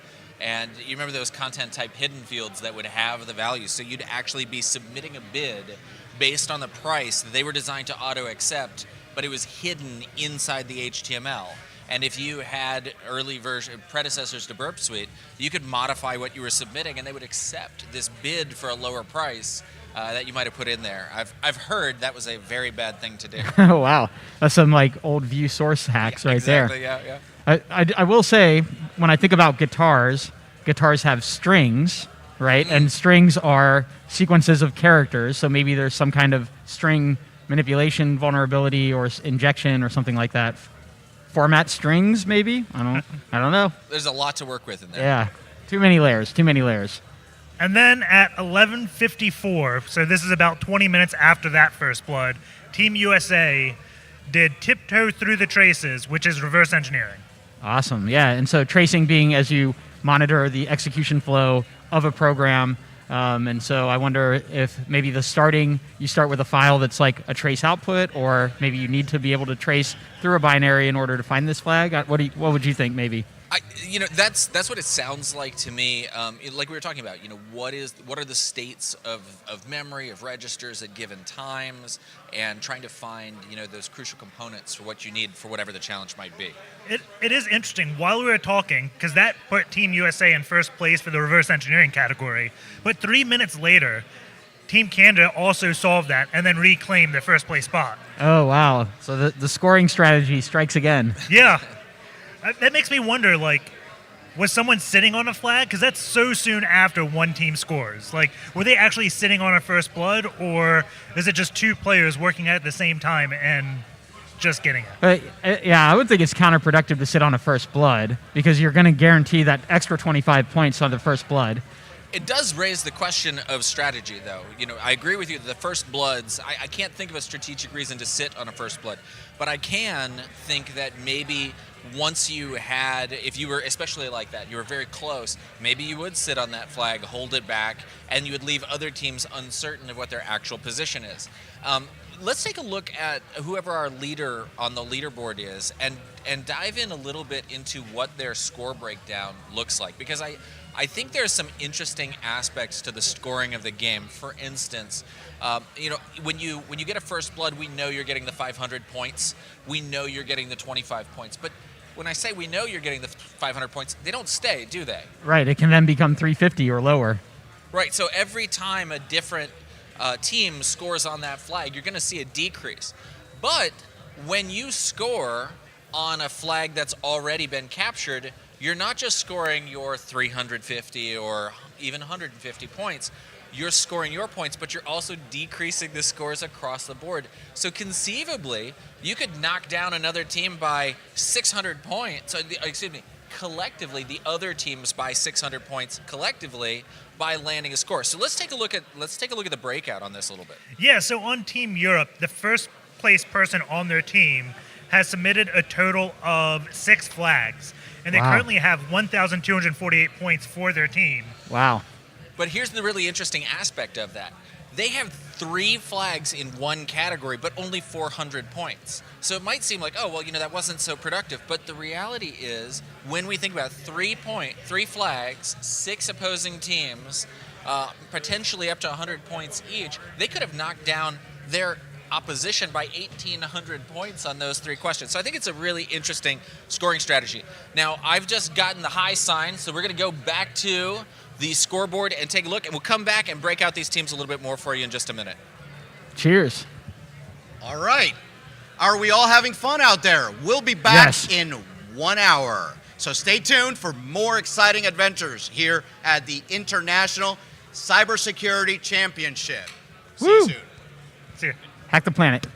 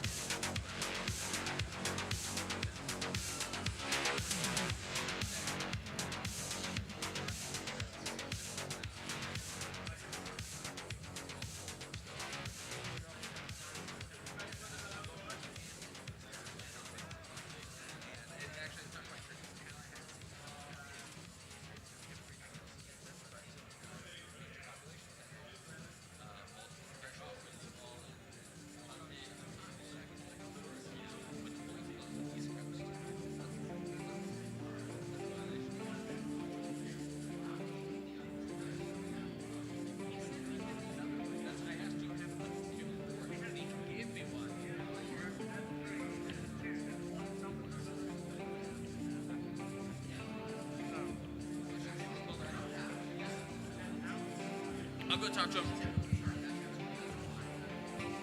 Then I can just be the voice of God.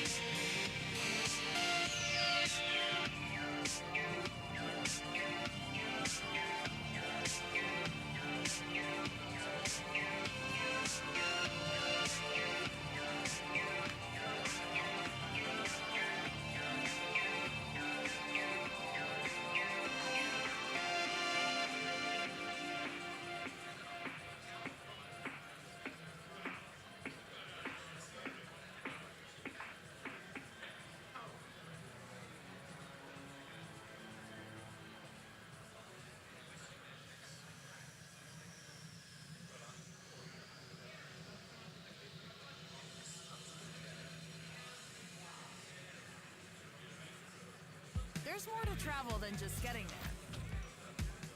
Like more flights at more times, more points for more rewards, more ways to stay connected, more food you love.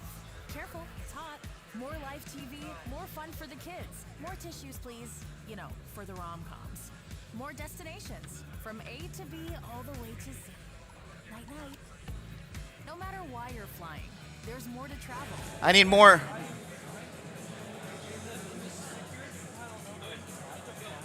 All right. Live TV.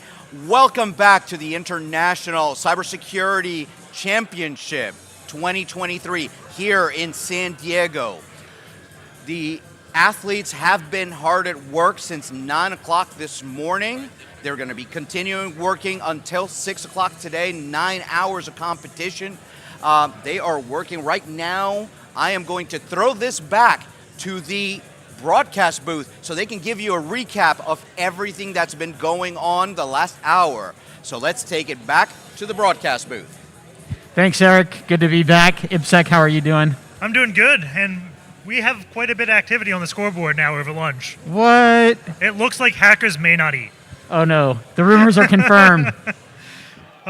Team Europe also could have a case of the Mondays. They have got first blood on that, which is a miscellaneous, and I believe they're the only team to solve miscellaneous challenges and solve both of them. Wow. So just dominating that category. And I think you said both of them, so they've completed that category. Yes. Wow. Impressive. Kudos to Team Europe. And then Team Oceania got Power Trace Pursuit, which is another hardware challenge. Oh, wow. So Team Oceania just really, I mean, they're at the top of the scoreboard. I was going to say, just really running it up. Yeah, we've got to be getting close to hardware getting at least first blood in all of those challenges. I think we're getting very close to that. So that's exciting for Oceania.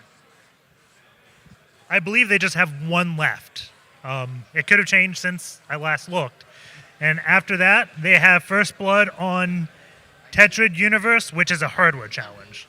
Wow, okay. So Team Oceania, I hope, offering some hardware training after this event. I would love to learn more about their hardware hacking skills. Yeah, they have Glowing Mind Teaser, which is yet another hardware challenge they got first blood on. I wonder, have they substituted anyone in, or are these like the same players that the original roster started with? You know, it's an excellent point because Team Europe did do a substitution over lunch and brought in another player who maybe they're a hardware ringer. I'm not sure. That's an excellent question. Yeah, so that's they may very well have, and it looks like whatever it is they decided to do, it's working. Seems to be working. It's not broke, don't fix it. And does that catch us up with live on those? On the first bloods, okay. So just a quick run through of the scoreboard. In first place right now, Team Oceania with 6,698 points. Coming up second place, Team Asia, 6,219 points. Third place, Team Europe, 6,127.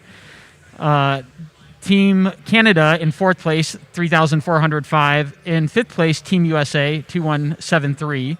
Team Latin America in sixth place, 1,403. And Team Africa and the world, 1,191 points. Just checking really quickly, is the scoring different for other teams outside of the U.S. since they all use the metric system? I'm kidding. No, all the same points. I think they have an exchange rate advantage. So to go on a little more about those scores, Oceania and it's actually Asia now. Asia and Europe are neck and neck. Oh, Asia wow. has 6,200 points. Europe has 6,100 points. The winner right now is Oceania with 6,600. They also have 10 bloods. Oh, yeah, 10 first bloods to Oceania, and I think does Team Europe have 9 first bloods? Europe has 9, yes. Wow, okay. So, and again, each of those first bloods are worth 25 points that you keep. As challenges get solved by other teams, their point value decreases for each team that has solved it, but the first blood points of 25 each are static. So you retain those points even after another first blood happens. Yeah, it's interesting that Team Asia, let me just refresh this to make sure it's correct. It is. They only have 6 first bloods, but they're in second place. So they have some high value flags, but as other teams submit those flags, their points are going to go down. Hey guys, I just gonna break in here. we just had another coaches meeting that's happening over here. Team, if we could pan over here to see the team meeting that's happening right now. Here. Okay. We go. This way. This way. Yeah. So there is a coaches team meeting happening right now.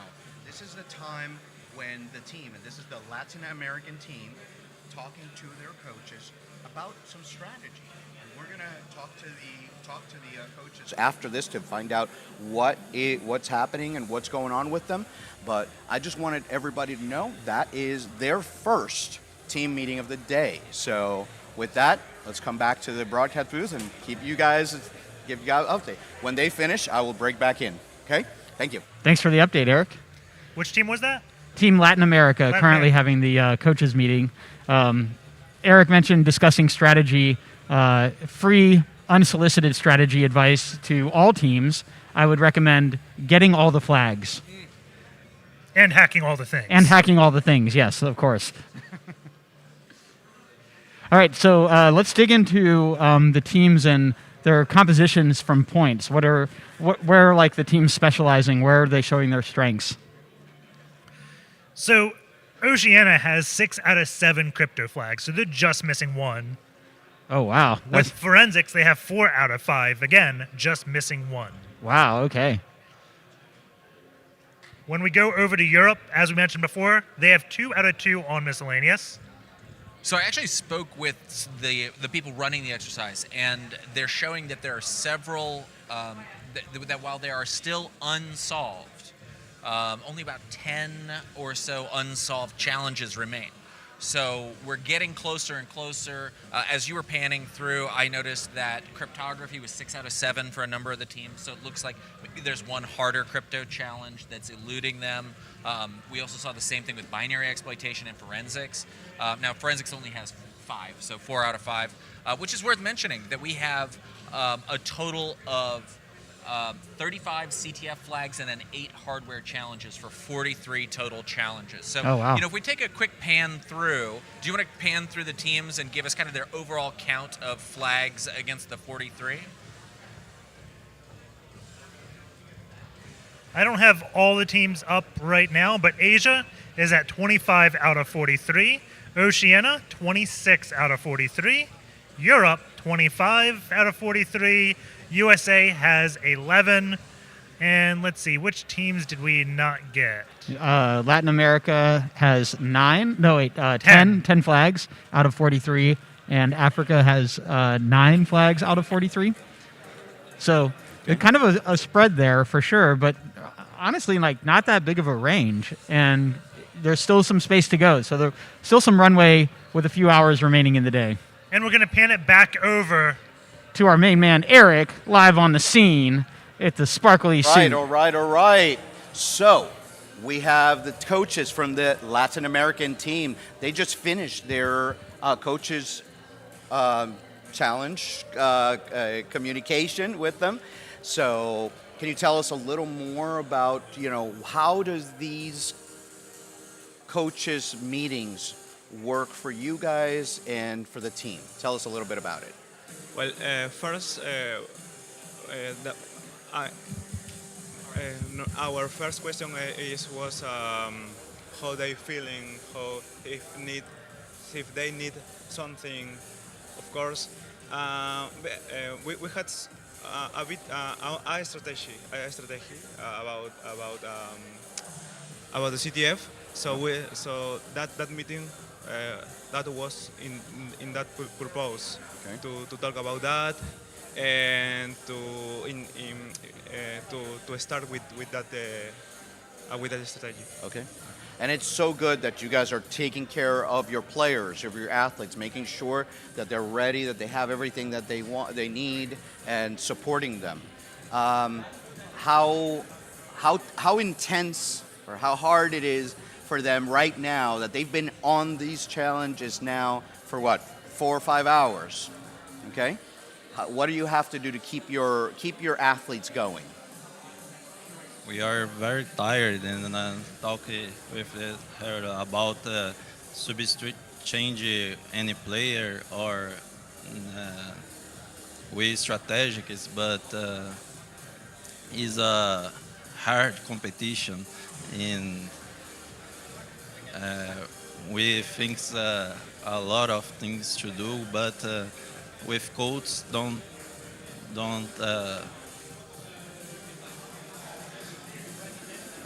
It's very hard.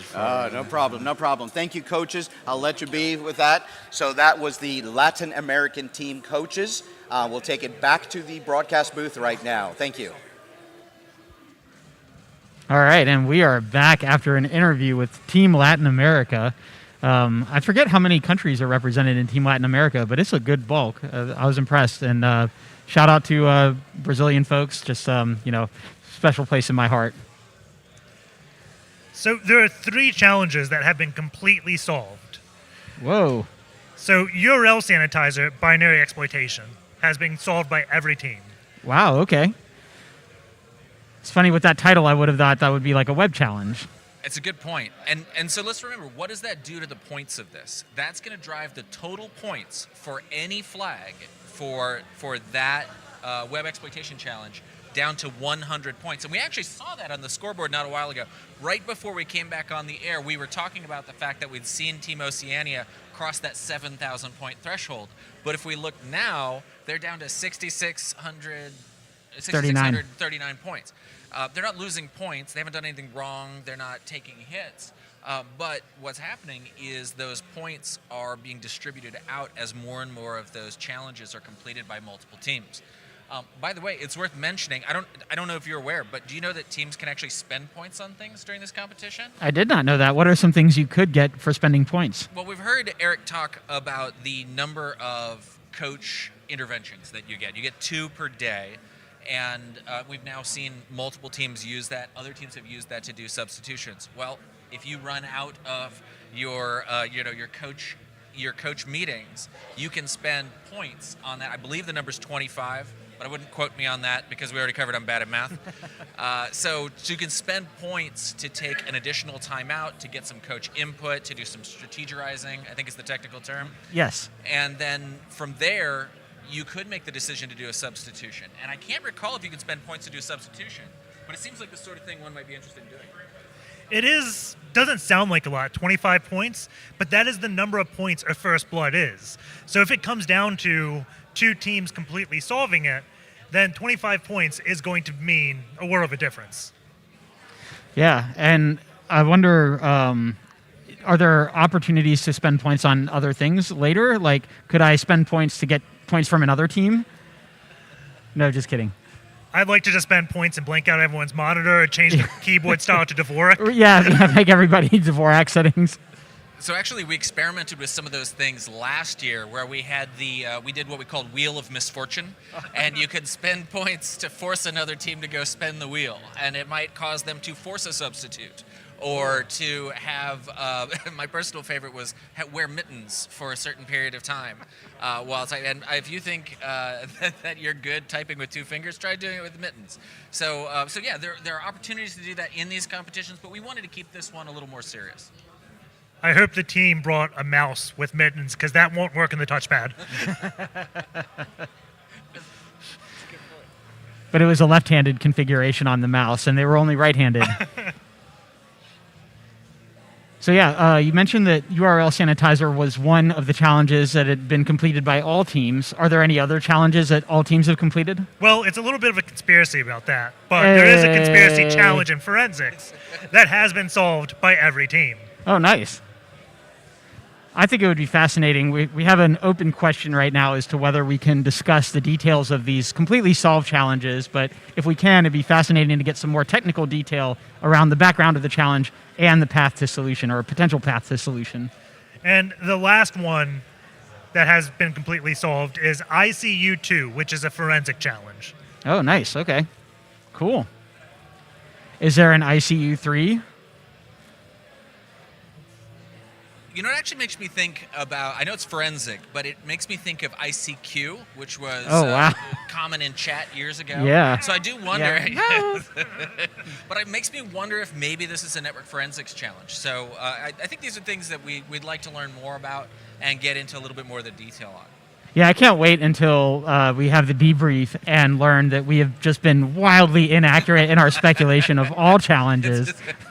Like the CTF authors are listening to us talk and being like, no, not even close. But yeah, and 43 challenges, by the way, I think bears mentioning that is no small undertaking.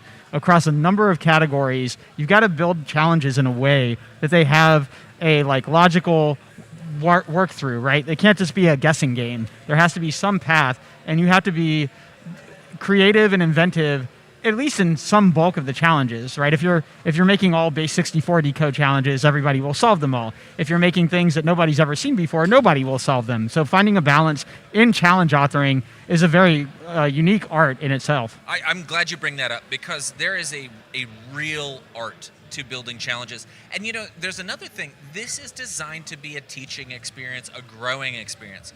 And there's a temptation when it comes to designing challenges to make it challenging, or to make it, I don't want to say cutesy, but I'm struggling with a better term, but making it too fun or too silly.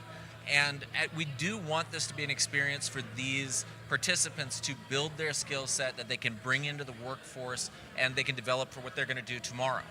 IPSEC, what are some of your considerations as you build boxes for Hack the Box? The main ones is trying to make it not what people call CTF-y and still make it realistic. There's a lot of gimmicks you have to do, like when you make boxes. A big one is I'm really lazy sometimes. I don't want to deploy and configure mod security, so I'll just manually blacklist a few characters, right? Like take out a comma from an SQL injection, and then it becomes very hard to do unions because people become dependent on that. But it is possible. If you ask ChatGPT will actually say it's not. But you can do it. It sounds like another team got a first blood, but there's one thing I wanted to mention. A couple hours ago, Team Oceania first blooded Web's Amazing Firewall. Ah, yes. But since then, where is it? Team Asia solved that just a little bit ago, and that means Team Asia has solved every web exploitation challenge. Whoa, congratulations, Team Asia, on clearing out the web category. I think it was the only other category that's been cleared out by a team is, I think, miscellaneous. I want to say that was Team Europe. Team Europe, yep, 2 out of 2. But the web category had 7 challenges, if I'm not mistaken. It was 7 or 8. 7? Cool. Yeah, so wow, look at that. I mean, we're category completed. All right, well, we're going to take that back to the scoreboard and take a short break here. And we're really looking forward to seeing what happens next. We'll see you all in a little bit. Party on, party people.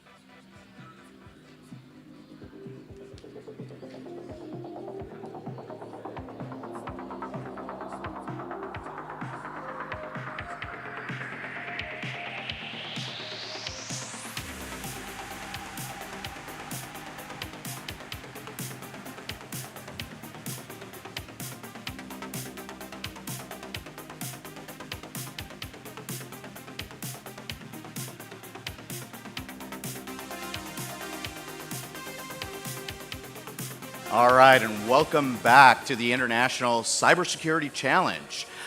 Here on the side, we've been interviewing a lot of cybersecurity leaders that are supporting these competitions. And today we have Antonio Skurlock. T, how are you, brother? I'm doing good. I'm doing good. Okay. Can you tell our audience about yourself, please? I'm currently serving as a Deputy Chief Learning Officer at the Cybersecurity and Infrastructure Security Agency, and I'm here in San Diego, pretty geeked out and excited out about what's going on in this room.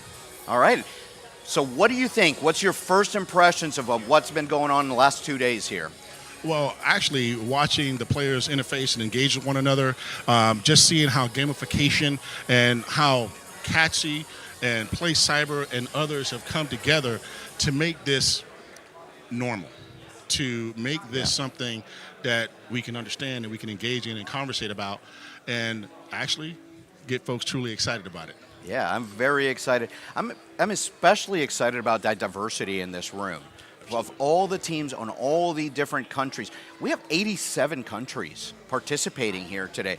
Tell me about, the importance of having a diverse team, and not just diverse colors, or anything like that, but nationalities and people to this field of cybersecurity. Well, I find it interesting that you bring that up. And actually something happened, and I'm probably sure you're aware of it, over the course of the last couple of days. The team from Africa was a little bit short, and some folks volunteered to participate on their team in the Capture the Flag event. And I thought it was awesome that we had that volunteerism going on and that desire to participate, the teamwork, and also the welcoming of those extra minds and skill sets. But what really stood out to me was they changed the name of their team to Africa in the World. Yeah. That is what I'm talking about. That's what happens when diverse mindsets, skill sets, and people from all over get together. It's awesome. It's amazing. And to see the teams, because I was in the room where it happened, Hamilton reference, okay? But I was in there and I could see all the teams collaborating and saying, I've got 2 people that I can do that. I got 1 person that do that. That was amazing. And it was all in the spirit of this international cooperation. Absolutely, absolutely. And honestly, that is what I like about these team members. Having met them for the first time, most of them at the last year's competition in Greece, awesome. Yeah. But this sportsmanship, this camaraderie, is not solely for the team I'm on, if you will. It's for everybody who's planning to participate. Awesome. Totally excited. Amazing, amazing. So as you're seeing this, and I know you've been with them since the beginning of this, how do you see the progression of these games and how we've gone from then to now? I've always said that the true benefit to the cyber games, beyond the gamification, the digital certificates and certification and the training and the engagement, is that we are imbuing our young folk with an idea of what it means to engage on the national stage at early times in their lives. Something that, you don't get to plan for, and usually it's extra, but this is just par for the course. It's part of what they're doing and how they're playing, and that's exciting. Yeah, there we go. More points happening on the board. You see, this is live. This is live. So I asked one of your counterparts from the ENISA, Yanis, I asked him, how did this personally help you in your career connect with kind of your peers on the other, like ENISA and Japanese and Singapore and all the other cybersecurity agencies? How has that been for you? Well, so, partnership is one thing that CISA literally lives by. We literally believe in reaching one, teaching one, and expanding beyond. If we can enhance, enrich, and make any other aspect of the ecosystem in cyber stronger, then we've literally boosted up the entirety of the ecosystem. So the fact that these international players, the folks that are involved in cybersecurity, whether they be federal partners, state partners, private sector partners, we're all enriched by this. Nonprofits. And we're all enhanced by this, right? And then you look across this room, look, we're spreading competition, joy, excitement. We all get to get our geek on and make it look good. That's right. and you know, for me, it's personally and professionally exciting. Yeah. I'm stoked by this, and I hope it continues to blossom and does nothing but grow exponentially. Wonderful. Thank you very much. T, thank you very much for being here. Any final words? Appreciate it, Eric. And it's hot in here. It is very hot in here. But San Diego is lovely. Yes. All right. Thank you very much, and we'll go to a quick break.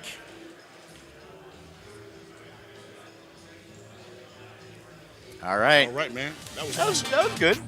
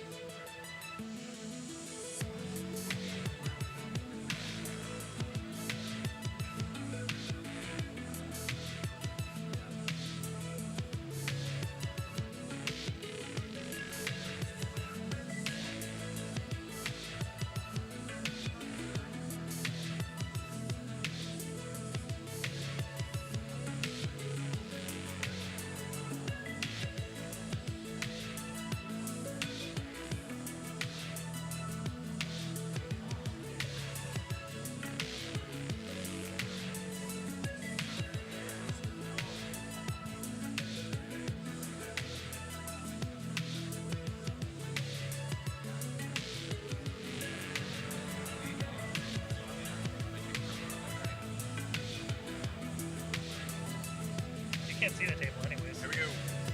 And we're back with Pete and IPSEC. My name is Int80. I'm the rapper in a group called Dual Core. I hack computers, make rap music about it. Go pirate our music while you're listening. So, IPSEC, what is going on right now in the competition?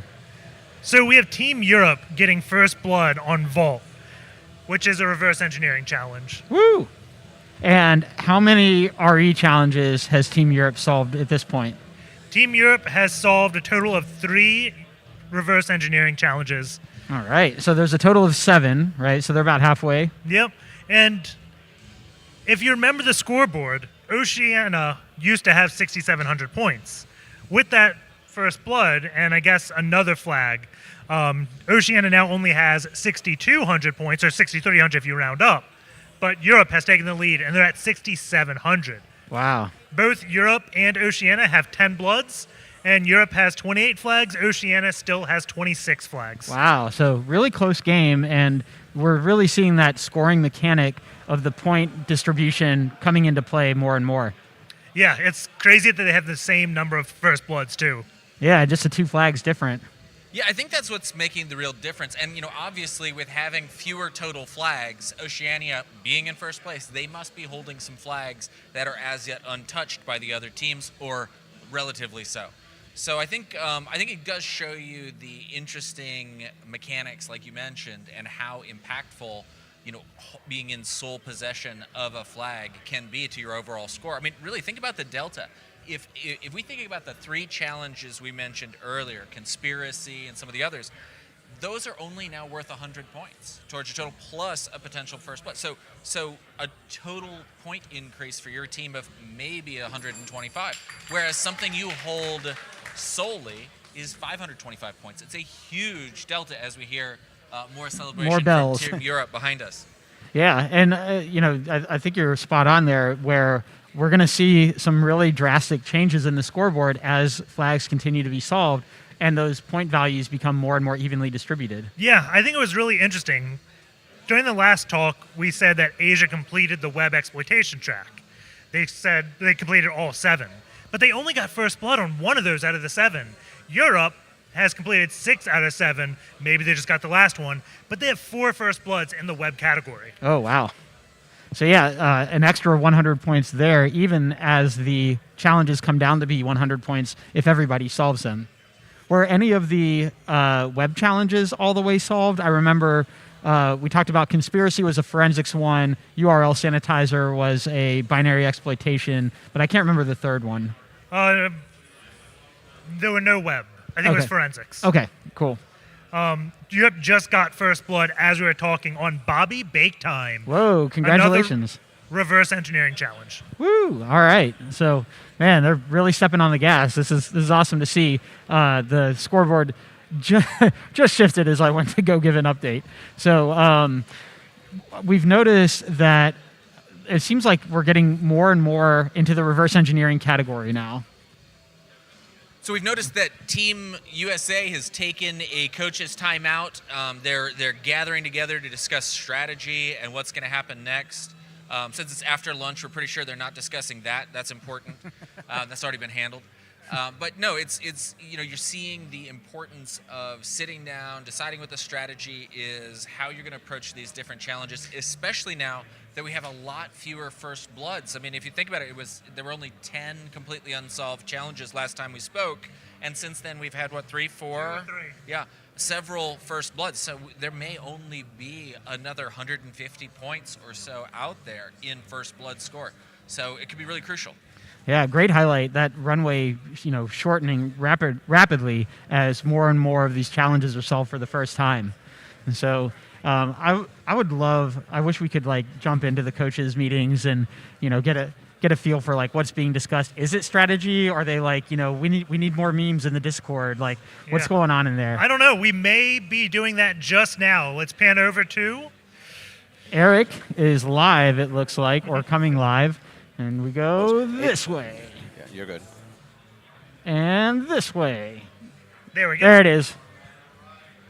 Had another coaches meeting here, and I'm with the coaches from the U.S. team. Can you introduce yourself? Yeah, I'm the head coach, Ken Jenkins, and CTF coach, Jacob Elliott. Okay. So you guys used your first coaches meeting. How are the players doing? They're doing great. They're doing exactly the way we thought they would. Okay. There's a bit of cat and mouse going on here, so but we wanted to verify. A lot of strategery, yeah. Like they say, a lot of strategery. Yeah, absolutely. Okay. And how important in the strategy of the game, of the International Cyber Games, are these coaches meetings? Ours was validation of our initial strategy. Okay. It really was. The data we can pull off the dashboard up there, or the scoreboard, there's other data that we have access to. So we Team USA, create our own dashboard to look at trends across the teams, and based on those trends, we try to see if we're validating our strategy, because we don't have real-time interaction with them. Yep. So you can quickly tell, hey, this team's got their number 2 in first bloods, their number 3 in first bloods, and then you could look and say, well, if they have those many first bloods, they probably should have submitted more flags or less flags, and you just it's the cat and mouse game. Yeah, so that's right. We're looking at that, which is wonderful, because the game has that strategy. It's not just go hack something, go do this challenge. There's strategy behind Absolutely. it. So let me ask the CTF coach, how do you think the team is doing with the CTF? I think they're doing really well. From what we've gathered, obviously just in a brief conversation with the captains of the team, it sounds like they are, they're focused. They know exactly what they've been preparing for this whole year, and everyone is divided up into their subgroups that have specialties. And so, there are some folks that we're looking at when we're looking at the data over there and saying, all these things that other teams have solved. We're saying, I know that person who's focused on that category. I know that they're strong in that category, and that they've likely solved or will solve very quickly that challenge. And so it gives us some assurance of what they're doing from a distance and what we can gather from. So let me ask you this question: how are the athletes doing with their physical and emotional? Are you already thinking of maybe a substitution or? There's a potential for a substitution. Yeah, there's a potential for a substitution, but we're not ready to talk about that yet. All right. Well, thank you very much. Those were the coaches from the U.S. team, U.S. Cyber team. So, all right, back to the broadcast booth. Thank you, gentlemen. Have fun. Oh, check. Cool. I think we're back.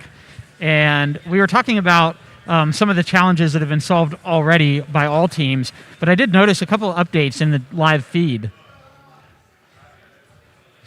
So, sorry, I'll just jump in. Yeah. So Ellipses, which was a cryptography challenge, has been solved by Team USA. It looks like Team Africa in the world completed the tic-tac-toe reverse engineering challenge shortly before that. And then recently, Environmentalist, which is a web challenge, was also solved by Team USA. And when Team USA solved Environmentalist, now that is the first web exploitation challenge that has been solved by all the teams. Whoa, awesome. All right, so now we're up to 4 challenges that have been solved by all teams? Well, as we're talking again, my pet mouse Jeff, another web exploitation, got solved by USA, and now it's been solved by all the teams. So I got a question for you, chums. It seems like Team USA has just somewhat miraculously, right after their coaches meeting, solved a huge number of challenges back to back to back to back. I see 3 right now. Yeah. And that closes out that challenge for all teams at that point. Do you think it was possible they actually had already solved those and were sitting on those flags? Anything's possible in IC3.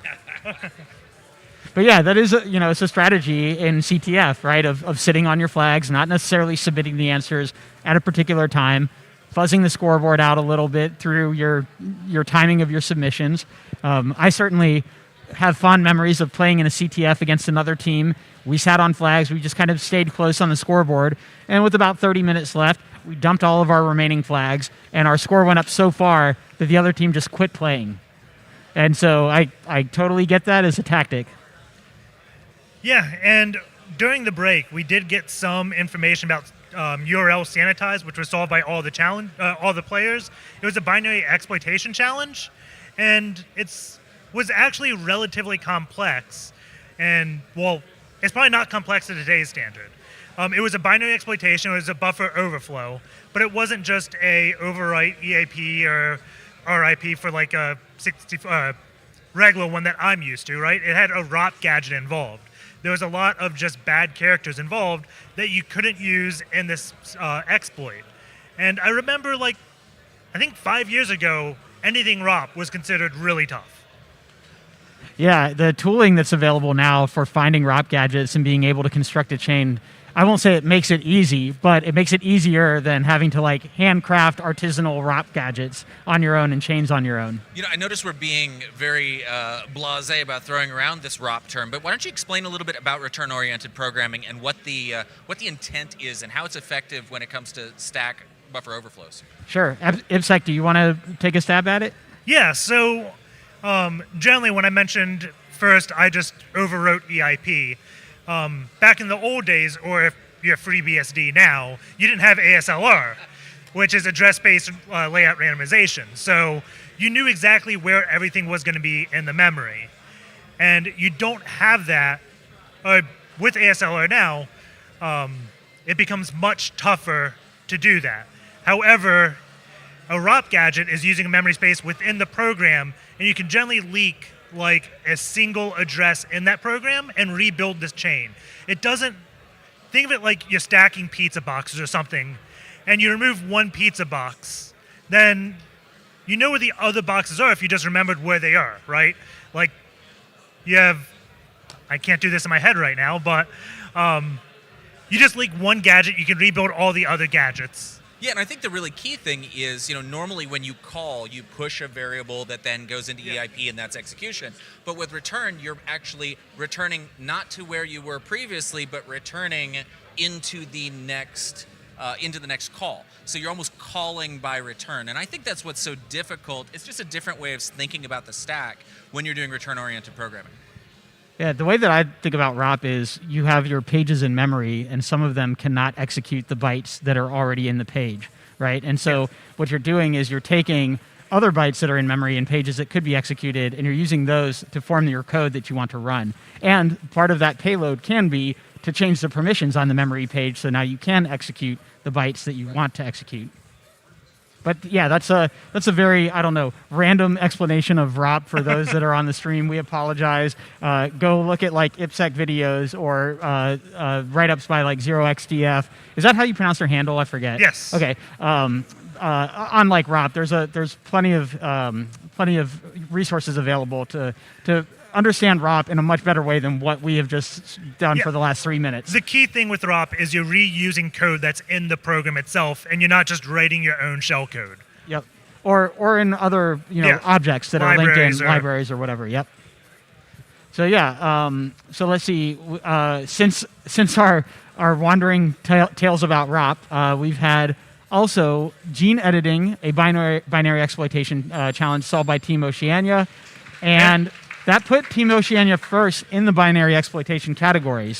But it sounds like Team Europe may have just got a first blood. Yeah, I keep hearing the bell go off. So Team Europe has this bell that they ding when something good happens or something bad for the other teams. So yeah, they just landed Tic-Tac-Toe, which is reverse engineering challenge, and with that, I believe Tic-Tac-Toe has been solved by. Is it everyone? No. No, it's just by Team Europe, excuse me.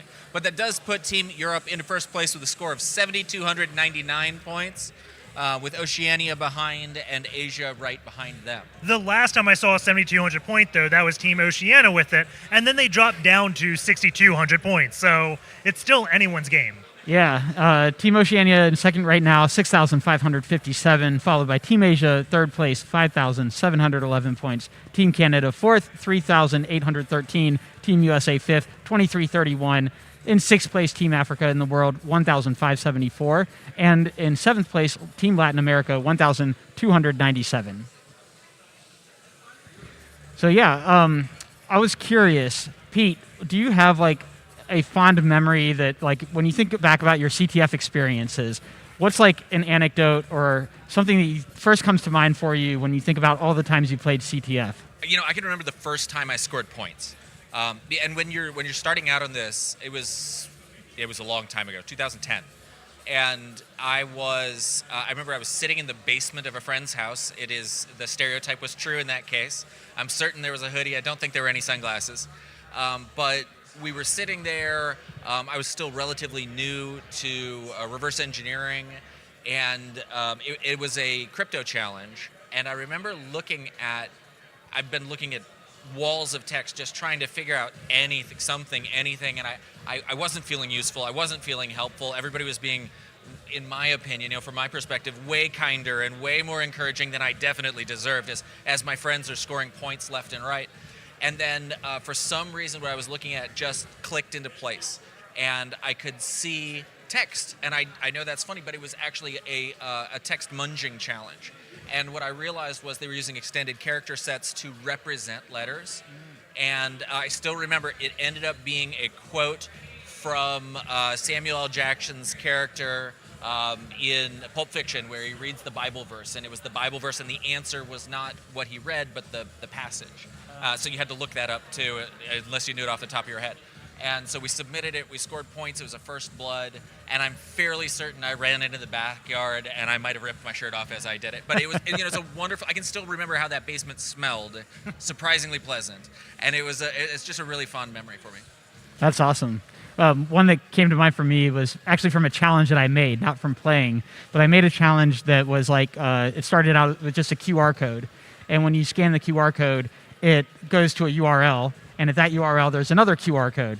And so this is just a development challenge. So your solution is that you write a script that decodes the QR codes, pulls down the next one, and continues to do so until you get the flag.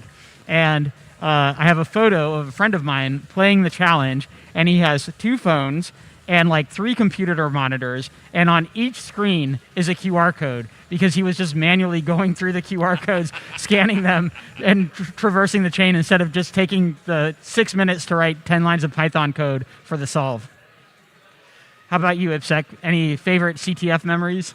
I'm trying to think back.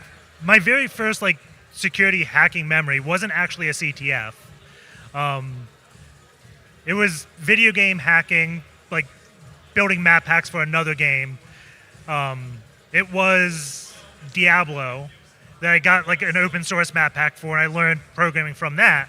And then I ported that map hack to another Blizzard game, which was StarCraft, and just learning how it works.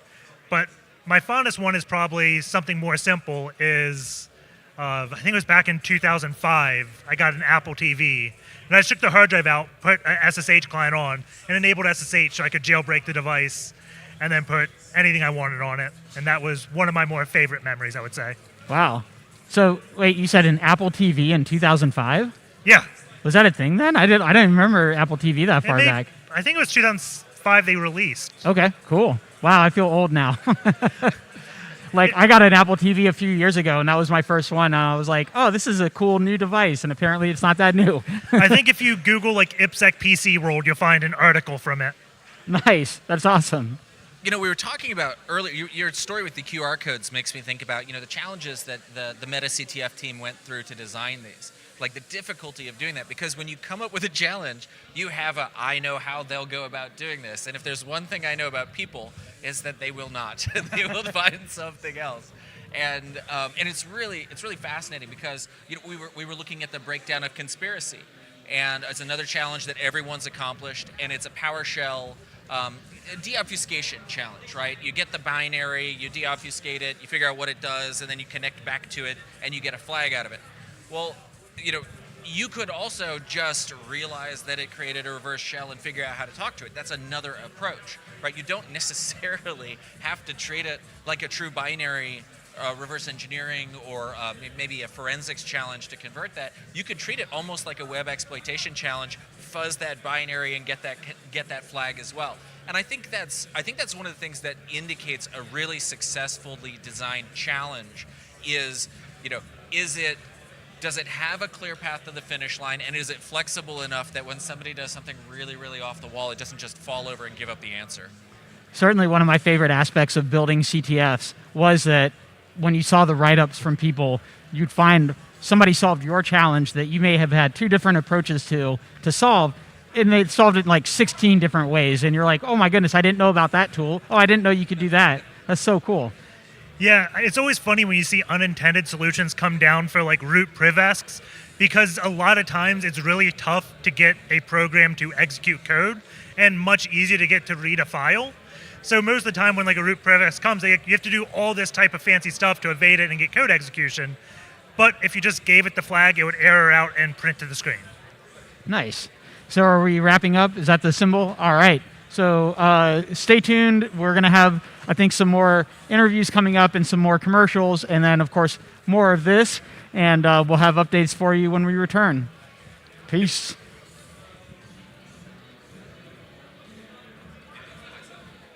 With new cyber vulnerabilities exposed every day, how do you stay a step ahead? At Worldwide Technology, we believe the answer lies in uniting employees, customers, and communities against cyber threats. When cybersecurity is a core element of business, we gain clarity on what matters most. We prioritize continuity over chaos, and we exercise rigor to embrace creativity, working in harmony to secure our digital landscape. Let's be secure all together.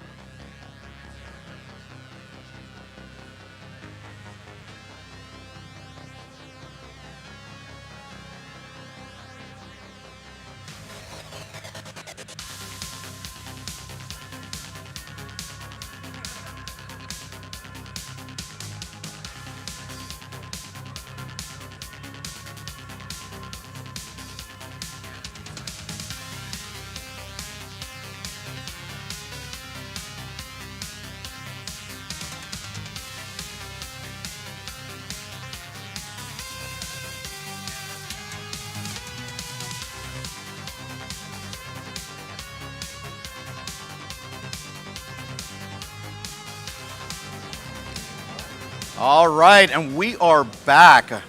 I'm good, everything. So we are back. International Cybersecurity Competition 2023 here. I am here with I am so happy to be doing this interview. One of my best friends, Miss Mary Galloway. Thank you very much for being here. Thank you for having me. I'm really excited to be here. You're my best friend too. She says that on camera. All right, so tell us about the society. So the Women's Society of Cyberjitsu, aka Cyberjitsu, is a 501c3 nonprofit organization bringing more women and girls into cybersecurity. We focus on hands-on training, study groups, certification prep, going to conferences, and basically building a community for women and girls to get into cyber and to stay into cyber. Yeah, wonderful. And we are my foundation, Rise is Cyber, and Women's Society of Cyberjitsu have been partners for many years now. Yes. One of the things that I noticed in the International Cybersecurity Championship is we have a lot of women competing here. Yeah, we actually have Team Canada has half the team is women. And that 50% is huge. It's big, it's right? huge. We'll get more here next year. So, in the industry, the numbers are very poor of women in cybersecurity. The numbers are what, 24%? They're around 24, 25%, and it changes from year to year, but it's still not enough, right? Yeah. There's a lot of diversity when you have different minds, different thoughts, different ideas coming to the table together, and you need women and minorities, neurodiverse, like all of these different groups of people with different experiences to secure an organization. Yeah, definitely. And I think this kind of event, competitions, cyber games, we love them at Cyberjitsu.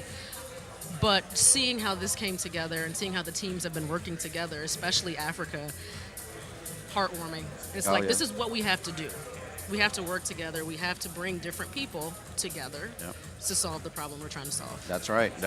And again, the feel-good story for the 2023 is how all the teams came together to support the Africa team, and that was wonderful of them. But okay, so tell me, as you see these games and gamification and how we're growing in this, what are your personal views on how this is growing and what we need to do next? This is definitely going to be a big thing, right? This is going to be as big as every other sporting event. It may take a couple of years, but this has the potential to help us with our pipeline issue, right? Because we're targeting a different group of folks, right? We're targeting a younger generation that may not necessarily think of themselves in cybersecurity. Right. So this is giving them an opportunity to say, oh, I could probably do this. Plus they're learning a skill at the same time. And it introduces you to a number of different types of technologies, domains, attacks, history.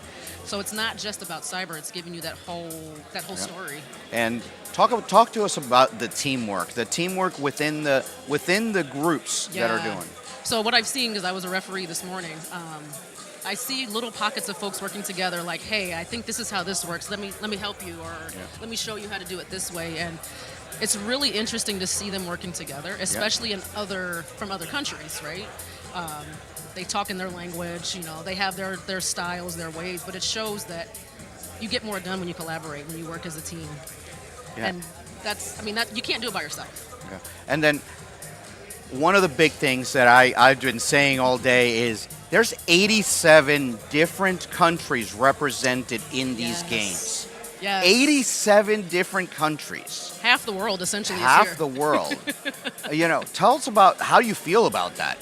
It's amazing. I travel a lot, so I've been to a lot of places. But for some of these folks, they've never seen outside of their country. Yeah.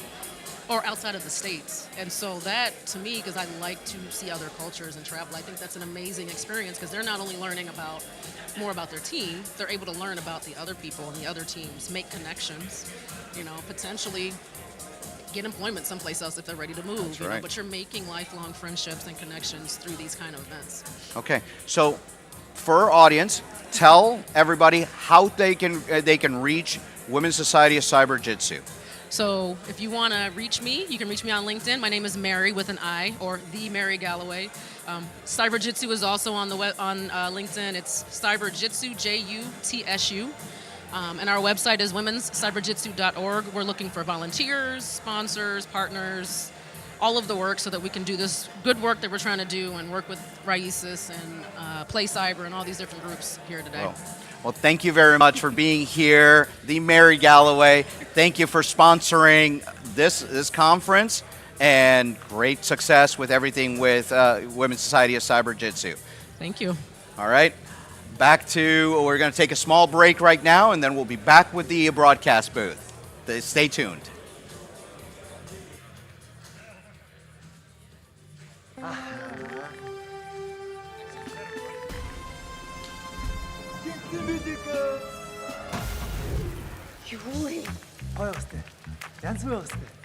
Бас нас чинь илүү хадгаламж.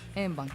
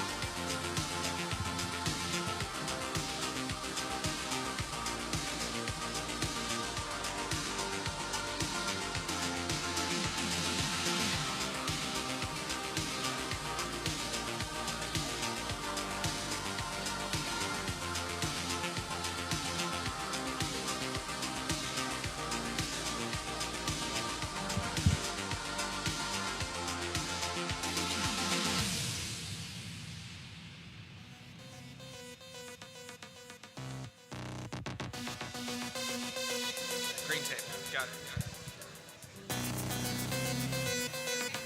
Oh, yeah.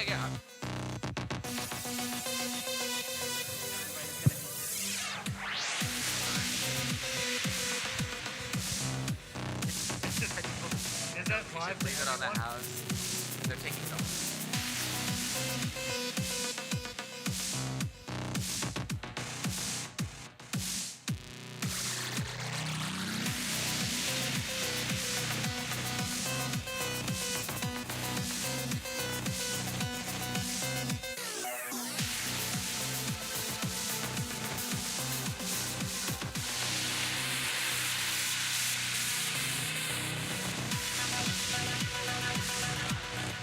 And we're back. Pete, how are you feeling? I'm feeling great. And I'm speaking with the voice of God in the stadium right now. Pete is on the house system, so everybody here can hear Pete, but nobody here can hear me or IPSEC. But you can, and that's all that matters. That's the reason we're here, so that you can hear us. So we IPSEC, have- what's new? Sorry, go ahead. I was going to say, we haven't had that much activity on the scoreboard. There's about probably 3 hours left, a little less than that, I would think, until the competition is over. Europe, I want to say, only had 13 flags remaining. Let me see. Where is Europe? That's a total of 43 in the competition. So if you're at 30 of 43, that's 3/4 of the way, pretty much. Well, and you may recall that they were originally saying they were treating it as 35 CTF challenges and 8 hardware challenges. So I've just seen an announcement from the jury ruling saying, since we're starting to get close to 30, 31, 32 challenges handled by teams, that they have anticipated this possibility. And MetaCTF has some new challenges that they're prepared to release once any team hits 35 of 35. So once 35 CTF challenges have been solved, neglecting the hardware ones. Wow, okay. So you get all of the software challenges, if you will, and then more to come, potentially. More to come. I like that that's a contingency that they prepared for. Like, what if the players hack too hard? And then the Chaos Monkey comes in and just all the challenges get released. Right. The floodgate opens.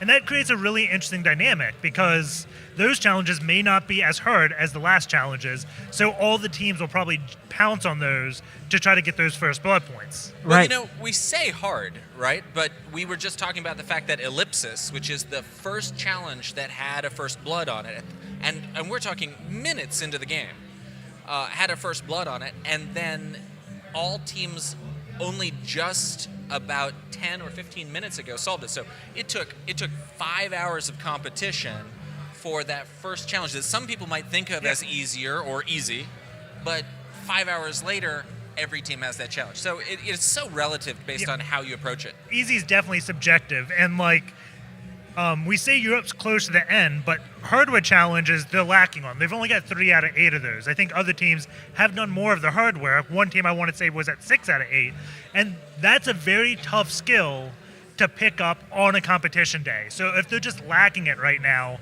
I don't see that being something they could easily solve in one day. Even though it's a quote-unquote easy hardware challenge, there's a lot going on there and fundamentals you just have to know. Well, Europe does have, Team Europe has 3 categories where they have solved all but one challenge. They have solved all of the miscellaneous. So it might be the case that they have hardware folks that are alternates that are sitting out. And so maybe when they complete one of the other categories, they bring in one of the alternates to then do the hardware stuff. Yeah, you're right. And they did do a substitution over lunch. So maybe we're seeing the result of that kind of a decision from their leadership. So we did have some more challenges that have been completed by all teams. I want to say, what was the first web one? Do you remember that? So we were talking about Ellipsis, which was the challenge that was that we were talking about, and I think that one was to. No, I'm conflating. the two. Ellipsis was a cryptography challenge, I think. That's exactly right. Yep. That was the XOR one. It was an XOR, single byte XOR. Yep. I forget the one that was was it the Jeff one? Well, I think the mouse. My mouse is Jeff. My pet mouse Jeff. Yeah. So that was a web challenge. So yes. Poor whoever the person in question is lost their poor mouse Jeff, and the only thing that Jeff left behind being a well-raised mouse, was a URL. And so when they went to that URL, there was an encoded passage there, and the question, the flag was decoding that. So kind of a something we've seen in CTFs before. So how would you go approach something like that? I like CyberChef. I'll just throw it in, let CyberChef do the magic, and cross one off on the bingo card. I thought my pet mouse, Jeff, was a command injection. Yeah, I think that was it. I think it was a command injection. There was some sanitization, right, that was happening, or am I misremembering? We may have it right, but that's all right. Keep going. Well, command injections are always fun, right? There are a number of delimiters that you can get to stop reading of input and then start execution of code. And I tend to find my command injections in network devices. I bought I won't say the brand, but I bought a managed switch from a reputable vendor looking to set up VLANs in my home. Their user interface was a little bit challenging, so I got instantly bored trying to figure out the user interface and just started hunting for bugs and immediately found command injection. So I was like, oh, cool. Like, at least I got some ODay out of this expense that I had. I didn't get VLANs, but I got ODay. You couldn't just turn on SSH and go from there? Yeah, hey, I'll take a bug. It's fine. Fair enough. Or two in this case. The other one that was solved by all teams that's web exploitation was environmentalist. And I believe that was a server-side request forgery one where they had to read an environment variable and they could read it. I think the official solution was just read.env, but there's actually two ways to do that. When you say that, are you referring to reading the .env endpoint or something different? Something different. Okay. So, like, are you talking about, like, maybe reading out of proc or Yes. something like that? Nice. Yeah, environment variable is always fun. There's usually, something interesting. Anytime that I'm on a system, I'm always curious to look through environment variables and see what I can see.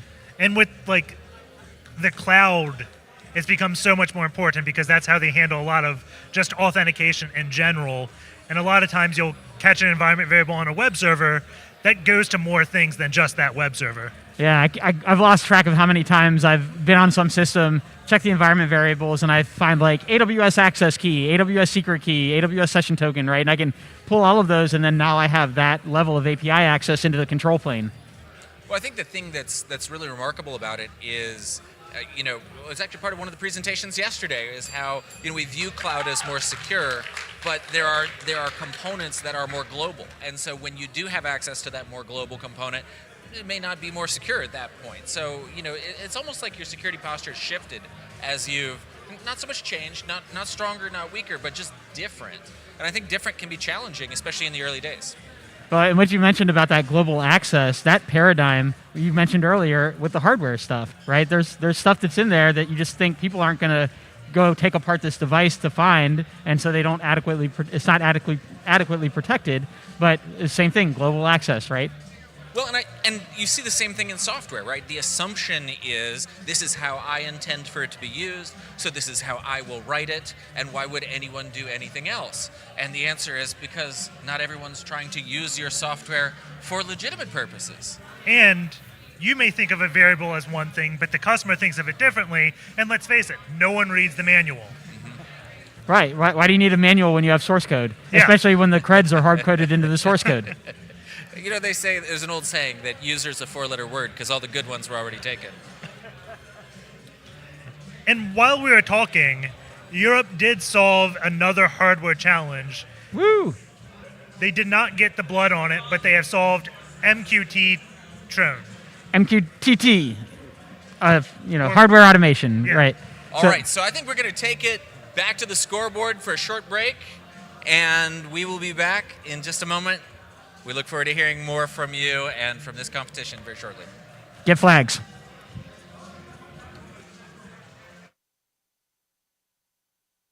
In 1929, Battelle opened its doors. 90 years later, the world's largest independent research and development company has shown that when presented a challenge through science and research, it can be done. The goal? A safer, healthier, more secure world. From the beginning, Battelle was known for its metallurgical research. That reputation helped launch a commitment to national security needs. Today, Battelle produces discrete armored vehicles and develops technologies to identify and defeat ever-evolving cyber threats. Innovations in environmental protection are an important part of Battel's research. For decades, Battel has supported efforts to remove a variety of contaminants from the environment and safely destroying our nation's last remaining stockpiles of chemical weapons. Throughout our 90 years, protecting public health has been a priority of Battel. For decades, we have assessed the toxicology and health impacts of substances in the world around us. We've even made it possible for a paralyzed man to regain control of his hand with his own thoughts. Battel's work extends across the globe. On a Xerox machine, a barcode at the store, an effective airport security screening, a new vaccine to protect against Ebola. All of these advancements are due in part to the work of Battel. As Battel continues to solve what matters most, we look to the needs of the future, providing trust and assurance of microelectronics, addressing dangerous contaminants like PFAS, supporting research infrastructure projects so we can better understand issues like ecosystem change, advancing neurotechnology to help repair and enhance the human body. Battel, 90 years of solving, and we're not done yet.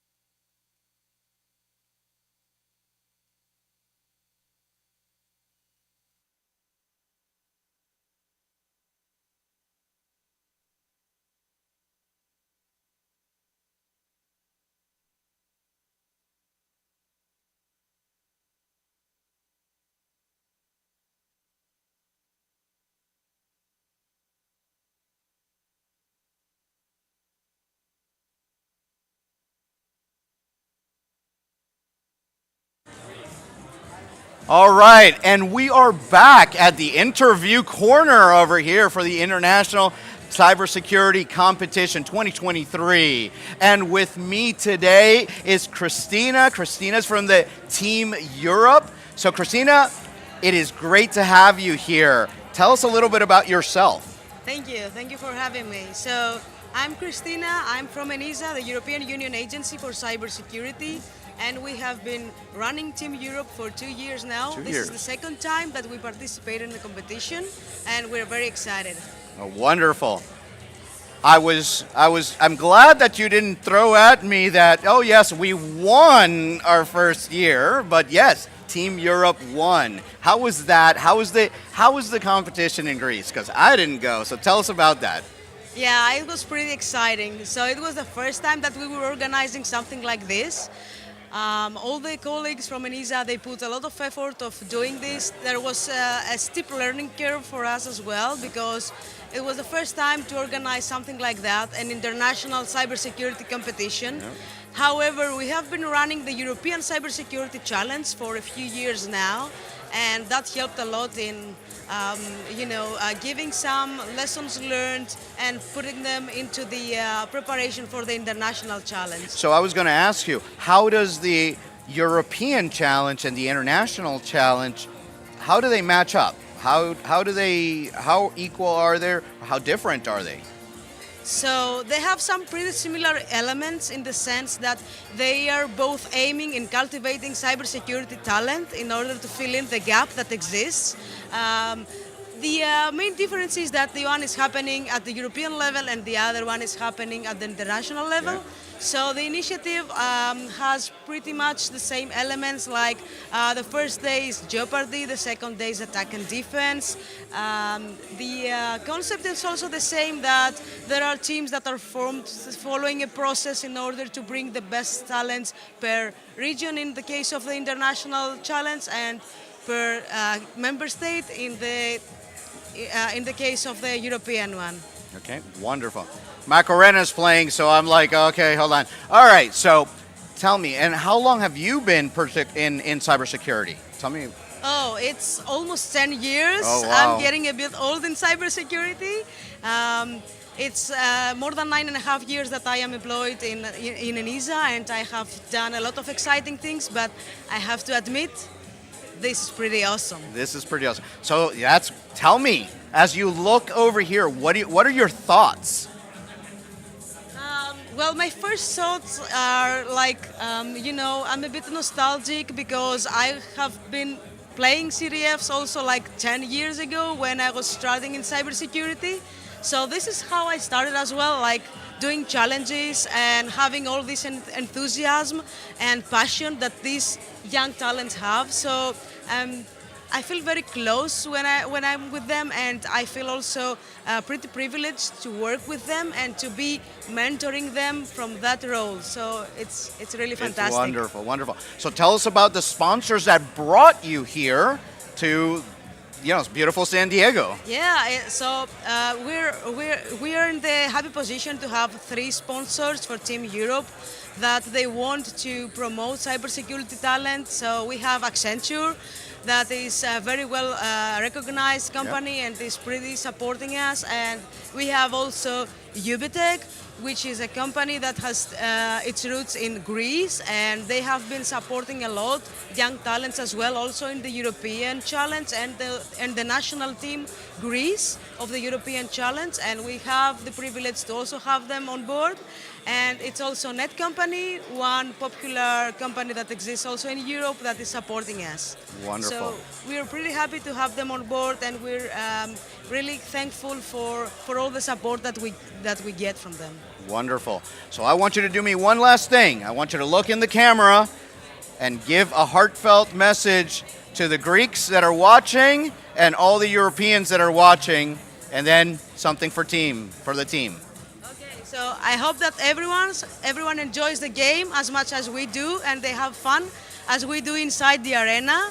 And I hope that the best team wins. And what team is that? Well, we don't know yet. All right. Well, thank you very much for being here. All right. Well, we're going to go for a quick break and some commercials, and we'll be right back with you.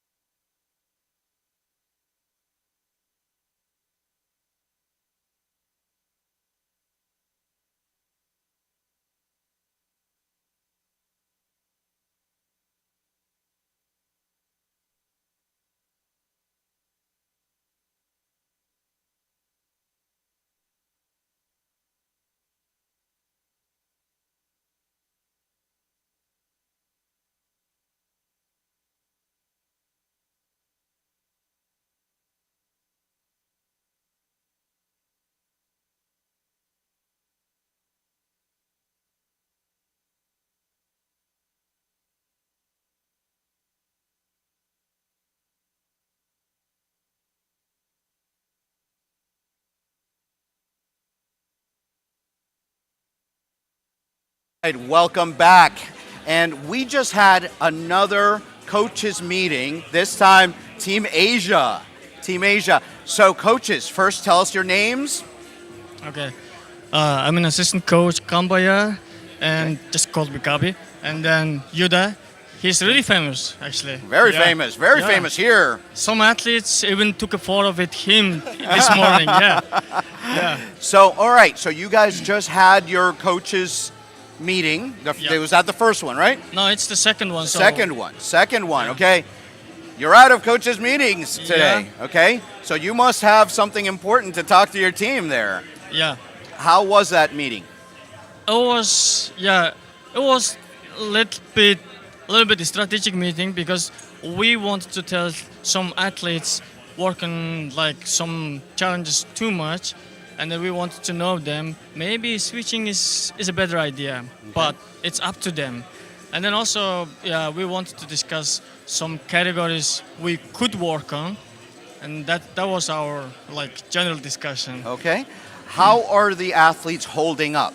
I mean, they're physical, tired, hungry. Are you are you thinking of using your strategy of, switching some people out, or just, or right now, how are the athletes doing? So yeah, our athletes doing well, and then we already used our 2 substitutions also. Oh. And then, but our 2 substitutions did their job, completed their task. For instance, in web exploit, we did all the tasks, and then the guy finished his task, and then he was substituted. And then also in crypto, and then also other guy did the job, and then he was substituted. So yeah, they're doing their job. Okay, wonderful. Yeah. Wonderful. Want to say something about how the team is doing? Yes, and first, the coach meeting was very constructive. So we told them which tasks to work on, and they look very excited. And yeah, good. So, it's very important to keep their excitement up. Yep. Because we still have a couple hours to go. Yep. So, all right, coaches, thank you very much. Thank you. Thank you for keep on doing what you're doing. Okay. We'll be right back with more.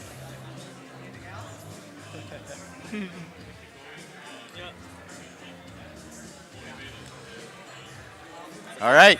Thank you. Keep on.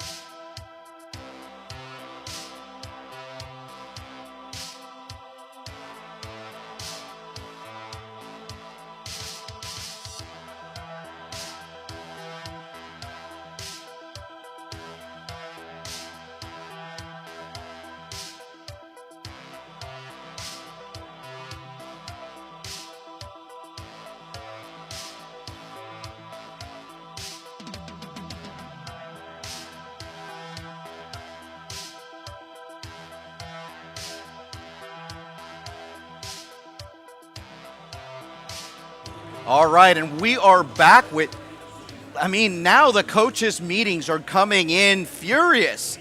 I guess we're getting to those last hours of competition, so everybody wants to get their strategy sets. Coach, tell us about you. What team? We are Team Oceania. I'm Ryan, and this is Joshua. Okay, so how was the coaches' meeting? Coaches' meeting was good. I think it's good to sync up with the team and just to boost their morale a little bit, and then sync up about their strategy, whether they're on track. So it's good. So far, so good. How's the spirit? How are the athletes keeping up? Are they tired? Oh yeah, the athletes are actually now very motivated to maintain their position. So I think they're in a good space. Okay, I'm very encouraged. Yeah. Oh, they're in second place. Second right now. Second place. Okay. So what strategy are you taking now, from now till the end? What? Just maintain the momentum, and then look at the places where they haven't looked before. So that's basically the strategy that we're doing. It's not complicated. Not complicated. Just go for it. Yeah, just go for it. Okay. Yeah. Anything from you, Coach? Yep, agree with Ryan. Just looking at other places where our team is falling behind other teams, saying, hey, maybe that's worth having a look at. See if you can put some more effort there. Yeah. Okay, wonderful. Leaving no stone unturned. No stone unturned. That's great. All right, guys. Well, thank you very much for being here with us. Great luck, great success, and we'll be right back with some more after these. Okay. All right. Thank you. So when we're doing the interviews as the coaches, just to get some excitement, and then I've got to do your interview. Sponsor thing, right? Yeah. So it's just the interview over there. We'll do it. So now these guys are going to talk for like 15 minutes. Then there's a 5-minute break, and then we'll do it. I'm easy, yeah. Okay, cool. But you were busy. Oh no, you were looking for your substitutions. Okay, good. It's almost done. All right.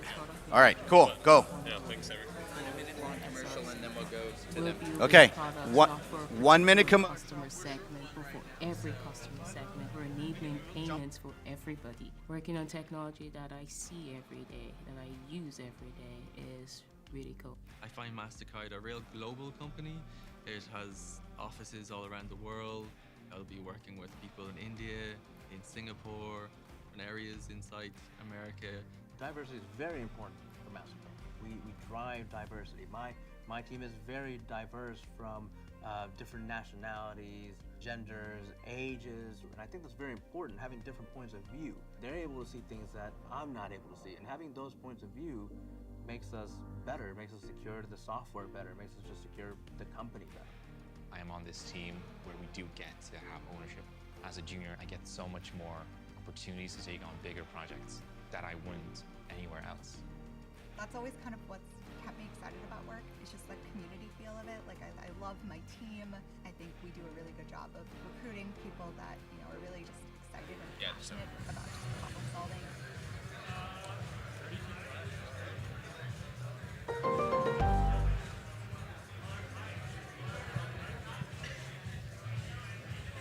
And we're back. Pete, how are you feeling? I'm feeling great. I've been pumped full of G Fuel all afternoon, so the fact that I'm sitting still is both surprising and relieving at the moment. Yeah, so I'm having a great time. I can hear your heartbeat from here. IPSEC, how are you feeling? I'm feeling good. Probably a lot better than these competitors. It's nice to be on this side of the CTF because it is so stressful coming from competing in events. Like, they probably skipped lunch. They had lunches brought to the table, but it wouldn't surprise me to see half those boxes haven't been touched. Yeah, and they're missing out. The lunch was good. Need to refuel with more than G Fuel.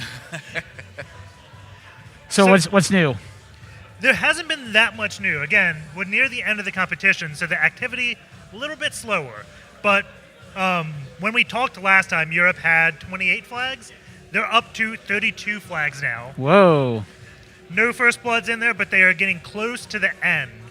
They have the highest first blood score and the first in not only the competition, but reverse engineering in general. The second place team is Oceania. They have 29 flags, so they're 3 flags behind. They're first in binary exploitation and also hardware.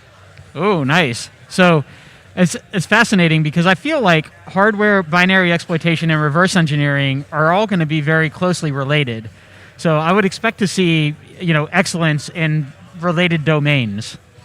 They are very related, but again, they're not identical. And it's just like we talked about with ellipses. A lot of it has to do not with the difficulty of the challenge, but the methodology that a person employs, maybe a bias that they used when they were looking at the challenge. We heard that in ourselves, that we looked at a name, we made an assumption. Sometimes that assumption was good. Sometimes, most of the time. All times. All the time. It was completely wrong. I know we were right about one. 20% of the time, it works all the time. That's exactly right. So, you approach it with an idea. This is what it's going to do. This is what's going to happen. This is what I'm looking for.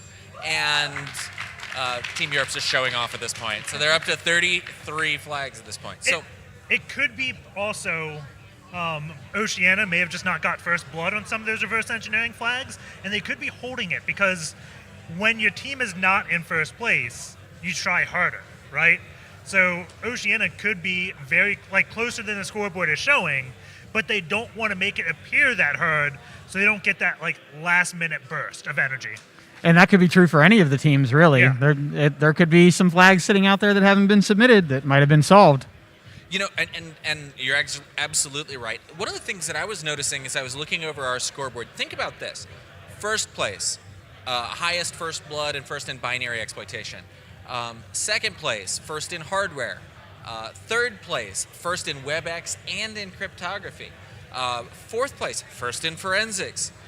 And so we have all these different. Sixth place, right, with Team USA. They're third highest in First Blood. So like you have all of these teams. I think I just listed 4 different teams that were leading in one category or another, and there's still a significant delta in the score amongst them. So I think it shows you that there's some real complexity to how you approach this challenge. It also shows like the variation amongst different regions, right? Like, it's surprising to me that a 4th place team could still be 1st place in a whole category. So that is CyberSci of Canada that is in 1st place in forensics. They're also 2nd in reverse engineering. Yeah, you're exactly right. 2 of the more difficult disciplines we talked about. And a distinction that IPSEC and I were discussing during lunch is that CTF tends to be different than real-world hacking in a lot of ways. So if you are prolific in bug bounty, for example, you might find CTF to be more challenging because the way that the problems are structured are different than what you've encountered in the targets that you've gotten bounties on, and vice versa. If you play CTF, like I enjoy playing CTF, I'm not especially good at bug bounty. And so I think that could be a factor here too, right? If your background is more on the bug bounty side, playing CTF might be increased difficulty for you. Yeah, I think, and this is also coming from someone that's bad at bug bounty, but bug bounty more is about like a lot more recon and doing multitasking, looking at multiple targets. And there's not a lot of targets here, so you have to just go deep in these challenges, which if you're doing bug bounty, if you go deep and it becomes a duplicate or you just don't get anything, that's a lot of money wasted because time is money. So if you just spend 5 minutes on one thing across many things, it often pays out better. So those 2 skills, while they're very similar, don't always go hand in hand, just like how we see Europe's 1st place in binary exploitation. I would be with you that I think people that are good at hardware are probably good at binary exploitation, but it's surprising that Team Oceania isn't in 1st in both of those. Yeah, great point. I wanted to share a story, Pete, that you brought to mind, talking about thinking of how to solve challenges and approaches, right? We saw ellipses was the first challenge that was solved. That was the first blood, but then we went all these hours until it was finally solved by all teams. And so you could have had the first team that solved it had a particular approach where they thought, oh, this might be a quick way to solve something. And we talked about how there are different approaches. You'll find multiple ways that people solve the same challenge. I had a challenge that I made. It was a Python script.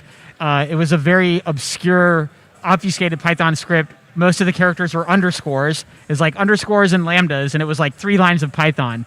And it just printed like enter the flag, and then if you enter the correct flag, it would give you you solved it. But the flag is not in the source code. I mean, it's there. It's just obfuscated with all these weird underscores. So I saw people fight through this challenge. It took them like hours to solve it, decoding all the Python, working backwards, all the constructs and everything.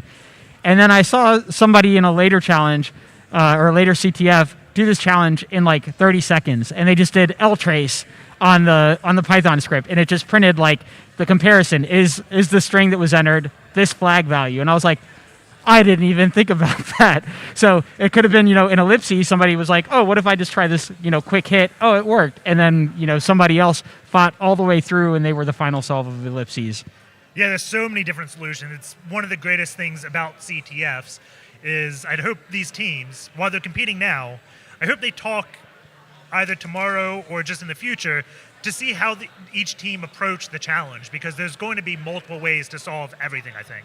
Yeah, there was a mention yesterday about write-ups. I think there's like a short debrief period at the end of the day for teams just to submit very short write-ups.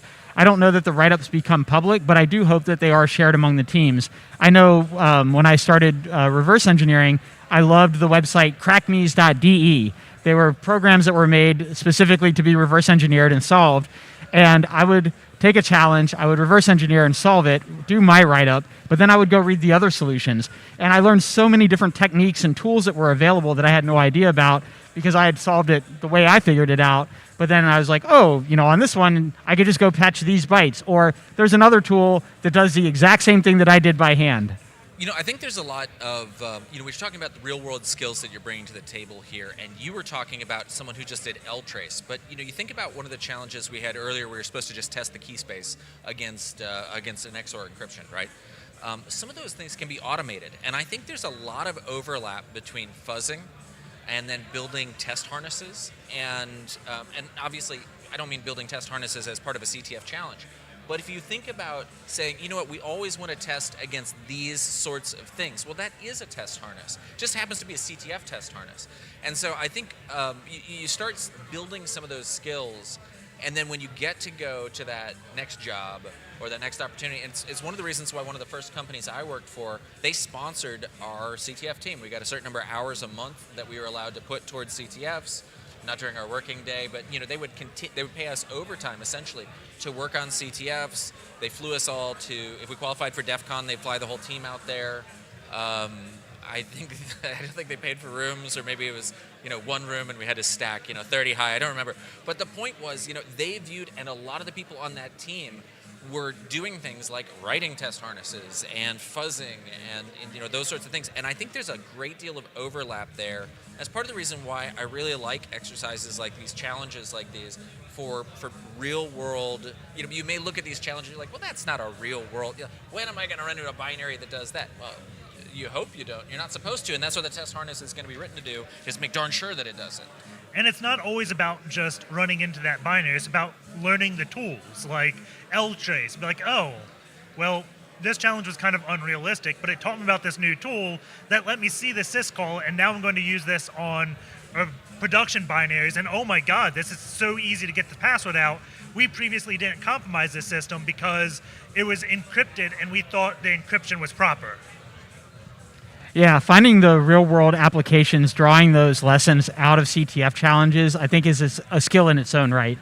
And it's so amazing how many times new techniques come out of CTFs that just change the whole world, it feels. Like, the most recent one I can think of is PHP local file inclusion. There was a time when, you get a PHP LFI and you had to hunt for a file on the disk in order to get code execution. But now they have PHP filter chains, so you can kind of create that file. It's not in memory, but you don't need a file on disk anymore. You can just make it yourself and get code execution.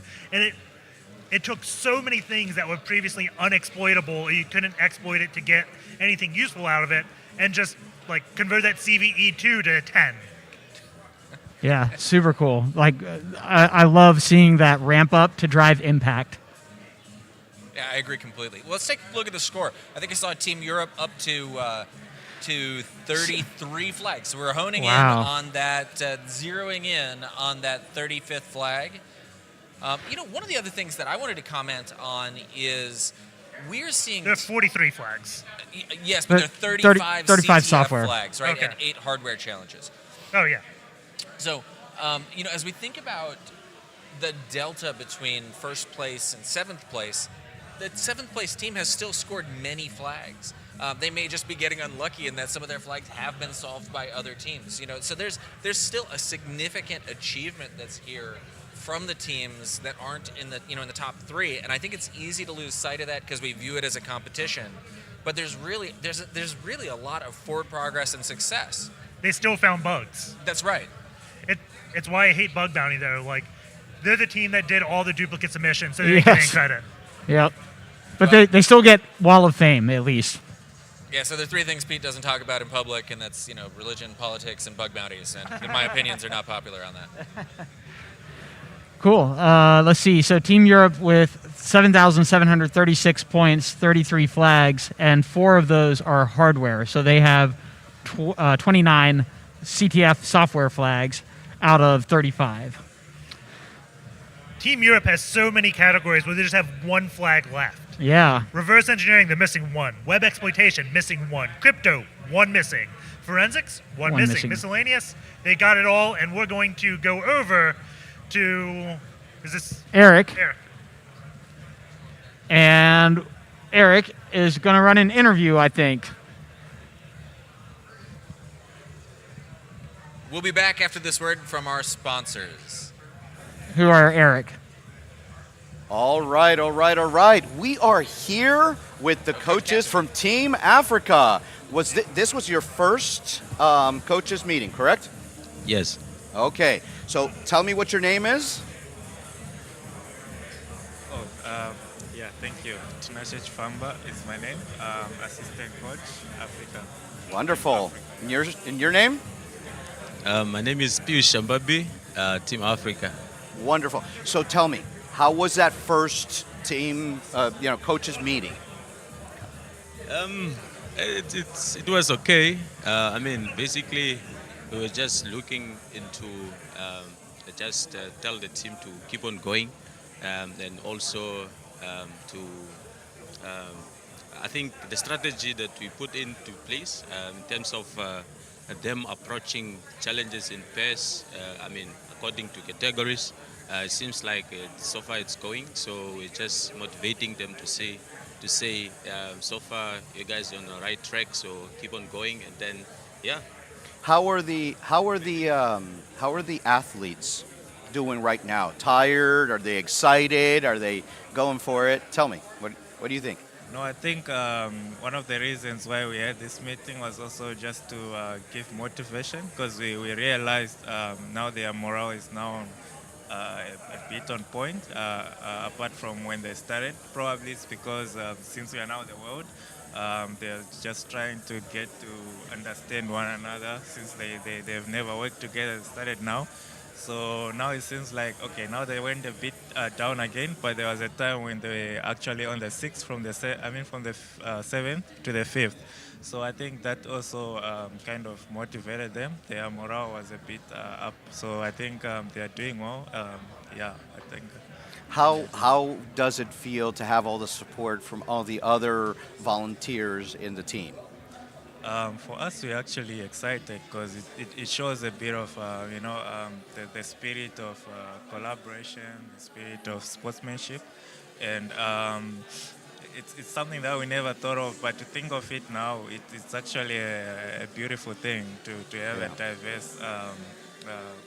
diverse skills at one point, in terms of breaking all the barriers, the language, the cultures, everything coming one together. I think that's wonderful. Wonderful. Well, thank you, coaches. I'm going to let you get back to it, and good luck with everything. All right? Thank you so thank much. you very much. We're going to go to a quick break and some commercials, and we will be right back with you. Stay tuned.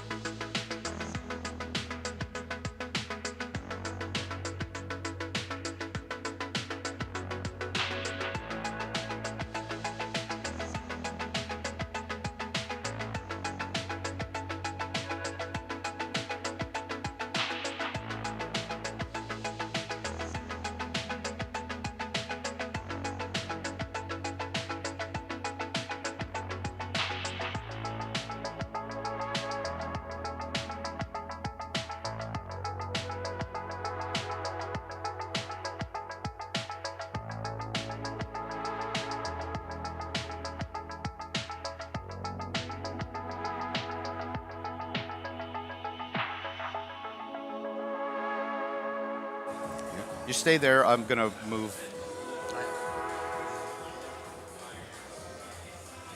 All right, and welcome back. So here in the interview corner, we have the coach of the Canadian team, Tom. Tom, thank you very much for being here with us. Tell us a little bit about yourself. It's a pleasure being here, Eric. I really enjoy it. Thank you. Thank you. Myself, I've started many years ago working at hacker challenges myself. Really enjoyed that. So I thought we got to do this in my hometown, Ottawa, Canada. Rounded up some buddies, started to run the events, got the students involved, and eventually some of the companies found out and said, "Hey, we'll hire the winners." Oh, wow. So then we brought in some companies. It got bigger and bigger, and it just grew to this now, national program. We're really Well, that's really important that what you said about different companies supporting this, because this is bringing in the next generation of cyber defenders. And that's something that I always say. It's the next generation of cyber defenders, but it's pointless if they don't find jobs. So having that model that you guys have with the companies that supported being able to support the hiring of these people is awesome. Tell us more about that. Yeah. Well, so the events, we start with regional events, and people have to qualify, then they move on to the nationals, and then on to the international team. Most of the countries do that. But what's unique in ours at the regional events, we run a one-day event, hacking in the morning, interviews in the afternoon, job offer by supper. Like, it's very intense on getting the kids jobs, and the sponsors love it. They asked us to expand from 1 city to 2 to 3 to 6 different cities that we do on the same day. So that's the heart of it. And they get some great talent out of that. Also, on that day, they're not on the sidelines watching. They're on the floor with the kid. When the students get an answer, they have to put up their hand. They can't put it on the scoreboard. And the judge comes over and says, or the sponsor, and says, "So, what's your answer?" And they got the answer sheet. "How'd you get that answer?"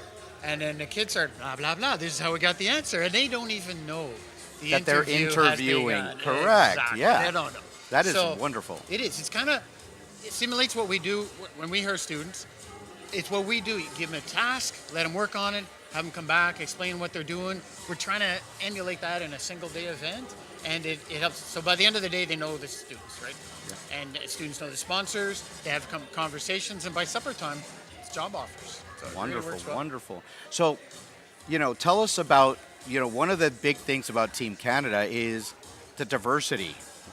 Half of the team is women. Yeah. And that's a wonderful statistic to have. And I think by, difference here, I think that's the most balanced male-female team that we have in the competition. I know it is. We're really happy about it. We've been working on it. It's not a quota system. The women are here. They earned their spot on the team, and that's the way it should be. We do promote it. All the teams across the country, there's 2 teams per college or university that are allowed in the event.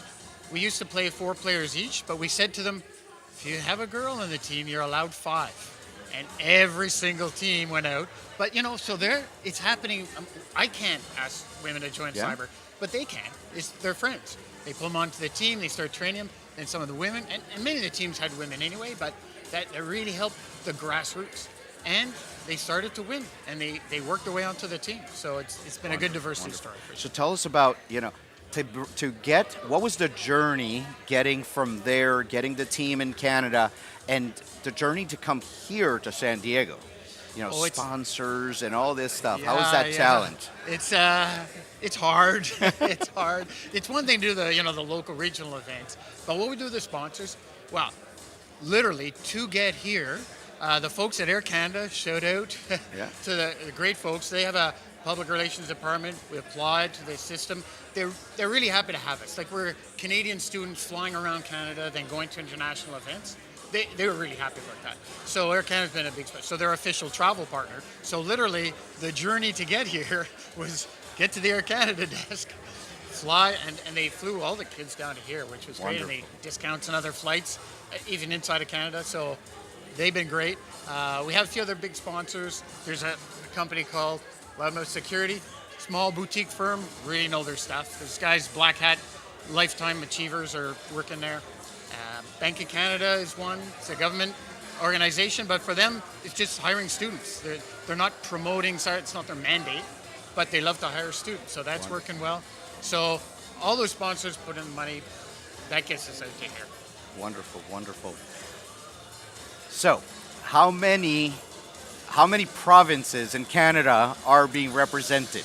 Okay, so our events are in 6 regions: St. John, New Brunswick, Montreal, Quebec, Ottawa, Ontario, Toronto, Ontario, Calgary, Alberta, Vancouver, BC. And I'm gonna say pretty much there's at least 1 or 2 from each of those regions that ends up coming to this event. And you went coast to coast, so that's pretty good. We're coast to coast. All right, Yeah, well, Coach, it's been a pleasure having you here on stream. It's been a pleasure hearing about the sponsors, Air Canada, Bank of Canada, Loudmouth Security, and all the other ones that are supporting you. Coach, I want you to look in the camera, give your team a good pep talk right now, and then talk to the people at home. Oh yeah, okay. So team, go! I keep saying we love you, we're proud of you. Don't screw up. That's one thing. Folks at home, glad you're looking in. Support the teams you can. Come and see us at one of the events. Visit our website, cybersci.ca. Really, really happy to have more involvement. All right. Thank you very much, sir. It's a pleasure with you being here, and go Team Canada. Yeah, all right. Thank you very much, everybody, and we'll be right back after these messages. Okay. Done? All right, we're done. Yes. Told you it wasn't. Those are great questions.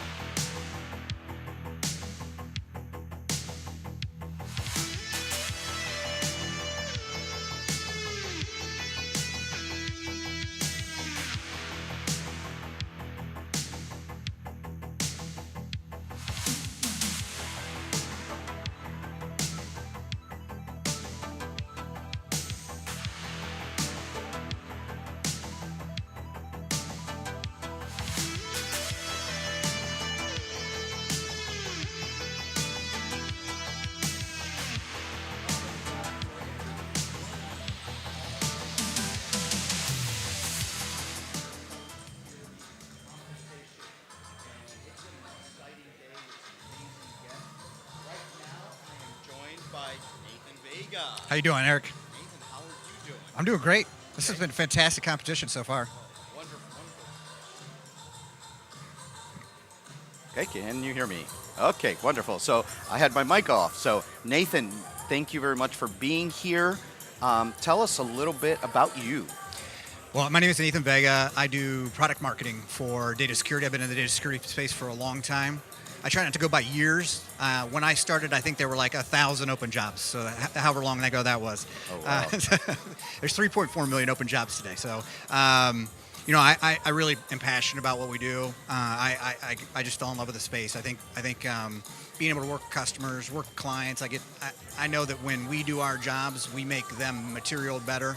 We protect the data and privacy of individuals, my family, your family, and it's just a rewarding job out there. And it's also evolving, challenging. Yeah, so you just talked about data security, data privacy, and that's very important around the world right now with the different laws and the different things.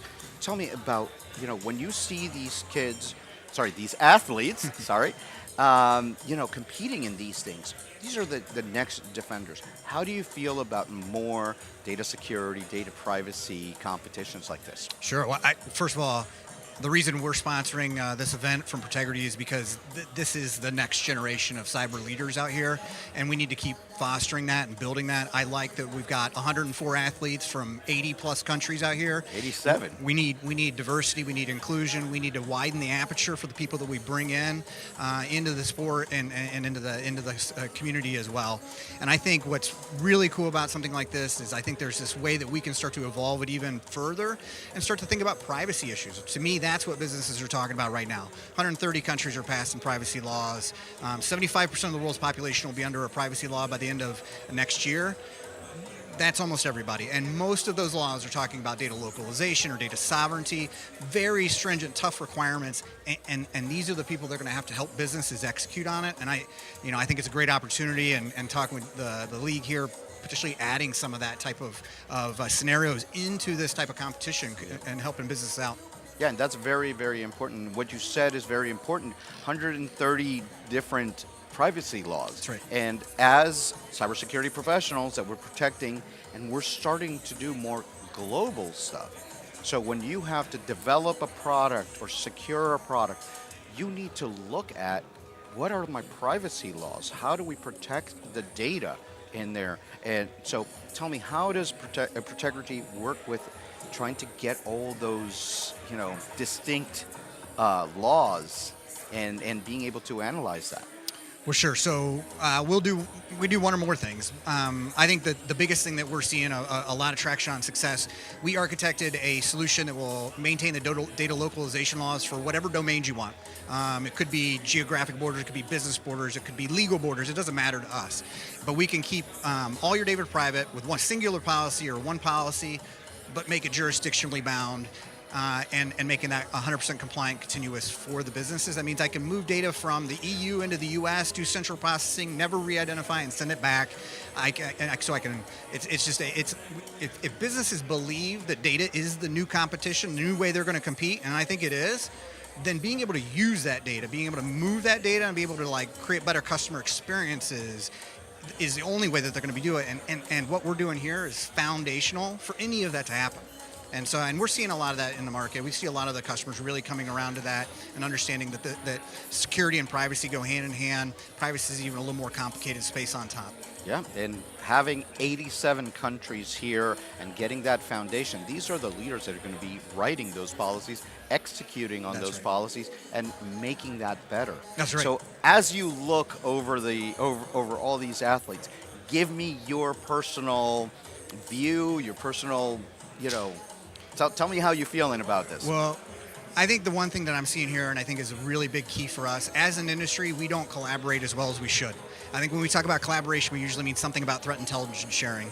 And I see the events like this, I see mentors, sponsors, I see athletes, I see coaches all working together, collaborating to a unified end, which is to bring up the next cybersecurity leaders. We need more of that in industry, just across our businesses.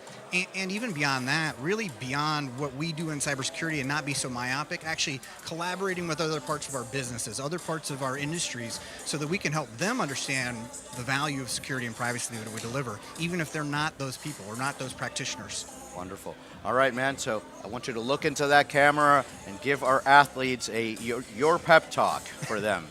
Go. All right. Hey, go Team USA. I feel like we came here for you. We want to win. Let's do it. I hope everybody does real well. Thank you. All right. Wonderful. Thank you. I think that they may be hanging back, though. There may be hanging back. I think USA might be sandbagging it to come on strong at the end. That's my guess. I'm hoping. All right. I'm hoping. Let's do it. All right. Well, thank you very much for having you here in the interview corner, and we'll be right back with more excitement here at the International Cyber Competition.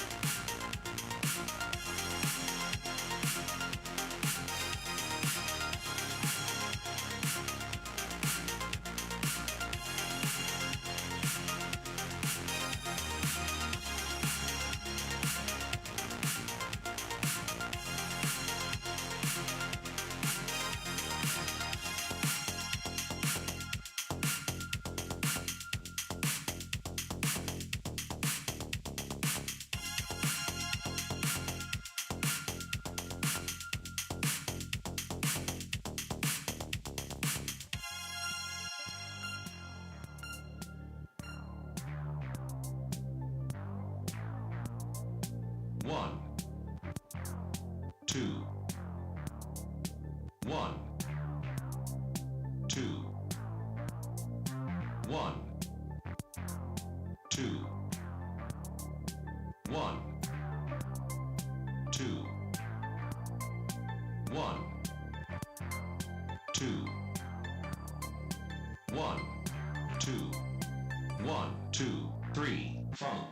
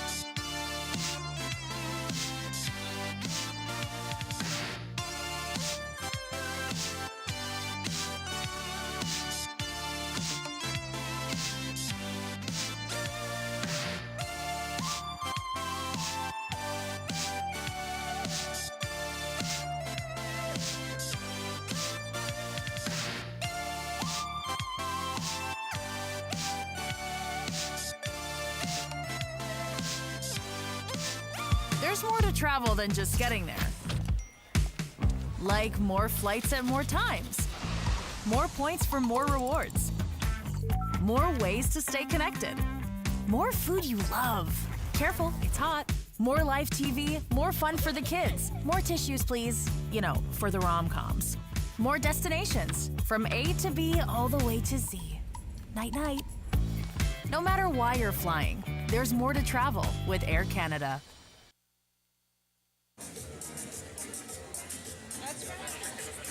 And hear my voice. We are back. All right, cool. We're back. So during the break, we've had some more flags come in. Currently, just recapping the scoreboard, Team Europe still in first place, 7,146 points. Coming right behind them, Oceania, Team Oceania, second place, 6,794. Third place, Team Asia, 5,864. Canada in fourth, 4,086. Africa in the world, 2,244. Sixth place, USA, 2,241. And seventh place, Latin America, 1,365. So notable challenges that have been solved recently. I think, was it Savage Pictures was solved by everybody now? Everybody solved Savage Pictures, so we can now talk about it. All right, so this was a binary exploitation challenge. We got some details around it that we wanted to share. So it's really interesting. So the idea is there's a binary on a web server that's going to generate an image based on what you submit to it.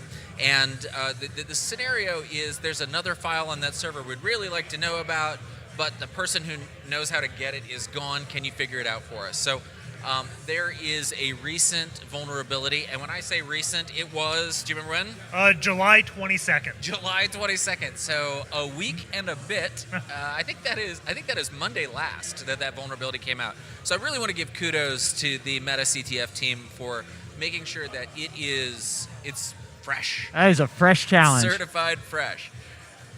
And so what? Go ahead. You can I was going to say it's just pretty amazing that it's that fresh, and every team here now knows about that vulnerability, and every team solved it. That's right. And so what that vulnerability does is it's a vulnerability in the library that allows for inclusion of additional information. And so the idea was to include that flag.txt as part of what was included in the information about the picture. And so then they could essentially leak the flag data as part of using that executable, using the proof of concept code for that CVE. So it's a real, in my mind, this is a really real scenario. How many times has one of you been looking at a vulnerability, been looking at something that you are supposed to test, exploit, compromise, what have you, and have gone looking for CVEs that might apply? And there's a real challenge there to know, well, does this CVE, there are a lot of CVEs out there, does this proof of concept code apply? So why don't you talk a little bit about what it looks like to enumerate for what libraries are being called, et cetera? So I think this one's a really tough one to find. And I would guess if the challenge name didn't have SVG all capitalized, someone may not find it, because you're looking at, when I look at a application or something, I look at that application. I don't look at a library, right? If you expand it to, like, if you're examining applications, your code base is relatively small. You just have one thing to look at. But there's probably going to be 30, 40 libraries that program depends on. If you go hunting down all those libraries, it's going to be really tough to find. But the benefit to it is, if you find a vulnerability in a library, it's going to apply to a lot of different applications. I'm thinking now, like, how many image upload things have I looked at, and I just missed this, that it's vulnerable to, right? Yeah, that's where those vulns that are in libraries become so powerful, is that spread of attack surface, right? That coverage that you can get. And I remember I had friends who found bugs in a library that was used by multiple forensic applications. And so they were then able to trigger remote code exec in these other applications just through the one bug, because that library was used by multiple applications. And Log4j obviously jumps to mind as another example of that dependency being used again and again and again and again. And I mean, how many CVEs are we up to now for Log4j? I know 3 for sure that are remote code execution, and there's got to be more beyond that. Yeah, and it's like going back to your point about how would you find this bug for this particular challenge. I think there's another aspect of CTF, which is like metagaming, right? Like, we happen to notice that, Savage, it has the letters S, V, and G capitalized. It's probably, Savage Picture is probably some kind of image bug with SVG. And so I think that's another layer so that you are pointed in the right direction. You don't spend too much time burning cycles in the wrong direction. Although I'll tell you what, if I were metagaming, I would absolutely have guided my team in the wrong direction on this, because that vulnerability is so recent. I would have lacked confidence that the challenge, that the game would have that in it. They would have said, "Oh, well, should we try this POC?" I'd be like, "Oh, you could try it, I guess, but there's probably not in it." I would have absolutely got sucked in. So again, kudos for keeping it fresh. Yeah, and I just want to go on to something you said previously about Log4j. I believe Log4j was actually found against Minecraft, a video game, and that became like a internet-breaking bug. It affected many things. Much profanity was induced by discovering that vulnerability. Yeah, I also like with this SVG stuff that you have to craft a file. I find personally those sorts of challenges where there's like polyglots or interesting areas of file parsing to be really fascinating. I love POC or GTFO. I love the work that Korkami or Ange Albertini does around polyglots, crafting these different files that can be opened all different ways. You have like one file, same byte content, same binary content, but it could be a PDF, it could be a zip file, it could be all these different things just because of the way the parsers handle the bytes. Definitely. And SVG files, every time I look at one, I'm like, this is an image file? Because it looks like XML or something. Yeah, exactly. Yeah, and so I think that also is a I would love to see this challenge and what went into it, because knowing that you have to compose an SVG file and do it the right way in order to be able to get the arbitrary file read off the flag.txt, I think that takes like some specific skills that I wouldn't expect most players to have right off the bat. Yeah, and like I said, but back to the question I asked originally, it's real, right? You find the vulnerability. So now you've done the enumeration. Now I happen to have guilty knowledge and know there was a broken image that made reference to the library. So that's maybe some of the gaminess. You were talking about CTFE things. As another technical term there. But the CTFE-ness is making sure that there is some reference, because otherwise the guessing space is infinite. And so we want to narrow it down, and they gave that. So then you find the library, you find the proof of concept code. But I mean, it is a very real-world red team and blue team skill to put together a proof of concept code, test something in your environment against it, whether you be a red teamer to test something, be a purple teamer or a blue teamer to say, like, hey, how many people got asked, hey, is this vulnerable to log4j? And then you're like, all right, let's download POC. Sounds like Europe is causing trouble again. But Getting more flags. It's a very realistic set of skills. It's a very realistic challenge, and of course, it's super fresh. I was going to ask, taking a look at the scoreboard, we've seen Africa climbing the charts, and I know you weren't here at the very beginning, but one of the really interesting things that Eric was telling us about that's happening is Africa had a number of team members who weren't able to travel with the team, and so the rest of the world gathered around them, and other people came to help out their team. And we're watching them climb the scoreboard right now. I was hoping we'd take a look at, maybe some of the specifics of what they've been doing in terms of the success they're experiencing right now. Because right now they're in 5th place, which is really impressive. Yeah. I note another point for us to come back to, but as IPSEC pulls up the breakdown of the Africa solves, I just wanted to highlight that Team Europe just had a first blood solve. So we'll dig into that, but let's look at Africa. Let's see, they've got 4 out of 7 on binary exploitation, 4 out of 7 on cryptography, and 4 out of 5 in forensics. So they're one way from finishing the forensics category. Well, and if you think about that, that's parity with our top team in forensics. So, once again, we're seeing really excellent performance out of teams across the board, both literally and figuratively. But while we were talking, Team Europe got first blood on Secrets of the Savannah, which was a cryptography challenge, and now Europe has solved every crypto challenge, and they're the first team to do that. Wow, okay. Congratulations to Team Europe. That's really a big accomplishment. That is impressive, and I'm curious if we will see a substitution in Team Europe now. Maybe they have some alternates that are sitting out that specialize in an area where they are needing a few flags, and maybe they have somebody that is, exceptional at crypto, but maybe not as great at binary exploitation where they need 2 more, or hardware where they need 4 more. And so I wonder if we'll see a substitution now that the crypto category is complete. Did we say Africa had 4 forensic challenges? 4 out of 5, yep. That's what Europe has. Yeah, so that's a parity that Pete mentioned, that Europe is in first place, 4 out of 5 forensic challenges solved. Team Africa in 5th place with the same number, 4 out of 5 forensic challenges solved. Exactly right. So let's go back to the scoreboard, take a look and see how we're doing right now. We've got, again, Europe in first place, and we noticed that these scores are staying nice and high over that 7,000 mark, which means that we're having fewer and fewer of those multiple flags that are losing point values, right? So I think as we see Africa climbing the charts, as we see more and more flags being captured by the teams in like Team USA in 6th place, as those teams start capturing more and more flags as we're getting later in this engagement, we're going to see some changing in the scoreboard, and I'm quite frankly very excited to see how that plays out because I haven't seen this rule set before. And another stat that just jumped out to me is between the 5th and 7th place teams, Latin America has 12 flags, Team Africa with 17 flags, U.S. in the middle there with 15. That's also a fairly small delta, 5 flags. I could easily foresee maybe Team Latin America coming up with 5 flags fairly recently or fairly rapidly and moving up the board pretty quickly, potentially. Yeah, the interesting thing to me, though, is USA is in 6th place right now, but they're the 3rd place first blood scores. USA has 3 first bloods in binary exploitation, 1 in reverse engineering, and 1 in forensics. Wow.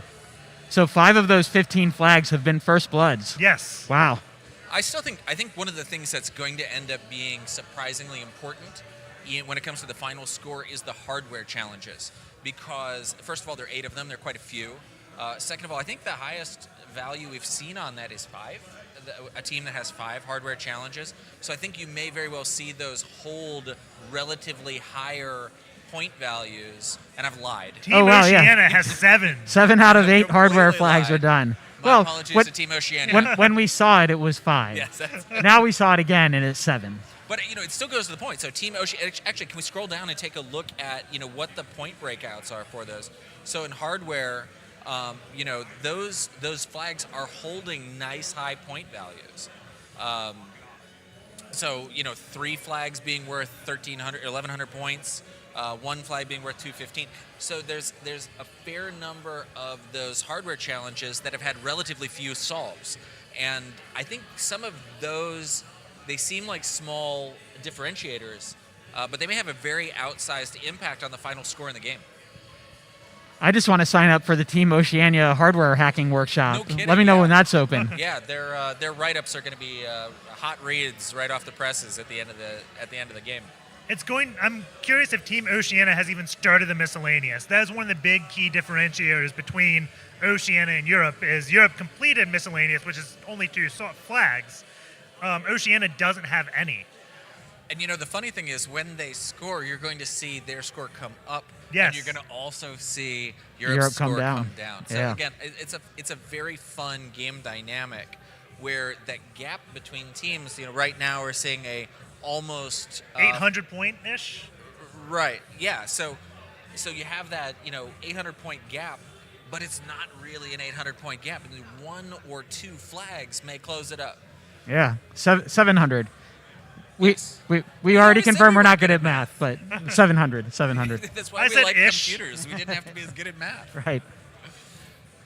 My poor math teacher, you can't just have a calculator in your pocket all the time. Well, it's not just a calculator. It's got a camera, too. Take that, Mrs. Brewer.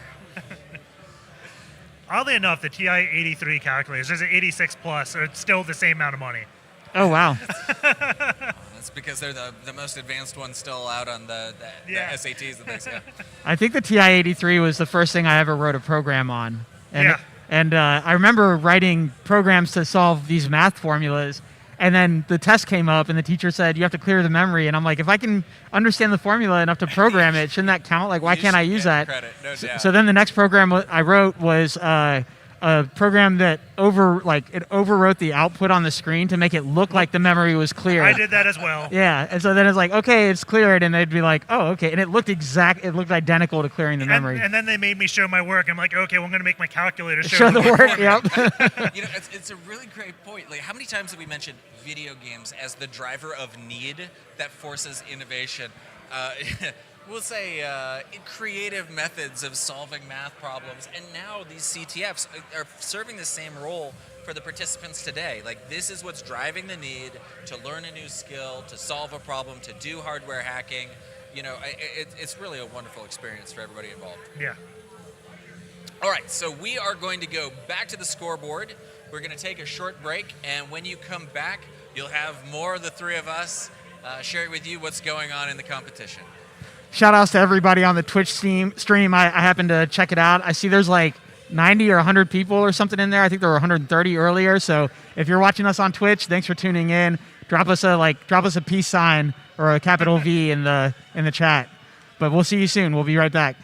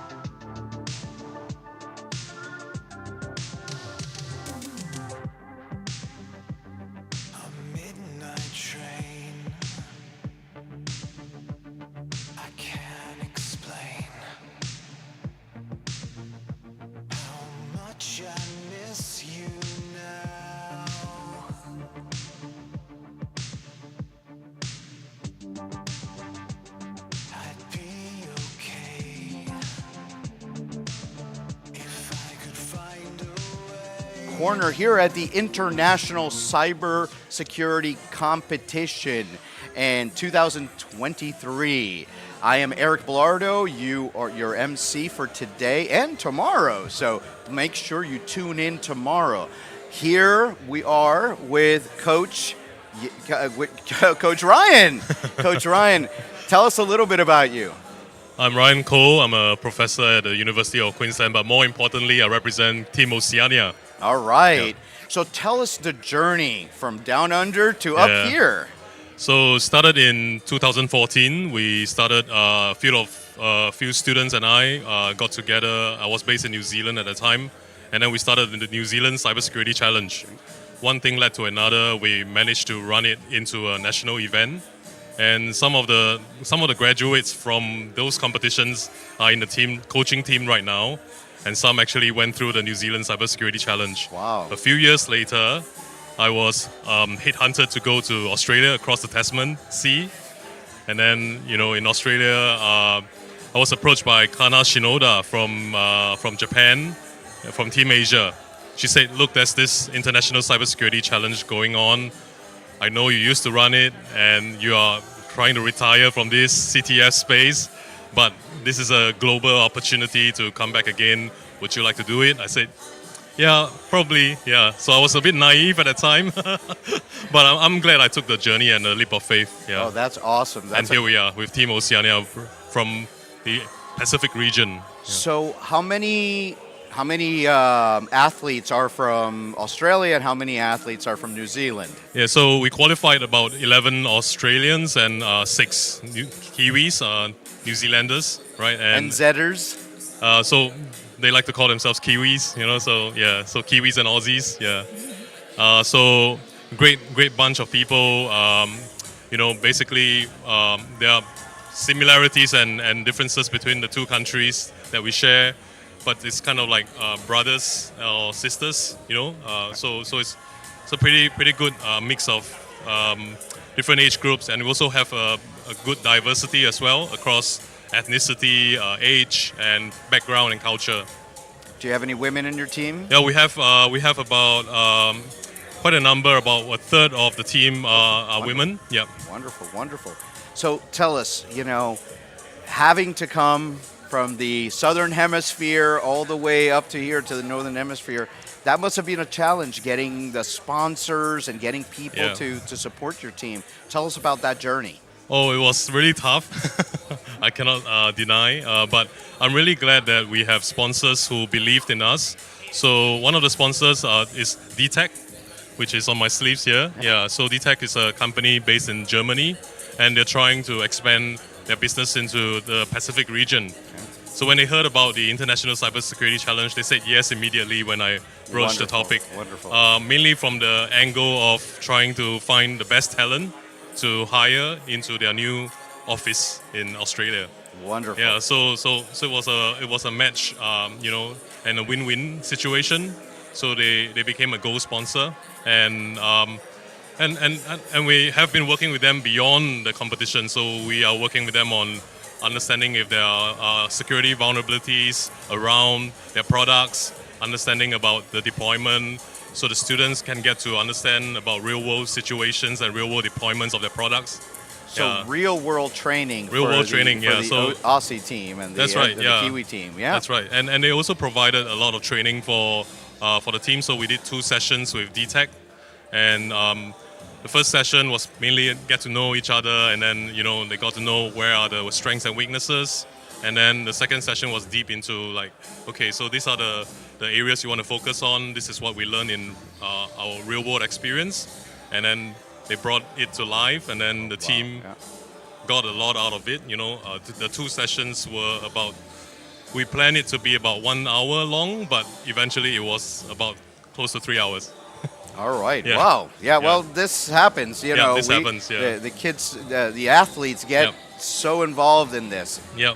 So, you have any other sponsors? Yes. So we also have sponsors like the University of Queensland, where I'm working at, and also the University of Melbourne, which is also a believer in our competition. So Melbourne's got a few students here and the alumni here, and also University of Queensland, UQ, has some alumni here as well. So the whole team, the organizational team of the regional qualifiers, are mainly from our universities. So, tell us about the geographical distance between the players. So, do you have all the different states, both in Australia and in New Zealand? So we have most states in Australia represented, and also both North and South Island in New Zealand represented. Really? Yeah. Great. So it's a very geographically diverse group as well. So, Yeah. with the geographical distance, which people don't understand how big Australia really is until you've been there. Yeah. How do you guys practice and coordinate through those distances? So the online option is very useful for us. Yeah. So we use the online training a lot. We also got some help from the universities. They gave talks and train in different niche areas, such as, for example, cryptography. Or we also have some people from the community, some companies which are, just startups, but they would like to help. So they did a bit of specialized training as well. Yeah. So it was all good, and it was all over the online option, and everyone just agreed on the time. There was a bit of a time difference, about 2 hours, but everybody made it work. Yeah. Okay, wonderful. So, Ryan, I want you to look at that camera and give number one, the people that are watching from home, and your team a pep talk right now. Tell them. Yeah. Thank you for the support back home. A few of you actually sent us screenshots of our interviews just now. We know you're watching. We appreciate the support, and we're going to win it for you. And to Team Oceania, let's go for the championship. Thank you. Thank you Go for being Team Oceania. here. Go team. All right, guys. Well, you heard it here. So stay tuned for more exciting interviews and more excitement as we get closer to the completion of the CTF Challenge today. All right. Well, thank you very much, and we'll see you soon.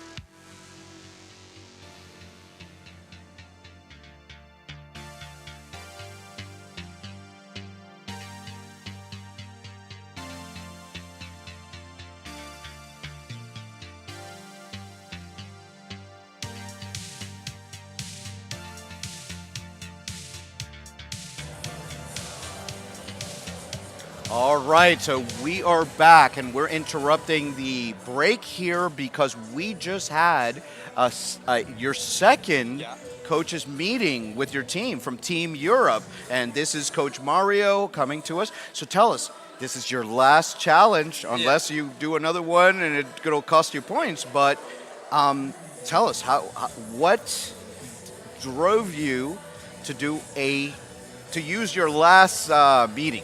Okay, there was some strategy to discuss with the team that is important to discuss right now. I'm not gonna tell you. No, of right course now not. what it is. Maybe later when everything is over, we can discuss it. But yeah, we needed to do it right now. How are the athletes holding up?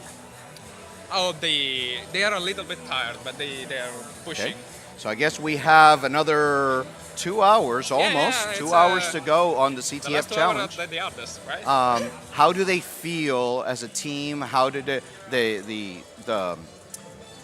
captains you how the team is doing? Yeah, they're doing very well. I mean, that we are very proud of. Okay. We were just checking for the last thing. All right. Well, 2 more hours. You guys are in the lead right now for the CTF challenge with 7,542 points. So, let's keep it there, and you guys go Team Europe. Thank you. Okay? Thank you very much. And at this point in time, I'm going to throw it back to our broadcast team that are going to do a recap of everything that's going on right now. So, throwing it back to our desk here. Thank you. All right. I think we're back, and Team Europe had a coaches meeting. They did, yes. Their second coaches meeting. So now, don't forget, they get 2 per day for free. But if they wanted to, they could have another coaches meeting, and it would cost them a mere 25 points. But as we know, those 25 points are more important than they seem like. Those are hard-fought first bloods. That's right. Those are hard-won points. Especially, you may look at the score and you say, well, Europe, 7,542 points. They can spare 25 if they want to just catch up with their buddy. That would be fine. But as we get closer to the finish line, and don't forget, we're going to turn off the scoreboard here as we come into the home stretch. Oh? So at some point, it's going to be an unknown what the score is for them. Now, we'll know. And, maybe if y'all are nice, we'll loop you in on some of that information and the drama that's unfolding at the end. But I suspect maybe what they're looking for is for that scoreboard to turn off, to dump a couple more flags, to have a couple of things change, and then we should have a very exciting race to the finish. That's an interesting aspect. Are the teams aware that the scoreboard is turning off? As I understand it, yeah, they're aware that for that last home stretch, I think it's the last hour, that they will not know what the score is other than what they have got. We may be in the last hour, so it could happen any time. It might very well be. Yeah, and so that makes me suspicious because some of the teams, or at least one of the teams, has not submitted any flags recently. So I wonder if they're just kind of sitting back in the cut, sitting pretty, waiting for things to go dark on the scoreboard, and then surprise, flags. The cyber rope-a-dope, as it were. Muhammad Ali would be proud. So going at first blood solves, it seems to be right now a battle between Europe and Team Oceania. Europe has 300 points, so that would be 12 first bloods, and Oceania has 250, which would be 10. Oh, wow, okay. So very close on the first bloods between Team Europe and Team Oceania. And let's see, we're looking at Team Oceania right now, and I see they've solved all cryptography. They have 1 flag remaining left in the hardware, 1 flag remaining in forensics, and then 2 for binary exploitation and web app, and 3 for reversing. So they're really closing in. No miscellaneous solves yet, though, if I saw that correctly. 0 out of 2. Yeah. So maybe they're chilling on the miscellaneous ones, and they'll get around to it when they feel like it. Might very well be, but looking at Europe by to contextualize this, Europe has only 4 of the 8 hardware challenges. So again, we talked before about how Oceania could maybe force some changes in Europe's score. So too can Europe do that to Oceania, who has established, I think, a dominant position in the hardware hacking challenge. And so if Team Europe were to knock down 1 or 2 or 3 of those flags, you could see a negative shift in Oceania's score as well.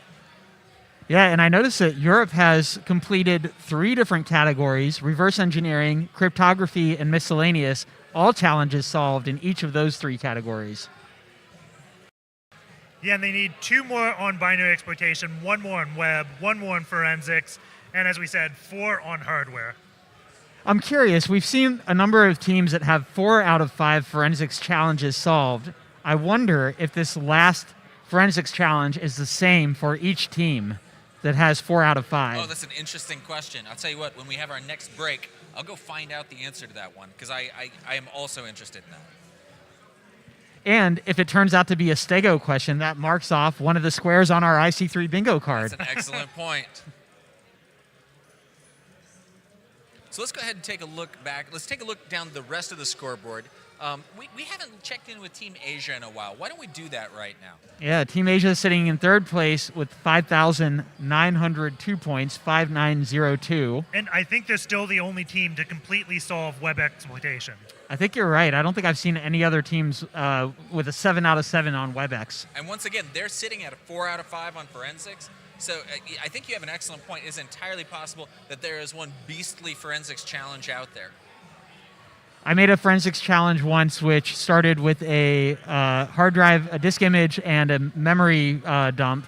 And what you needed to do was pull the drive encryption key out of the memory dump, then use that to decrypt the drive image, and then extract the flag off of the drive image. And it was solved by zero players in one run of the CTF. In a separate run of the CTF, somebody did solve it.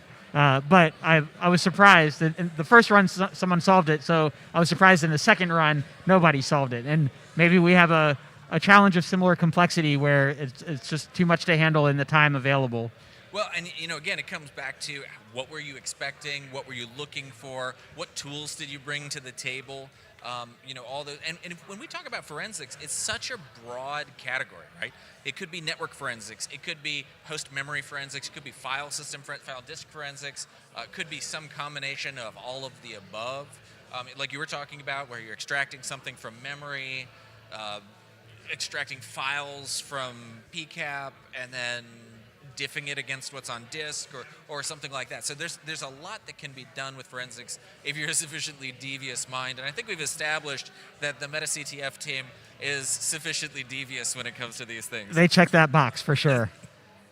It's interesting that another challenge that's been solved by all teams is guessing games. Oh, nice. And I say that's interesting because it seems like a lot of teams just on point with binary exploitation. You're exactly right, and it's interesting because we saw that lag in reverse engineering, and we've talked multiple times about the overlap, but binary exploitation, I think it just goes to show that this is something that these teams have all prepared their teams extremely well for. It was something they were expecting, something they were ready for, and they, when they got the opportunity, they jumped on it. So let's talk a little bit about guessing game. What is it that's happening here with guessing game? What's the story behind this one? Do you remember? I remember the actual path. I think it was an off-by-1 error that led to a format string vulnerability. Yeah, you get a single byte memory leak, I think, or single byte info leak. And so from that, you're able to use that off-by-1 and the format string issue to pull out 1 byte at a time of the flag. And so then you can compose the entire flag through the memory leak or the info leak. I'm really curious if every team solved it the same way, because format strings is one of the oldest vulnerabilities when it comes to binary exploitation. It's not the easiest thing to do by hand. But recently, well, I say recently, probably a couple years ago, Pwn Tools, which is a Python library, has made an automated solver for this. So I'm curious if every team used Pwn Tools, or there's one team that did it manually. Did First Blood, did they do it manually? Like, how do they solve this challenge is what I'd be really curious to hear. That's a great question. Yeah, I hope we get to see those write-ups at the end. I'm really looking forward to it. I'm sure we'll be here as they do the discussion about it. And it'll give us more to talk about tomorrow about how these, what were the avenues of approach? What did the planning look like? And one of the things that's been very opaque to me, but I'm interested to learn about, is how did they prep? What kind of tooling were they allowed to bring along? What kinds of custom tooling did they have, or were they, working with tool designers or that sort of thing to make sure that they're ready for these competitions? Yeah, I think they only get access to ipsec.rocks. Well, if you type format strings in there, it will lead you to both the manual and Pwn Tools way. Nice. Yeah, and that's a great call. I have like a lot of CTF write-ups that I've completed for challenges I've completed in a GitHub repo, and I'll go back and look for things like, I know I've done SQL injection in the past. How did I do it? But I've also had times where I've solved a challenge, gone to commit the write-up, and then just done a search and been like, oh, I solved something very similar to this years ago, and I forgot to even search through my repo. I would have found this write-up, which would have made me solve the challenge way faster had I thought to look for it first. I know how I would prepare is I would hunt down every CTF Meta CTF has done and try to get in the minds of the creator, right? Yeah. We saw the SVG vulnerability that was within 1 week. There's a high probability that they use maybe Image Tragic a couple years ago with the same application, just a different library. So you just kind of see the application, oh, I know this application. It's going to be image processing. They used a recent CVE a couple years ago, maybe a recent CVE again, right? That's hardcore metagaming. You're meta CTFing at that point. It has 2 layers of inception for gaming. Yeah, it's an excellent point. But it goes to show that we do have tendencies, right? And actually, you were talking about the documentation side of things, and I think that is an underappreciated skill set. I've actually maintained for a long time that one of the biggest weaknesses in cybersecurity writ large is knowledge management. The ability to say, oh yes, I have done this. We used to jokingly call it the HBB plan. What is your hit by bus plan? Like, Pete doesn't show up at work tomorrow. What lives in his brain and nowhere else? And I think a lot of us have a tendency to be self-reliant in that way. Like, oh yeah, I did this, no problem. Let me tell you about it. Verbal tradition maybe in cybersecurity and past knowledge. Tribal knowledge, right? Yeah, through the tribe, exactly. So one of the things that I really appreciate is the way OSCP focuses on documentation as a part of the learning path. And how has you already mentioned your documentation? Is that something that you came by organically? That's just the way you think, or is that something you learned over time? I found that I got a better understanding of learning a new domain by taking notes. So before GitHub, I had my own wiki at my house, and I would document everything. Like, as I did reverse engineering, I'd be like, okay, I look at this binary. I set this breakpoint here because I saw this thing. It was very verbose notes, which then cemented the model of what I was learning in my mind and made it easier to build from. And so I then transitioned my wiki into Markdown in GitHub because I liked that I could just be rip grep for the thing that I'm looking for across a bunch of text files and then quickly find what I was interested in. So I think documentation, outside of just helping other teams, helps you in 3 different ways. So the first way, when I do videos, whenever I come to a step and I may be solving a challenge, I guess at something, and I always hate saying, well, I just guessed at this. So when I'm recording or taking notes, I go back and see if there was a better way I could find it and go back to my recon, right? An example would be an old Vaughan Hub machines. They used to love port knocking, right? And it used to just be, you guess port knocking, you scan all nmap, a port appears, right? I hated that. So I found an LFI. I'm like, oh, there's this proc schedule debug thing that lists some running processes. I can see knockd running. Now I know to go enumerate port knocking, right? It's always a good value for recon. So when you're taking notes, you kind of go through those things like, I wasn't strong in this area. I'm going to improve this. The second thing is you start writing down your process. And when you write it down, you're committing it to memory. And also, almost every time I refer back to my previous videos. We've mentioned my ipsec.rock site. I wish I could say I created it for the community, but I created it for me so I could go back and find my own information. And then finally, it's just like when you talk to the coaches, right? You have the notes, you're talking out the problem to someone. I can't tell you how many times I've messaged someone being like, hey, are you there? They don't respond to me. I'm like, I have this problem. And I don't stop there at just, I have this problem. I'm like, here's what I tried. Here's this, here's this, here's this, here's this. I'm like, oh, wait, I don't need you anymore. I answered my own question because I was writing it out and thinking again. Yeah, and I love that approach of writing out like a post, right? Like, I'm going to ask somebody this question, so let me write out all the things that I've tried. And as I'm doing that, I'm like, oh, I didn't try this thing. Let me just try that real quick so I can add it into the, oh, that worked. Never mind, I don't have the problem anymore. So I had an old boss who had this saying. He used to say that serendipity is not a business model, but we'll take it. And, you know, what his point was is sometimes things work out. That guess works out. But what you're talking about is converting serendipity out of the business model to refine your process and say, okay, yeah, I got lucky there. Or, we have an order of operations, and we're going to, this lucky guess of port knocking now becomes the thing that we automate. Or maybe we say, like, what's the better way? And I think that, that designing serendipity out of the model, or maybe it's a better way to say is making room for more of it, that when you start doing that automation piece. So, and I think the industry, at least in the CTF realm, has come a long way in this aspect. If we went back like 5-6 years ago when VonHub was really the only one around and there wasn't competition, a lot of times to ease players, they used like note.txt on the web server and try to talk to the player. And that to me is what CTFE is, because you're not going to have that in the real world. And whenever you do that, you rob someone of recon. And recon is one of those underappreciated skills that you don't know you're getting, right?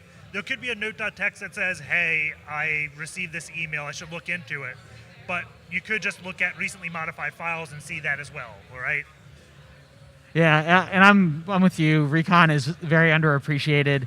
I gave a talk with a longtime friend of mine, Savant, titled Full Contact Recon. And our approach to red team operations was that we should have our recon done so well that our first packet to the target infrastructure should get us access. So like we should be able to understand our way in and our path forward without having to touch the target infrastructure.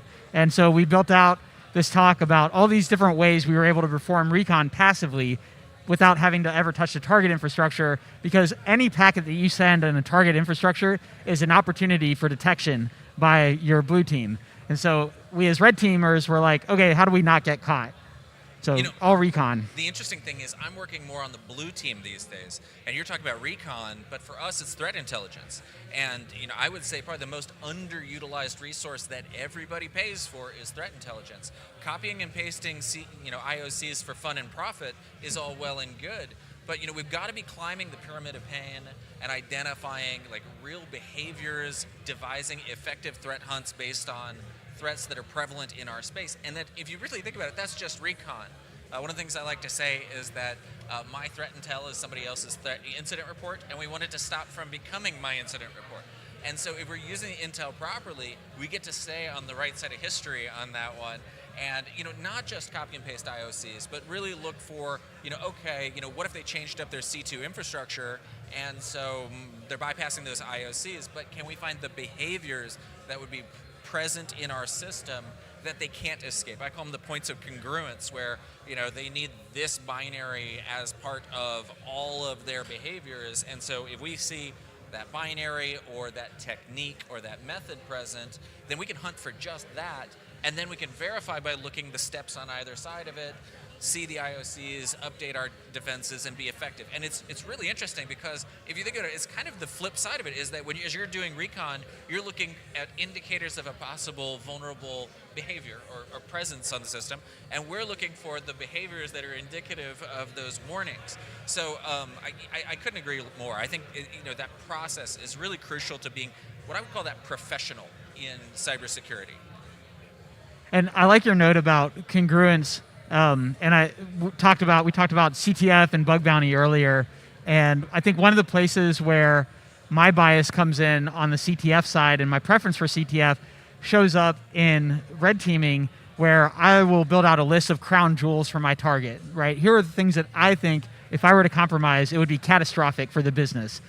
But then a lot of times when I compare that list with our threat intel teams, the things that they see real world adversaries doing are completely different. And so I'm like, that, I mean, I get, I get targeting that thing, but me as a red teamer, I would have targeted this other thing, and we don't see anybody targeting that other thing. Then in providing value, I want to, emulate real world adversaries. So I need to then shift what I'm targeting so that we're making sure we're protecting what's most important. Makes a ton of sense. Yeah, pen testing isn't all about getting root. Almost every time when you're attacking a target, you don't need administrative permissions to get access to something sensitive. Yeah, or to encrypt something sensitive. Yeah, I can't tell you how many ops that we've done where we didn't get any significant priv-esque in the sense of getting root or DA or something like that. We just use the systems in the way that they're already structured to communicate with each other to accomplish our objectives. Or you don't even get access to their system. You just get access to credentials used in some SaaS application or something like that.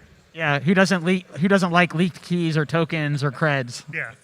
I don't. Do you remember the blue team? What? Sorry. No. Yeah, sorry, I thought I heard something else. I didn't. All right, well, let's take a look at the scoreboard. We still have Team Europe holding strong at 7,400 points. Oceania coming in second at 6,900 points. Closing the gap, 550 points away now. That's an excellent point. Team Asia in third at 5,800 points. Team Canada in fourth with 4,300 points. Africa and the world at 2,300. USA at 2,150. Latin America at 1,600 points. So I noticed that Latin America went up. I think they submitted a flag. And with the approaching scoreboard going dark, I wonder if that was a warning shot. I don't know. We'll have to take a look. So we're going to go to the scoreboard, take a short break, and when we come back, we'll take a look at the kind of the closing action of this competition. Yeah, when we return, we'll have just over an hour and change, I think. And all the folks on Twitch, thank you for being here with us. Give me a L. Press L to pay respects. I know it's F, but we're doing something different. So press L to pay respects. And we'll go to the scoreboard and take a short break. Shout out to our AV crew.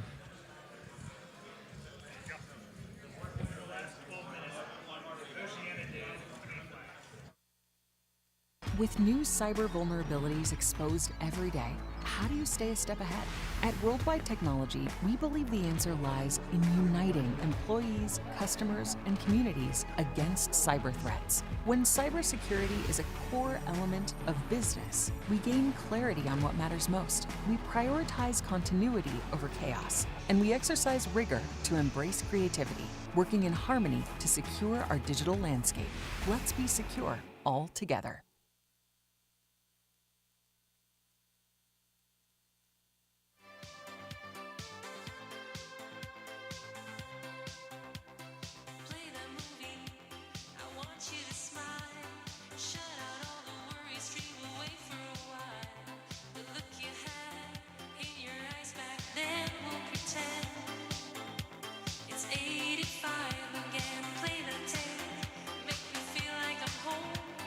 Take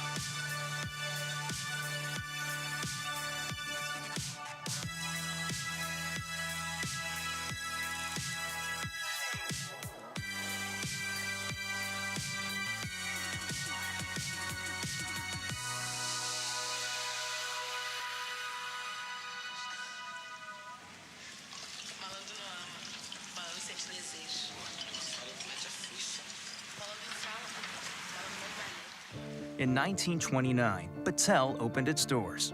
90 years later, the world's largest independent research and development company has shown that when presented a challenge, through science and research, it can be done. The goal? A safer, healthier, more secure world. From the beginning, Battelle was known for its metallurgical research. That reputation helped launch a commitment to national security needs. Today, Battelle produces discrete armored vehicles and develops technologies to identify and defeat ever-evolving cyber threats. Innovations in environmental protection are an important part of Battelle's research. For decades, Battelle has supported efforts to remove a variety of contaminants from the environment and safely destroying our nation's last remaining stockpiles of chemical weapons.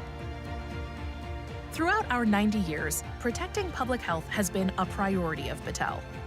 For decades, we have assessed the toxicology and health impacts of substances in the world around us. We've even made it possible for a paralyzed man to regain control of his hand with his own thoughts. Battelle's work extends across the globe. On a Xerox machine, a barcode at the store, an effective airport security screening, a new vaccine to protect against Ebola. All of these advancements are due in part to the work of Battelle. As Battelle continues to solve what matters most, we look to the needs of the future, providing trust and assurance of microelectronics, addressing dangerous contaminants like PFAS, supporting research infrastructure projects so we can better understand issues like ecosystem change, advancing neurotechnology to help repair and enhance the human body. Battelle, 90 years of solving, and we're not done yet.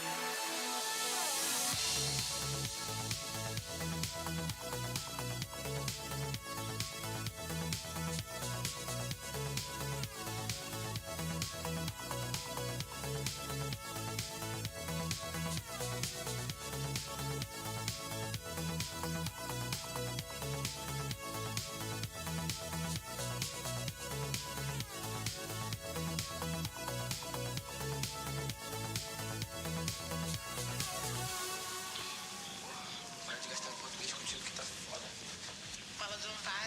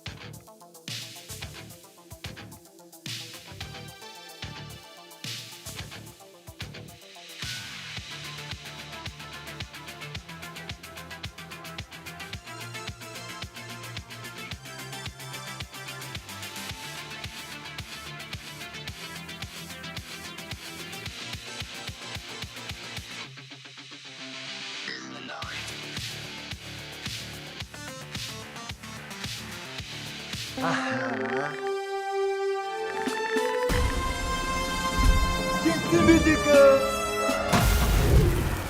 вэ?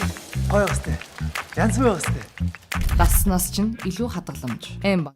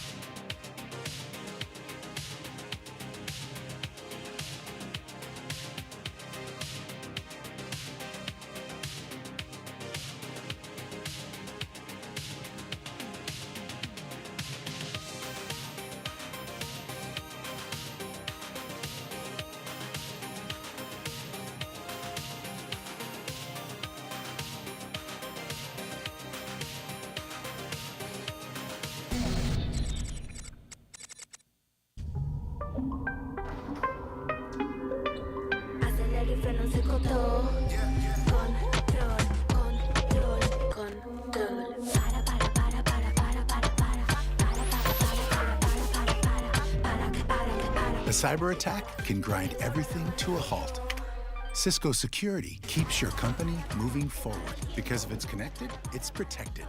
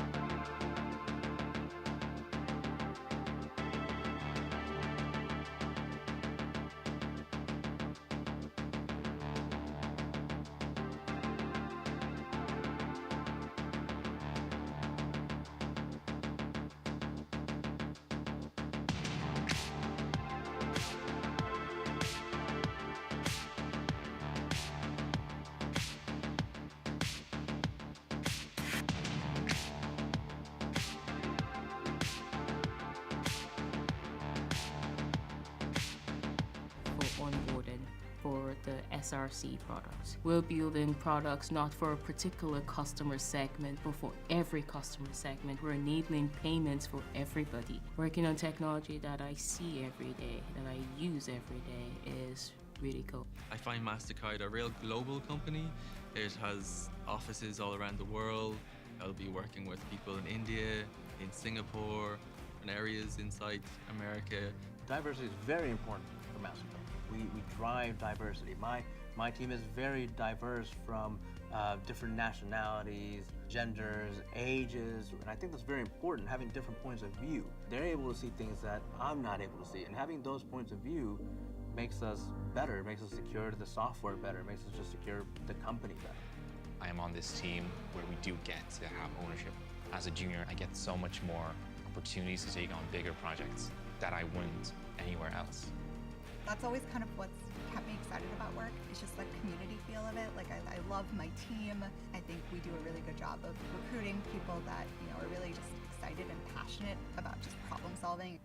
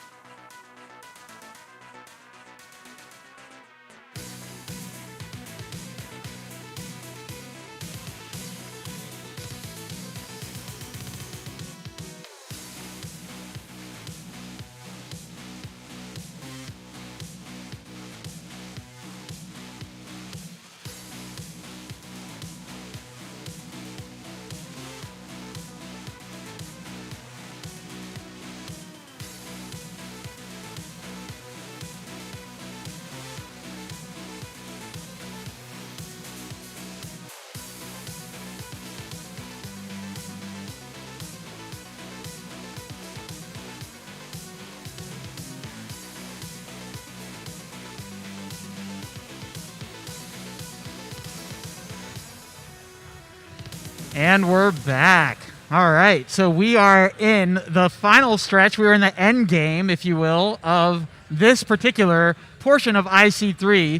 This is the Jeopardy CTF today. Tomorrow we'll have attack and defense. But as we come into this last hour of gameplay, we've seen that the scoreboard has gone dark. So when we left off, the teams were in a certain state, but now we don't know. And IPSEC, you were mentioning, I think the span was somewhere less than 1,500 points. Yeah, the scoreboard was really close when it went dark. And we do have knowledge that there are 3 unsolved flags for every team. So there's at least 1,500 points up for grabs. Well, actually, 1,575 because of First Bloods. That's right, and I think those First Bloods are going to really matter in this. Yeah, especially if you want an additional coach's timeout. So one of the other things we're seeing here as we come into this stretch, and anytime you talk about endgame, you have to talk about cosmetics, right? But no, the point that we're seeing here is, with the scoreboard going dark, it's the time for a team to make a surprise move, right? This is the only opportunity that they've had to do something completely unobserved by the teams with which they're competing. And this is a really exciting time. So, we've got just a short while as we come into the home stretch. We'll get kind of the big reveal for the way things come out at the end. But like you said, 1,500 possible points, which could be thrown completely topsy-turvy if multiple teams land those, and it could make those First Bloods incredibly important. But yeah, the 1,500 points is colossal. Yeah, it was 1,500 points across multiple teams. If you remember, I think it was Europe and Oceania were 200 points away from each other. So, we have no idea who could win this one. Europe did have the most First Bloods, but all it takes is one of those flags that no other team has solved, and that's 500 points, which is way more than a First Blood. If you're the only team to solve that one reversing challenge or whatever it is, that could be key to victory. And were the remaining categories binary exploitation, hardware, and reversing? I think they were forensics. Oh, forensics, that's binary it. exploitation and hardware. Okay, yeah. We talked about how a lot of teams have 4 out of 5 forensics challenges solved. That last one has been solved by no teams. That's the one outstanding. We were able to confirm. Yep. That's right. Yeah, and again, 43 total challenges here in the mix. 8 hardware, 35 software. And so I think when the scoreboard closed, I wanted to say Team Europe had something like 30 something or 34. Yeah. Yeah. So I mean that's quite a coverage over the course of the day, and we also don't know whether they've submitted all of their solves. It could be that they have some solves that maybe, or other teams may have solves that were not submitted yet. And as NA said, tomorrow is attack and defense. So this is the last day for the Meta CTF Jeopardy round. And since there's only 3 remaining that haven't been solved, the difficulty was perfect for this, I think. Now, there's actually, before I move on to my other topic, I do want to reinforce that. What a fantastic accomplishment for Meta CTF to put together a challenge like this where we're down to the wire. There are only 3 left unsolved. It means they nailed the difficulty. We've already talked about how fresh the challenges were. I think it's just a really well executed event. No two ways about it. Like all CTFs, it's scary. The first 2 hours, oh God, half of them have been completed. But then that last half, the last 6 hours have been just nail biting. And that's good because it's going to draw you in. You're going to have success early on. Maybe you get some confirmation of your ideas and your approach and your methodology, and then later on you get to reassess and reorient and re-execute your vision. It just shows how much people are learning, right? Because they go in that first 2 hours, half the flags get solved, but that's what the people knew. That's not them going to ChatGPT, Google, whatever. That's just them solving it on their own. And then this last 3/4 of the competition was them researching answers, trying to figure out the solution.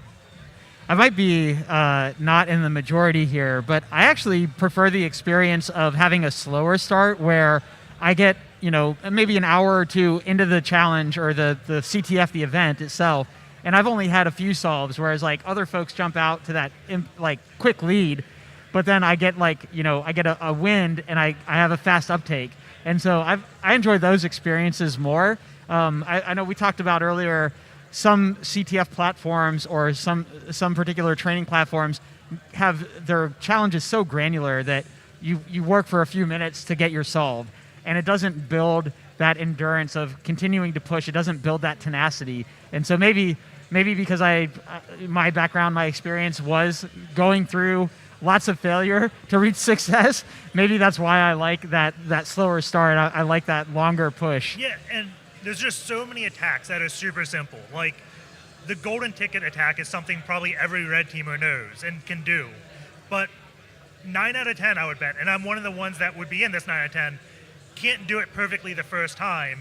And if you don't build that endurance because you're used to the instant gratification of things just working because you're guided the whole way, then you just move on instead of the people that do the struggle bus and they're like, this didn't work this time, let me see. I don't trust myself, right? That's the weird, eerie feeling. Like when you build a program, you compile it, and it compiles the first time, you're like, where'd I screw up? This doesn't happen. You know, it's an excellent point. I had a former boss that I really respect, and he said failure is, first of all, nobody thinks about your failures, because the things we think about our failures were just things that happened on our path to the next thing. And so it's really only failure if you stop. Yeah. And I think that's exactly what you're talking about, that resilience to say, yep, that didn't work according to plan, or that didn't work. But it's only failure if you actually stop. And I do believe that CTFs are a great place to build that resiliency, to have the experience of banging your head against a problem without actually banging your head against something. And it sounds like an obvious skill to develop, but that kind of grit and determination is hard won and important. I love the famous quote, "The first step to being awesome at something is sucking at something." Jake the dog, Adventure Time. Yeah, I know when I was trying to get OSCP like probably 8 years ago, I went into the test just expecting to fail. And I didn't use the word fail in my head because it's so bad. I expected to find out what I needed to study, right? Because I knew if I didn't get it this time, there was another time, and I'll know what I need to. I didn't want to just blindly study just things that may not be beneficial to me, right? And that's what these competitions really show. Like, after this, the students are going to be like, well, we did really bad on this hardware challenge or this reversing. I thought I knew this, but I know what I need to study. Go ahead. Well, I wanted to say that same mentality has been really helpful in my career. I've interviewed for positions where I go in and I think I know maybe 60% of what I know to do the job, and I'm excited for the interview because I'll learn what that other 40% is that I need to learn so that I can get the role. Luckily, I just get the offer, and then I can get paid to learn that other 40%. But, try. It's worth trying for the interview, even if you don't know 100% of whatever's required for the role. I would say you just got that offer because you went in with the mentality of, I'm not getting this, so it eluded confidence because you didn't care, right? Like, you just went in, you're like, I'm going to be me, I'm not going to lie, they're going to ask me a question, if I don't know it, I'm going to say I don't know, right? And that, to me, just means so much. Like, if someone's just making things up and trying to please me when I ask questions, like, well, I don't want you on the team. I want you to say, I don't know. Or I want you to say, I would do this to find the answer. Right, yeah, I think that's really valuable as well. Well, I would do this to find the answer. I think is one of the most powerful statements. I would look here. This is my process. This is how I address this. The other thing, I'm lucky enough that in my day job, I get to help security teams go out and experience failure. And of course, they're customers, so we don't call it failure. We call it an opportunity to improve. But getting them to go through the mental transition that an event, exercise, challenge, a test is not binary. It's not go, no go. It's not success or failure. But what it is it's revealing truth. Because that's what you want to deal with. If I'm terrible at something and I don't think I'm terrible at it, I really need to know the truth. Conversely, what we find is so many of our customers are absolutely right. They're strong in the areas they think they're strong. They're weak in the areas they think they're weak, but they have to be able to prove it. And challenges, CTFs, exercises, whatever that might be, can be a great revealer of truth. And so these teams are going to get to walk away and say, like, all right, I went to that category confident. Was that confidence deserved? And conversely, they're going to say, wow, that went, I was not confident in this, and yet I walked in, I scored points, we made progress, look how much I've grown, and that's also a great feeling. I think one of the most important things will be tomorrow, which is the Attack and Defend Day, because if you look around the room, everyone is so young here, right? And everyone is going to come away with instant response experience, and that's something probably 95% of the industry doesn't have. True statement. True statement. And the question is, how do you get that incident response experience without having had a terrible day at work? Yeah. And they've now had that. This isn't a terrible day. They walked away feeling good about themselves, happy at the end of the experience, having learned a ton, without having to work for the next 29 hours straight as they try and restore functionality. And if they do come across an incident response thing in their career eventually, they'll have done it before and they may not panic as much. They're going to panic.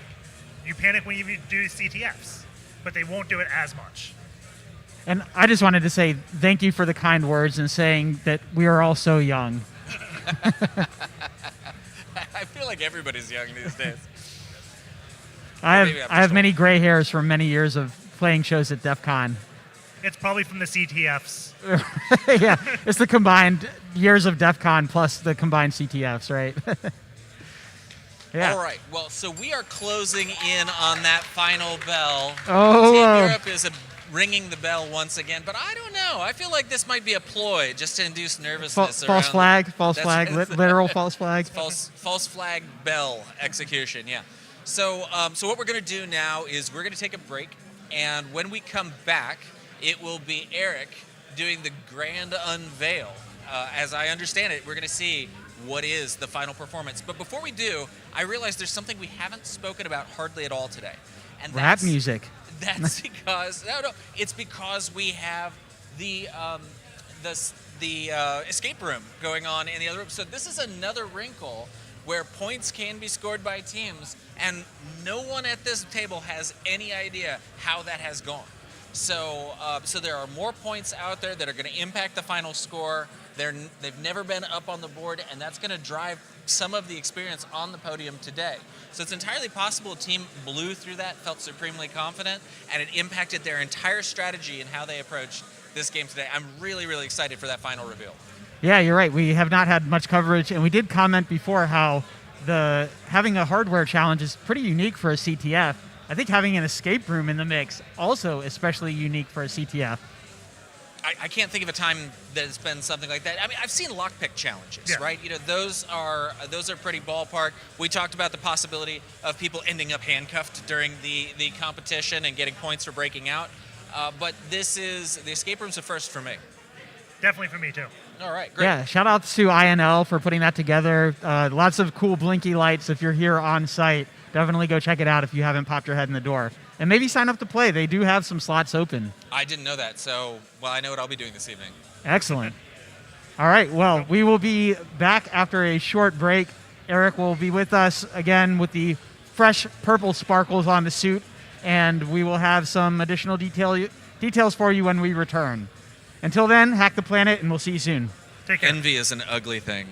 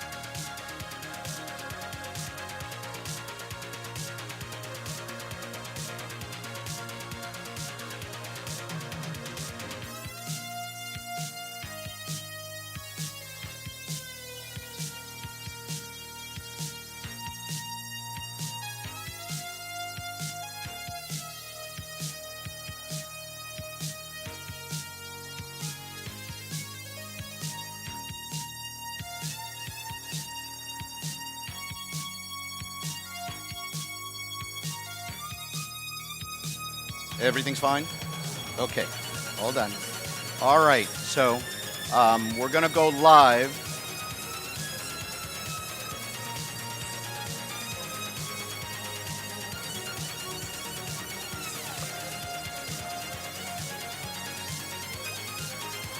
All right, all right, all right.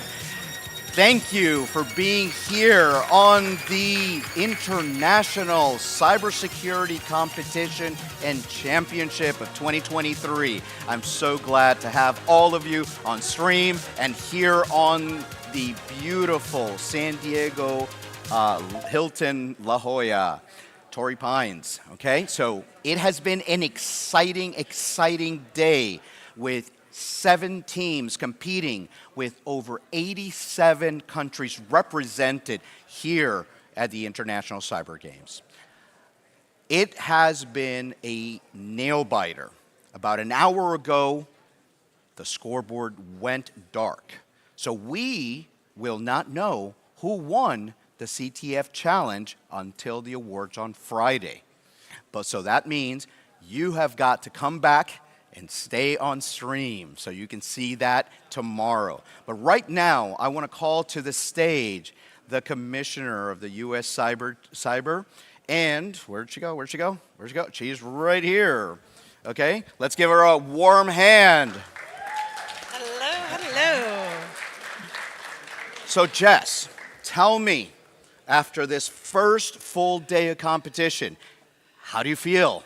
Tired. Okay, yeah, we're all tired. I think we're all tired, right? What I'm hearing is everybody is just energized. The audience, all the volunteers, we are so floored by the amount of effort going on from each one of the teams. And it's electrifying to be in this room. It's just wonderful. It's been amazing. And I want to bring up this thing that happened with Team Africa and the international cooperation that happened with every single team donating team members so that they could compete in this CTF Jeopardy Challenge. How do you feel about that? Wow. Being in the room where it happened, right? Having the jury and the coaches come together, hear from a coach and a team that were unable to bring their full team here but wanted to play. And to see us work through the issues that we can not only come together so that they have an opportunity to play, but we can do so that each one of the team feels like it's in a fair position. I think this has been wonderful. And to see the camaraderie and them working together on the challenges over the last all day today, I think it really shows what our future can be together in cyber in terms of international collaboration. That's wonderful, wonderful. So tomorrow is going to be even more exciting. Woo! So for that, let's bring up Gaspari. Come on up. Let's give him a hand. Woo! So Gaspari, okay, we are tomorrow going to be we're going to be competing in our attack and defense and hack and King of the Hill and stuff like that. Tell us a little bit about the attack and defend competition that we're going to see tomorrow. Okay. So tomorrow the competition will be in 2 parts. So the first one is the real attack defense. In the attack defense, teams have to attack and defend a set of services they will be presented to them. So they have a set of virtual machine, like a real virtual machine in infrastructure or real world infrastructure. In each virtual machine, they will present like web services, a mobile app, a database, something like you can find every day in your work. And they need to find the vulnerabilities in them, they need to patch the vulnerabilities, and most important, they need to attack the vulnerabilities of the other teams. In this way, they can steal flags and submit to the platform, and they gain points according to how many flags they stole from their teams. On the opposite part, they need to patch the service in order to not let other teams to steal the flags from them. And that's very important in the field of cyber. Having defending your infrastructure is super important. So that defense part is going to be very critical to protect them from getting flags against them. Yeah, I like attack defense because it's a simulation of the real world. So in the real world, you don't have flags. You have sensitive data about people, about credit card information, sanitary data, and something like that. And you need to protect this data from attackers. So you need to find vulnerabilities in your system, and you need to patch in order to not let real hackers steal them and public on the internet or to sell to a malicious actor.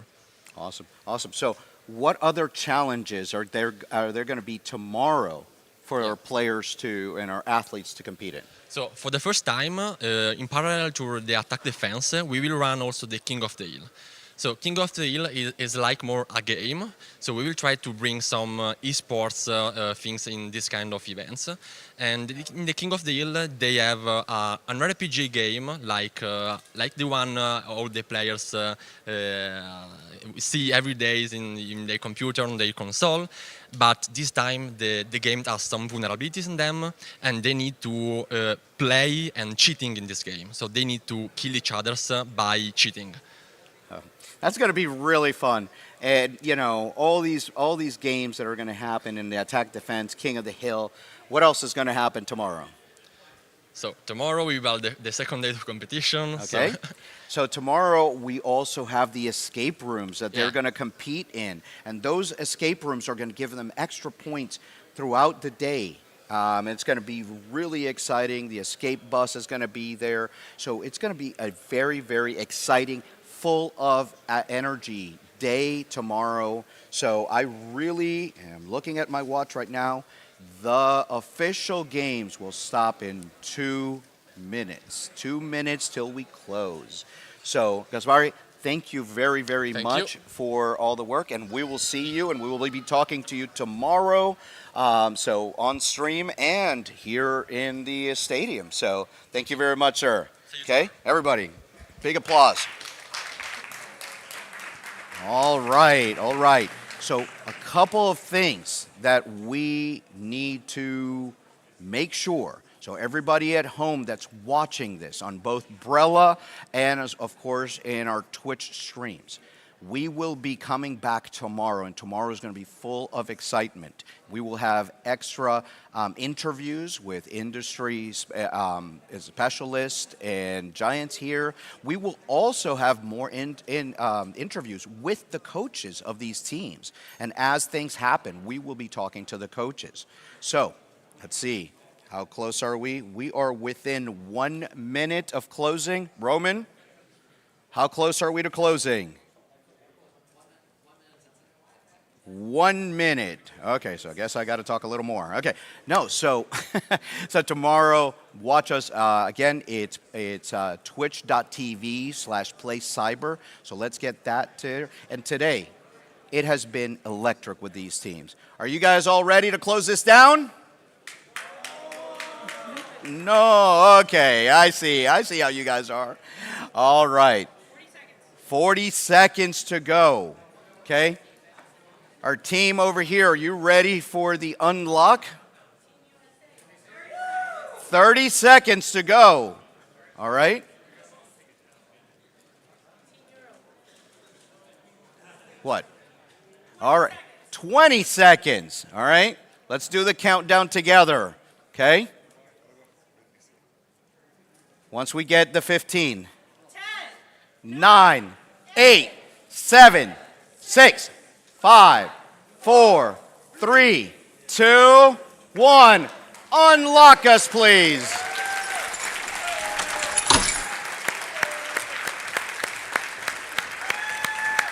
We will all see you tomorrow on the same Bat channel.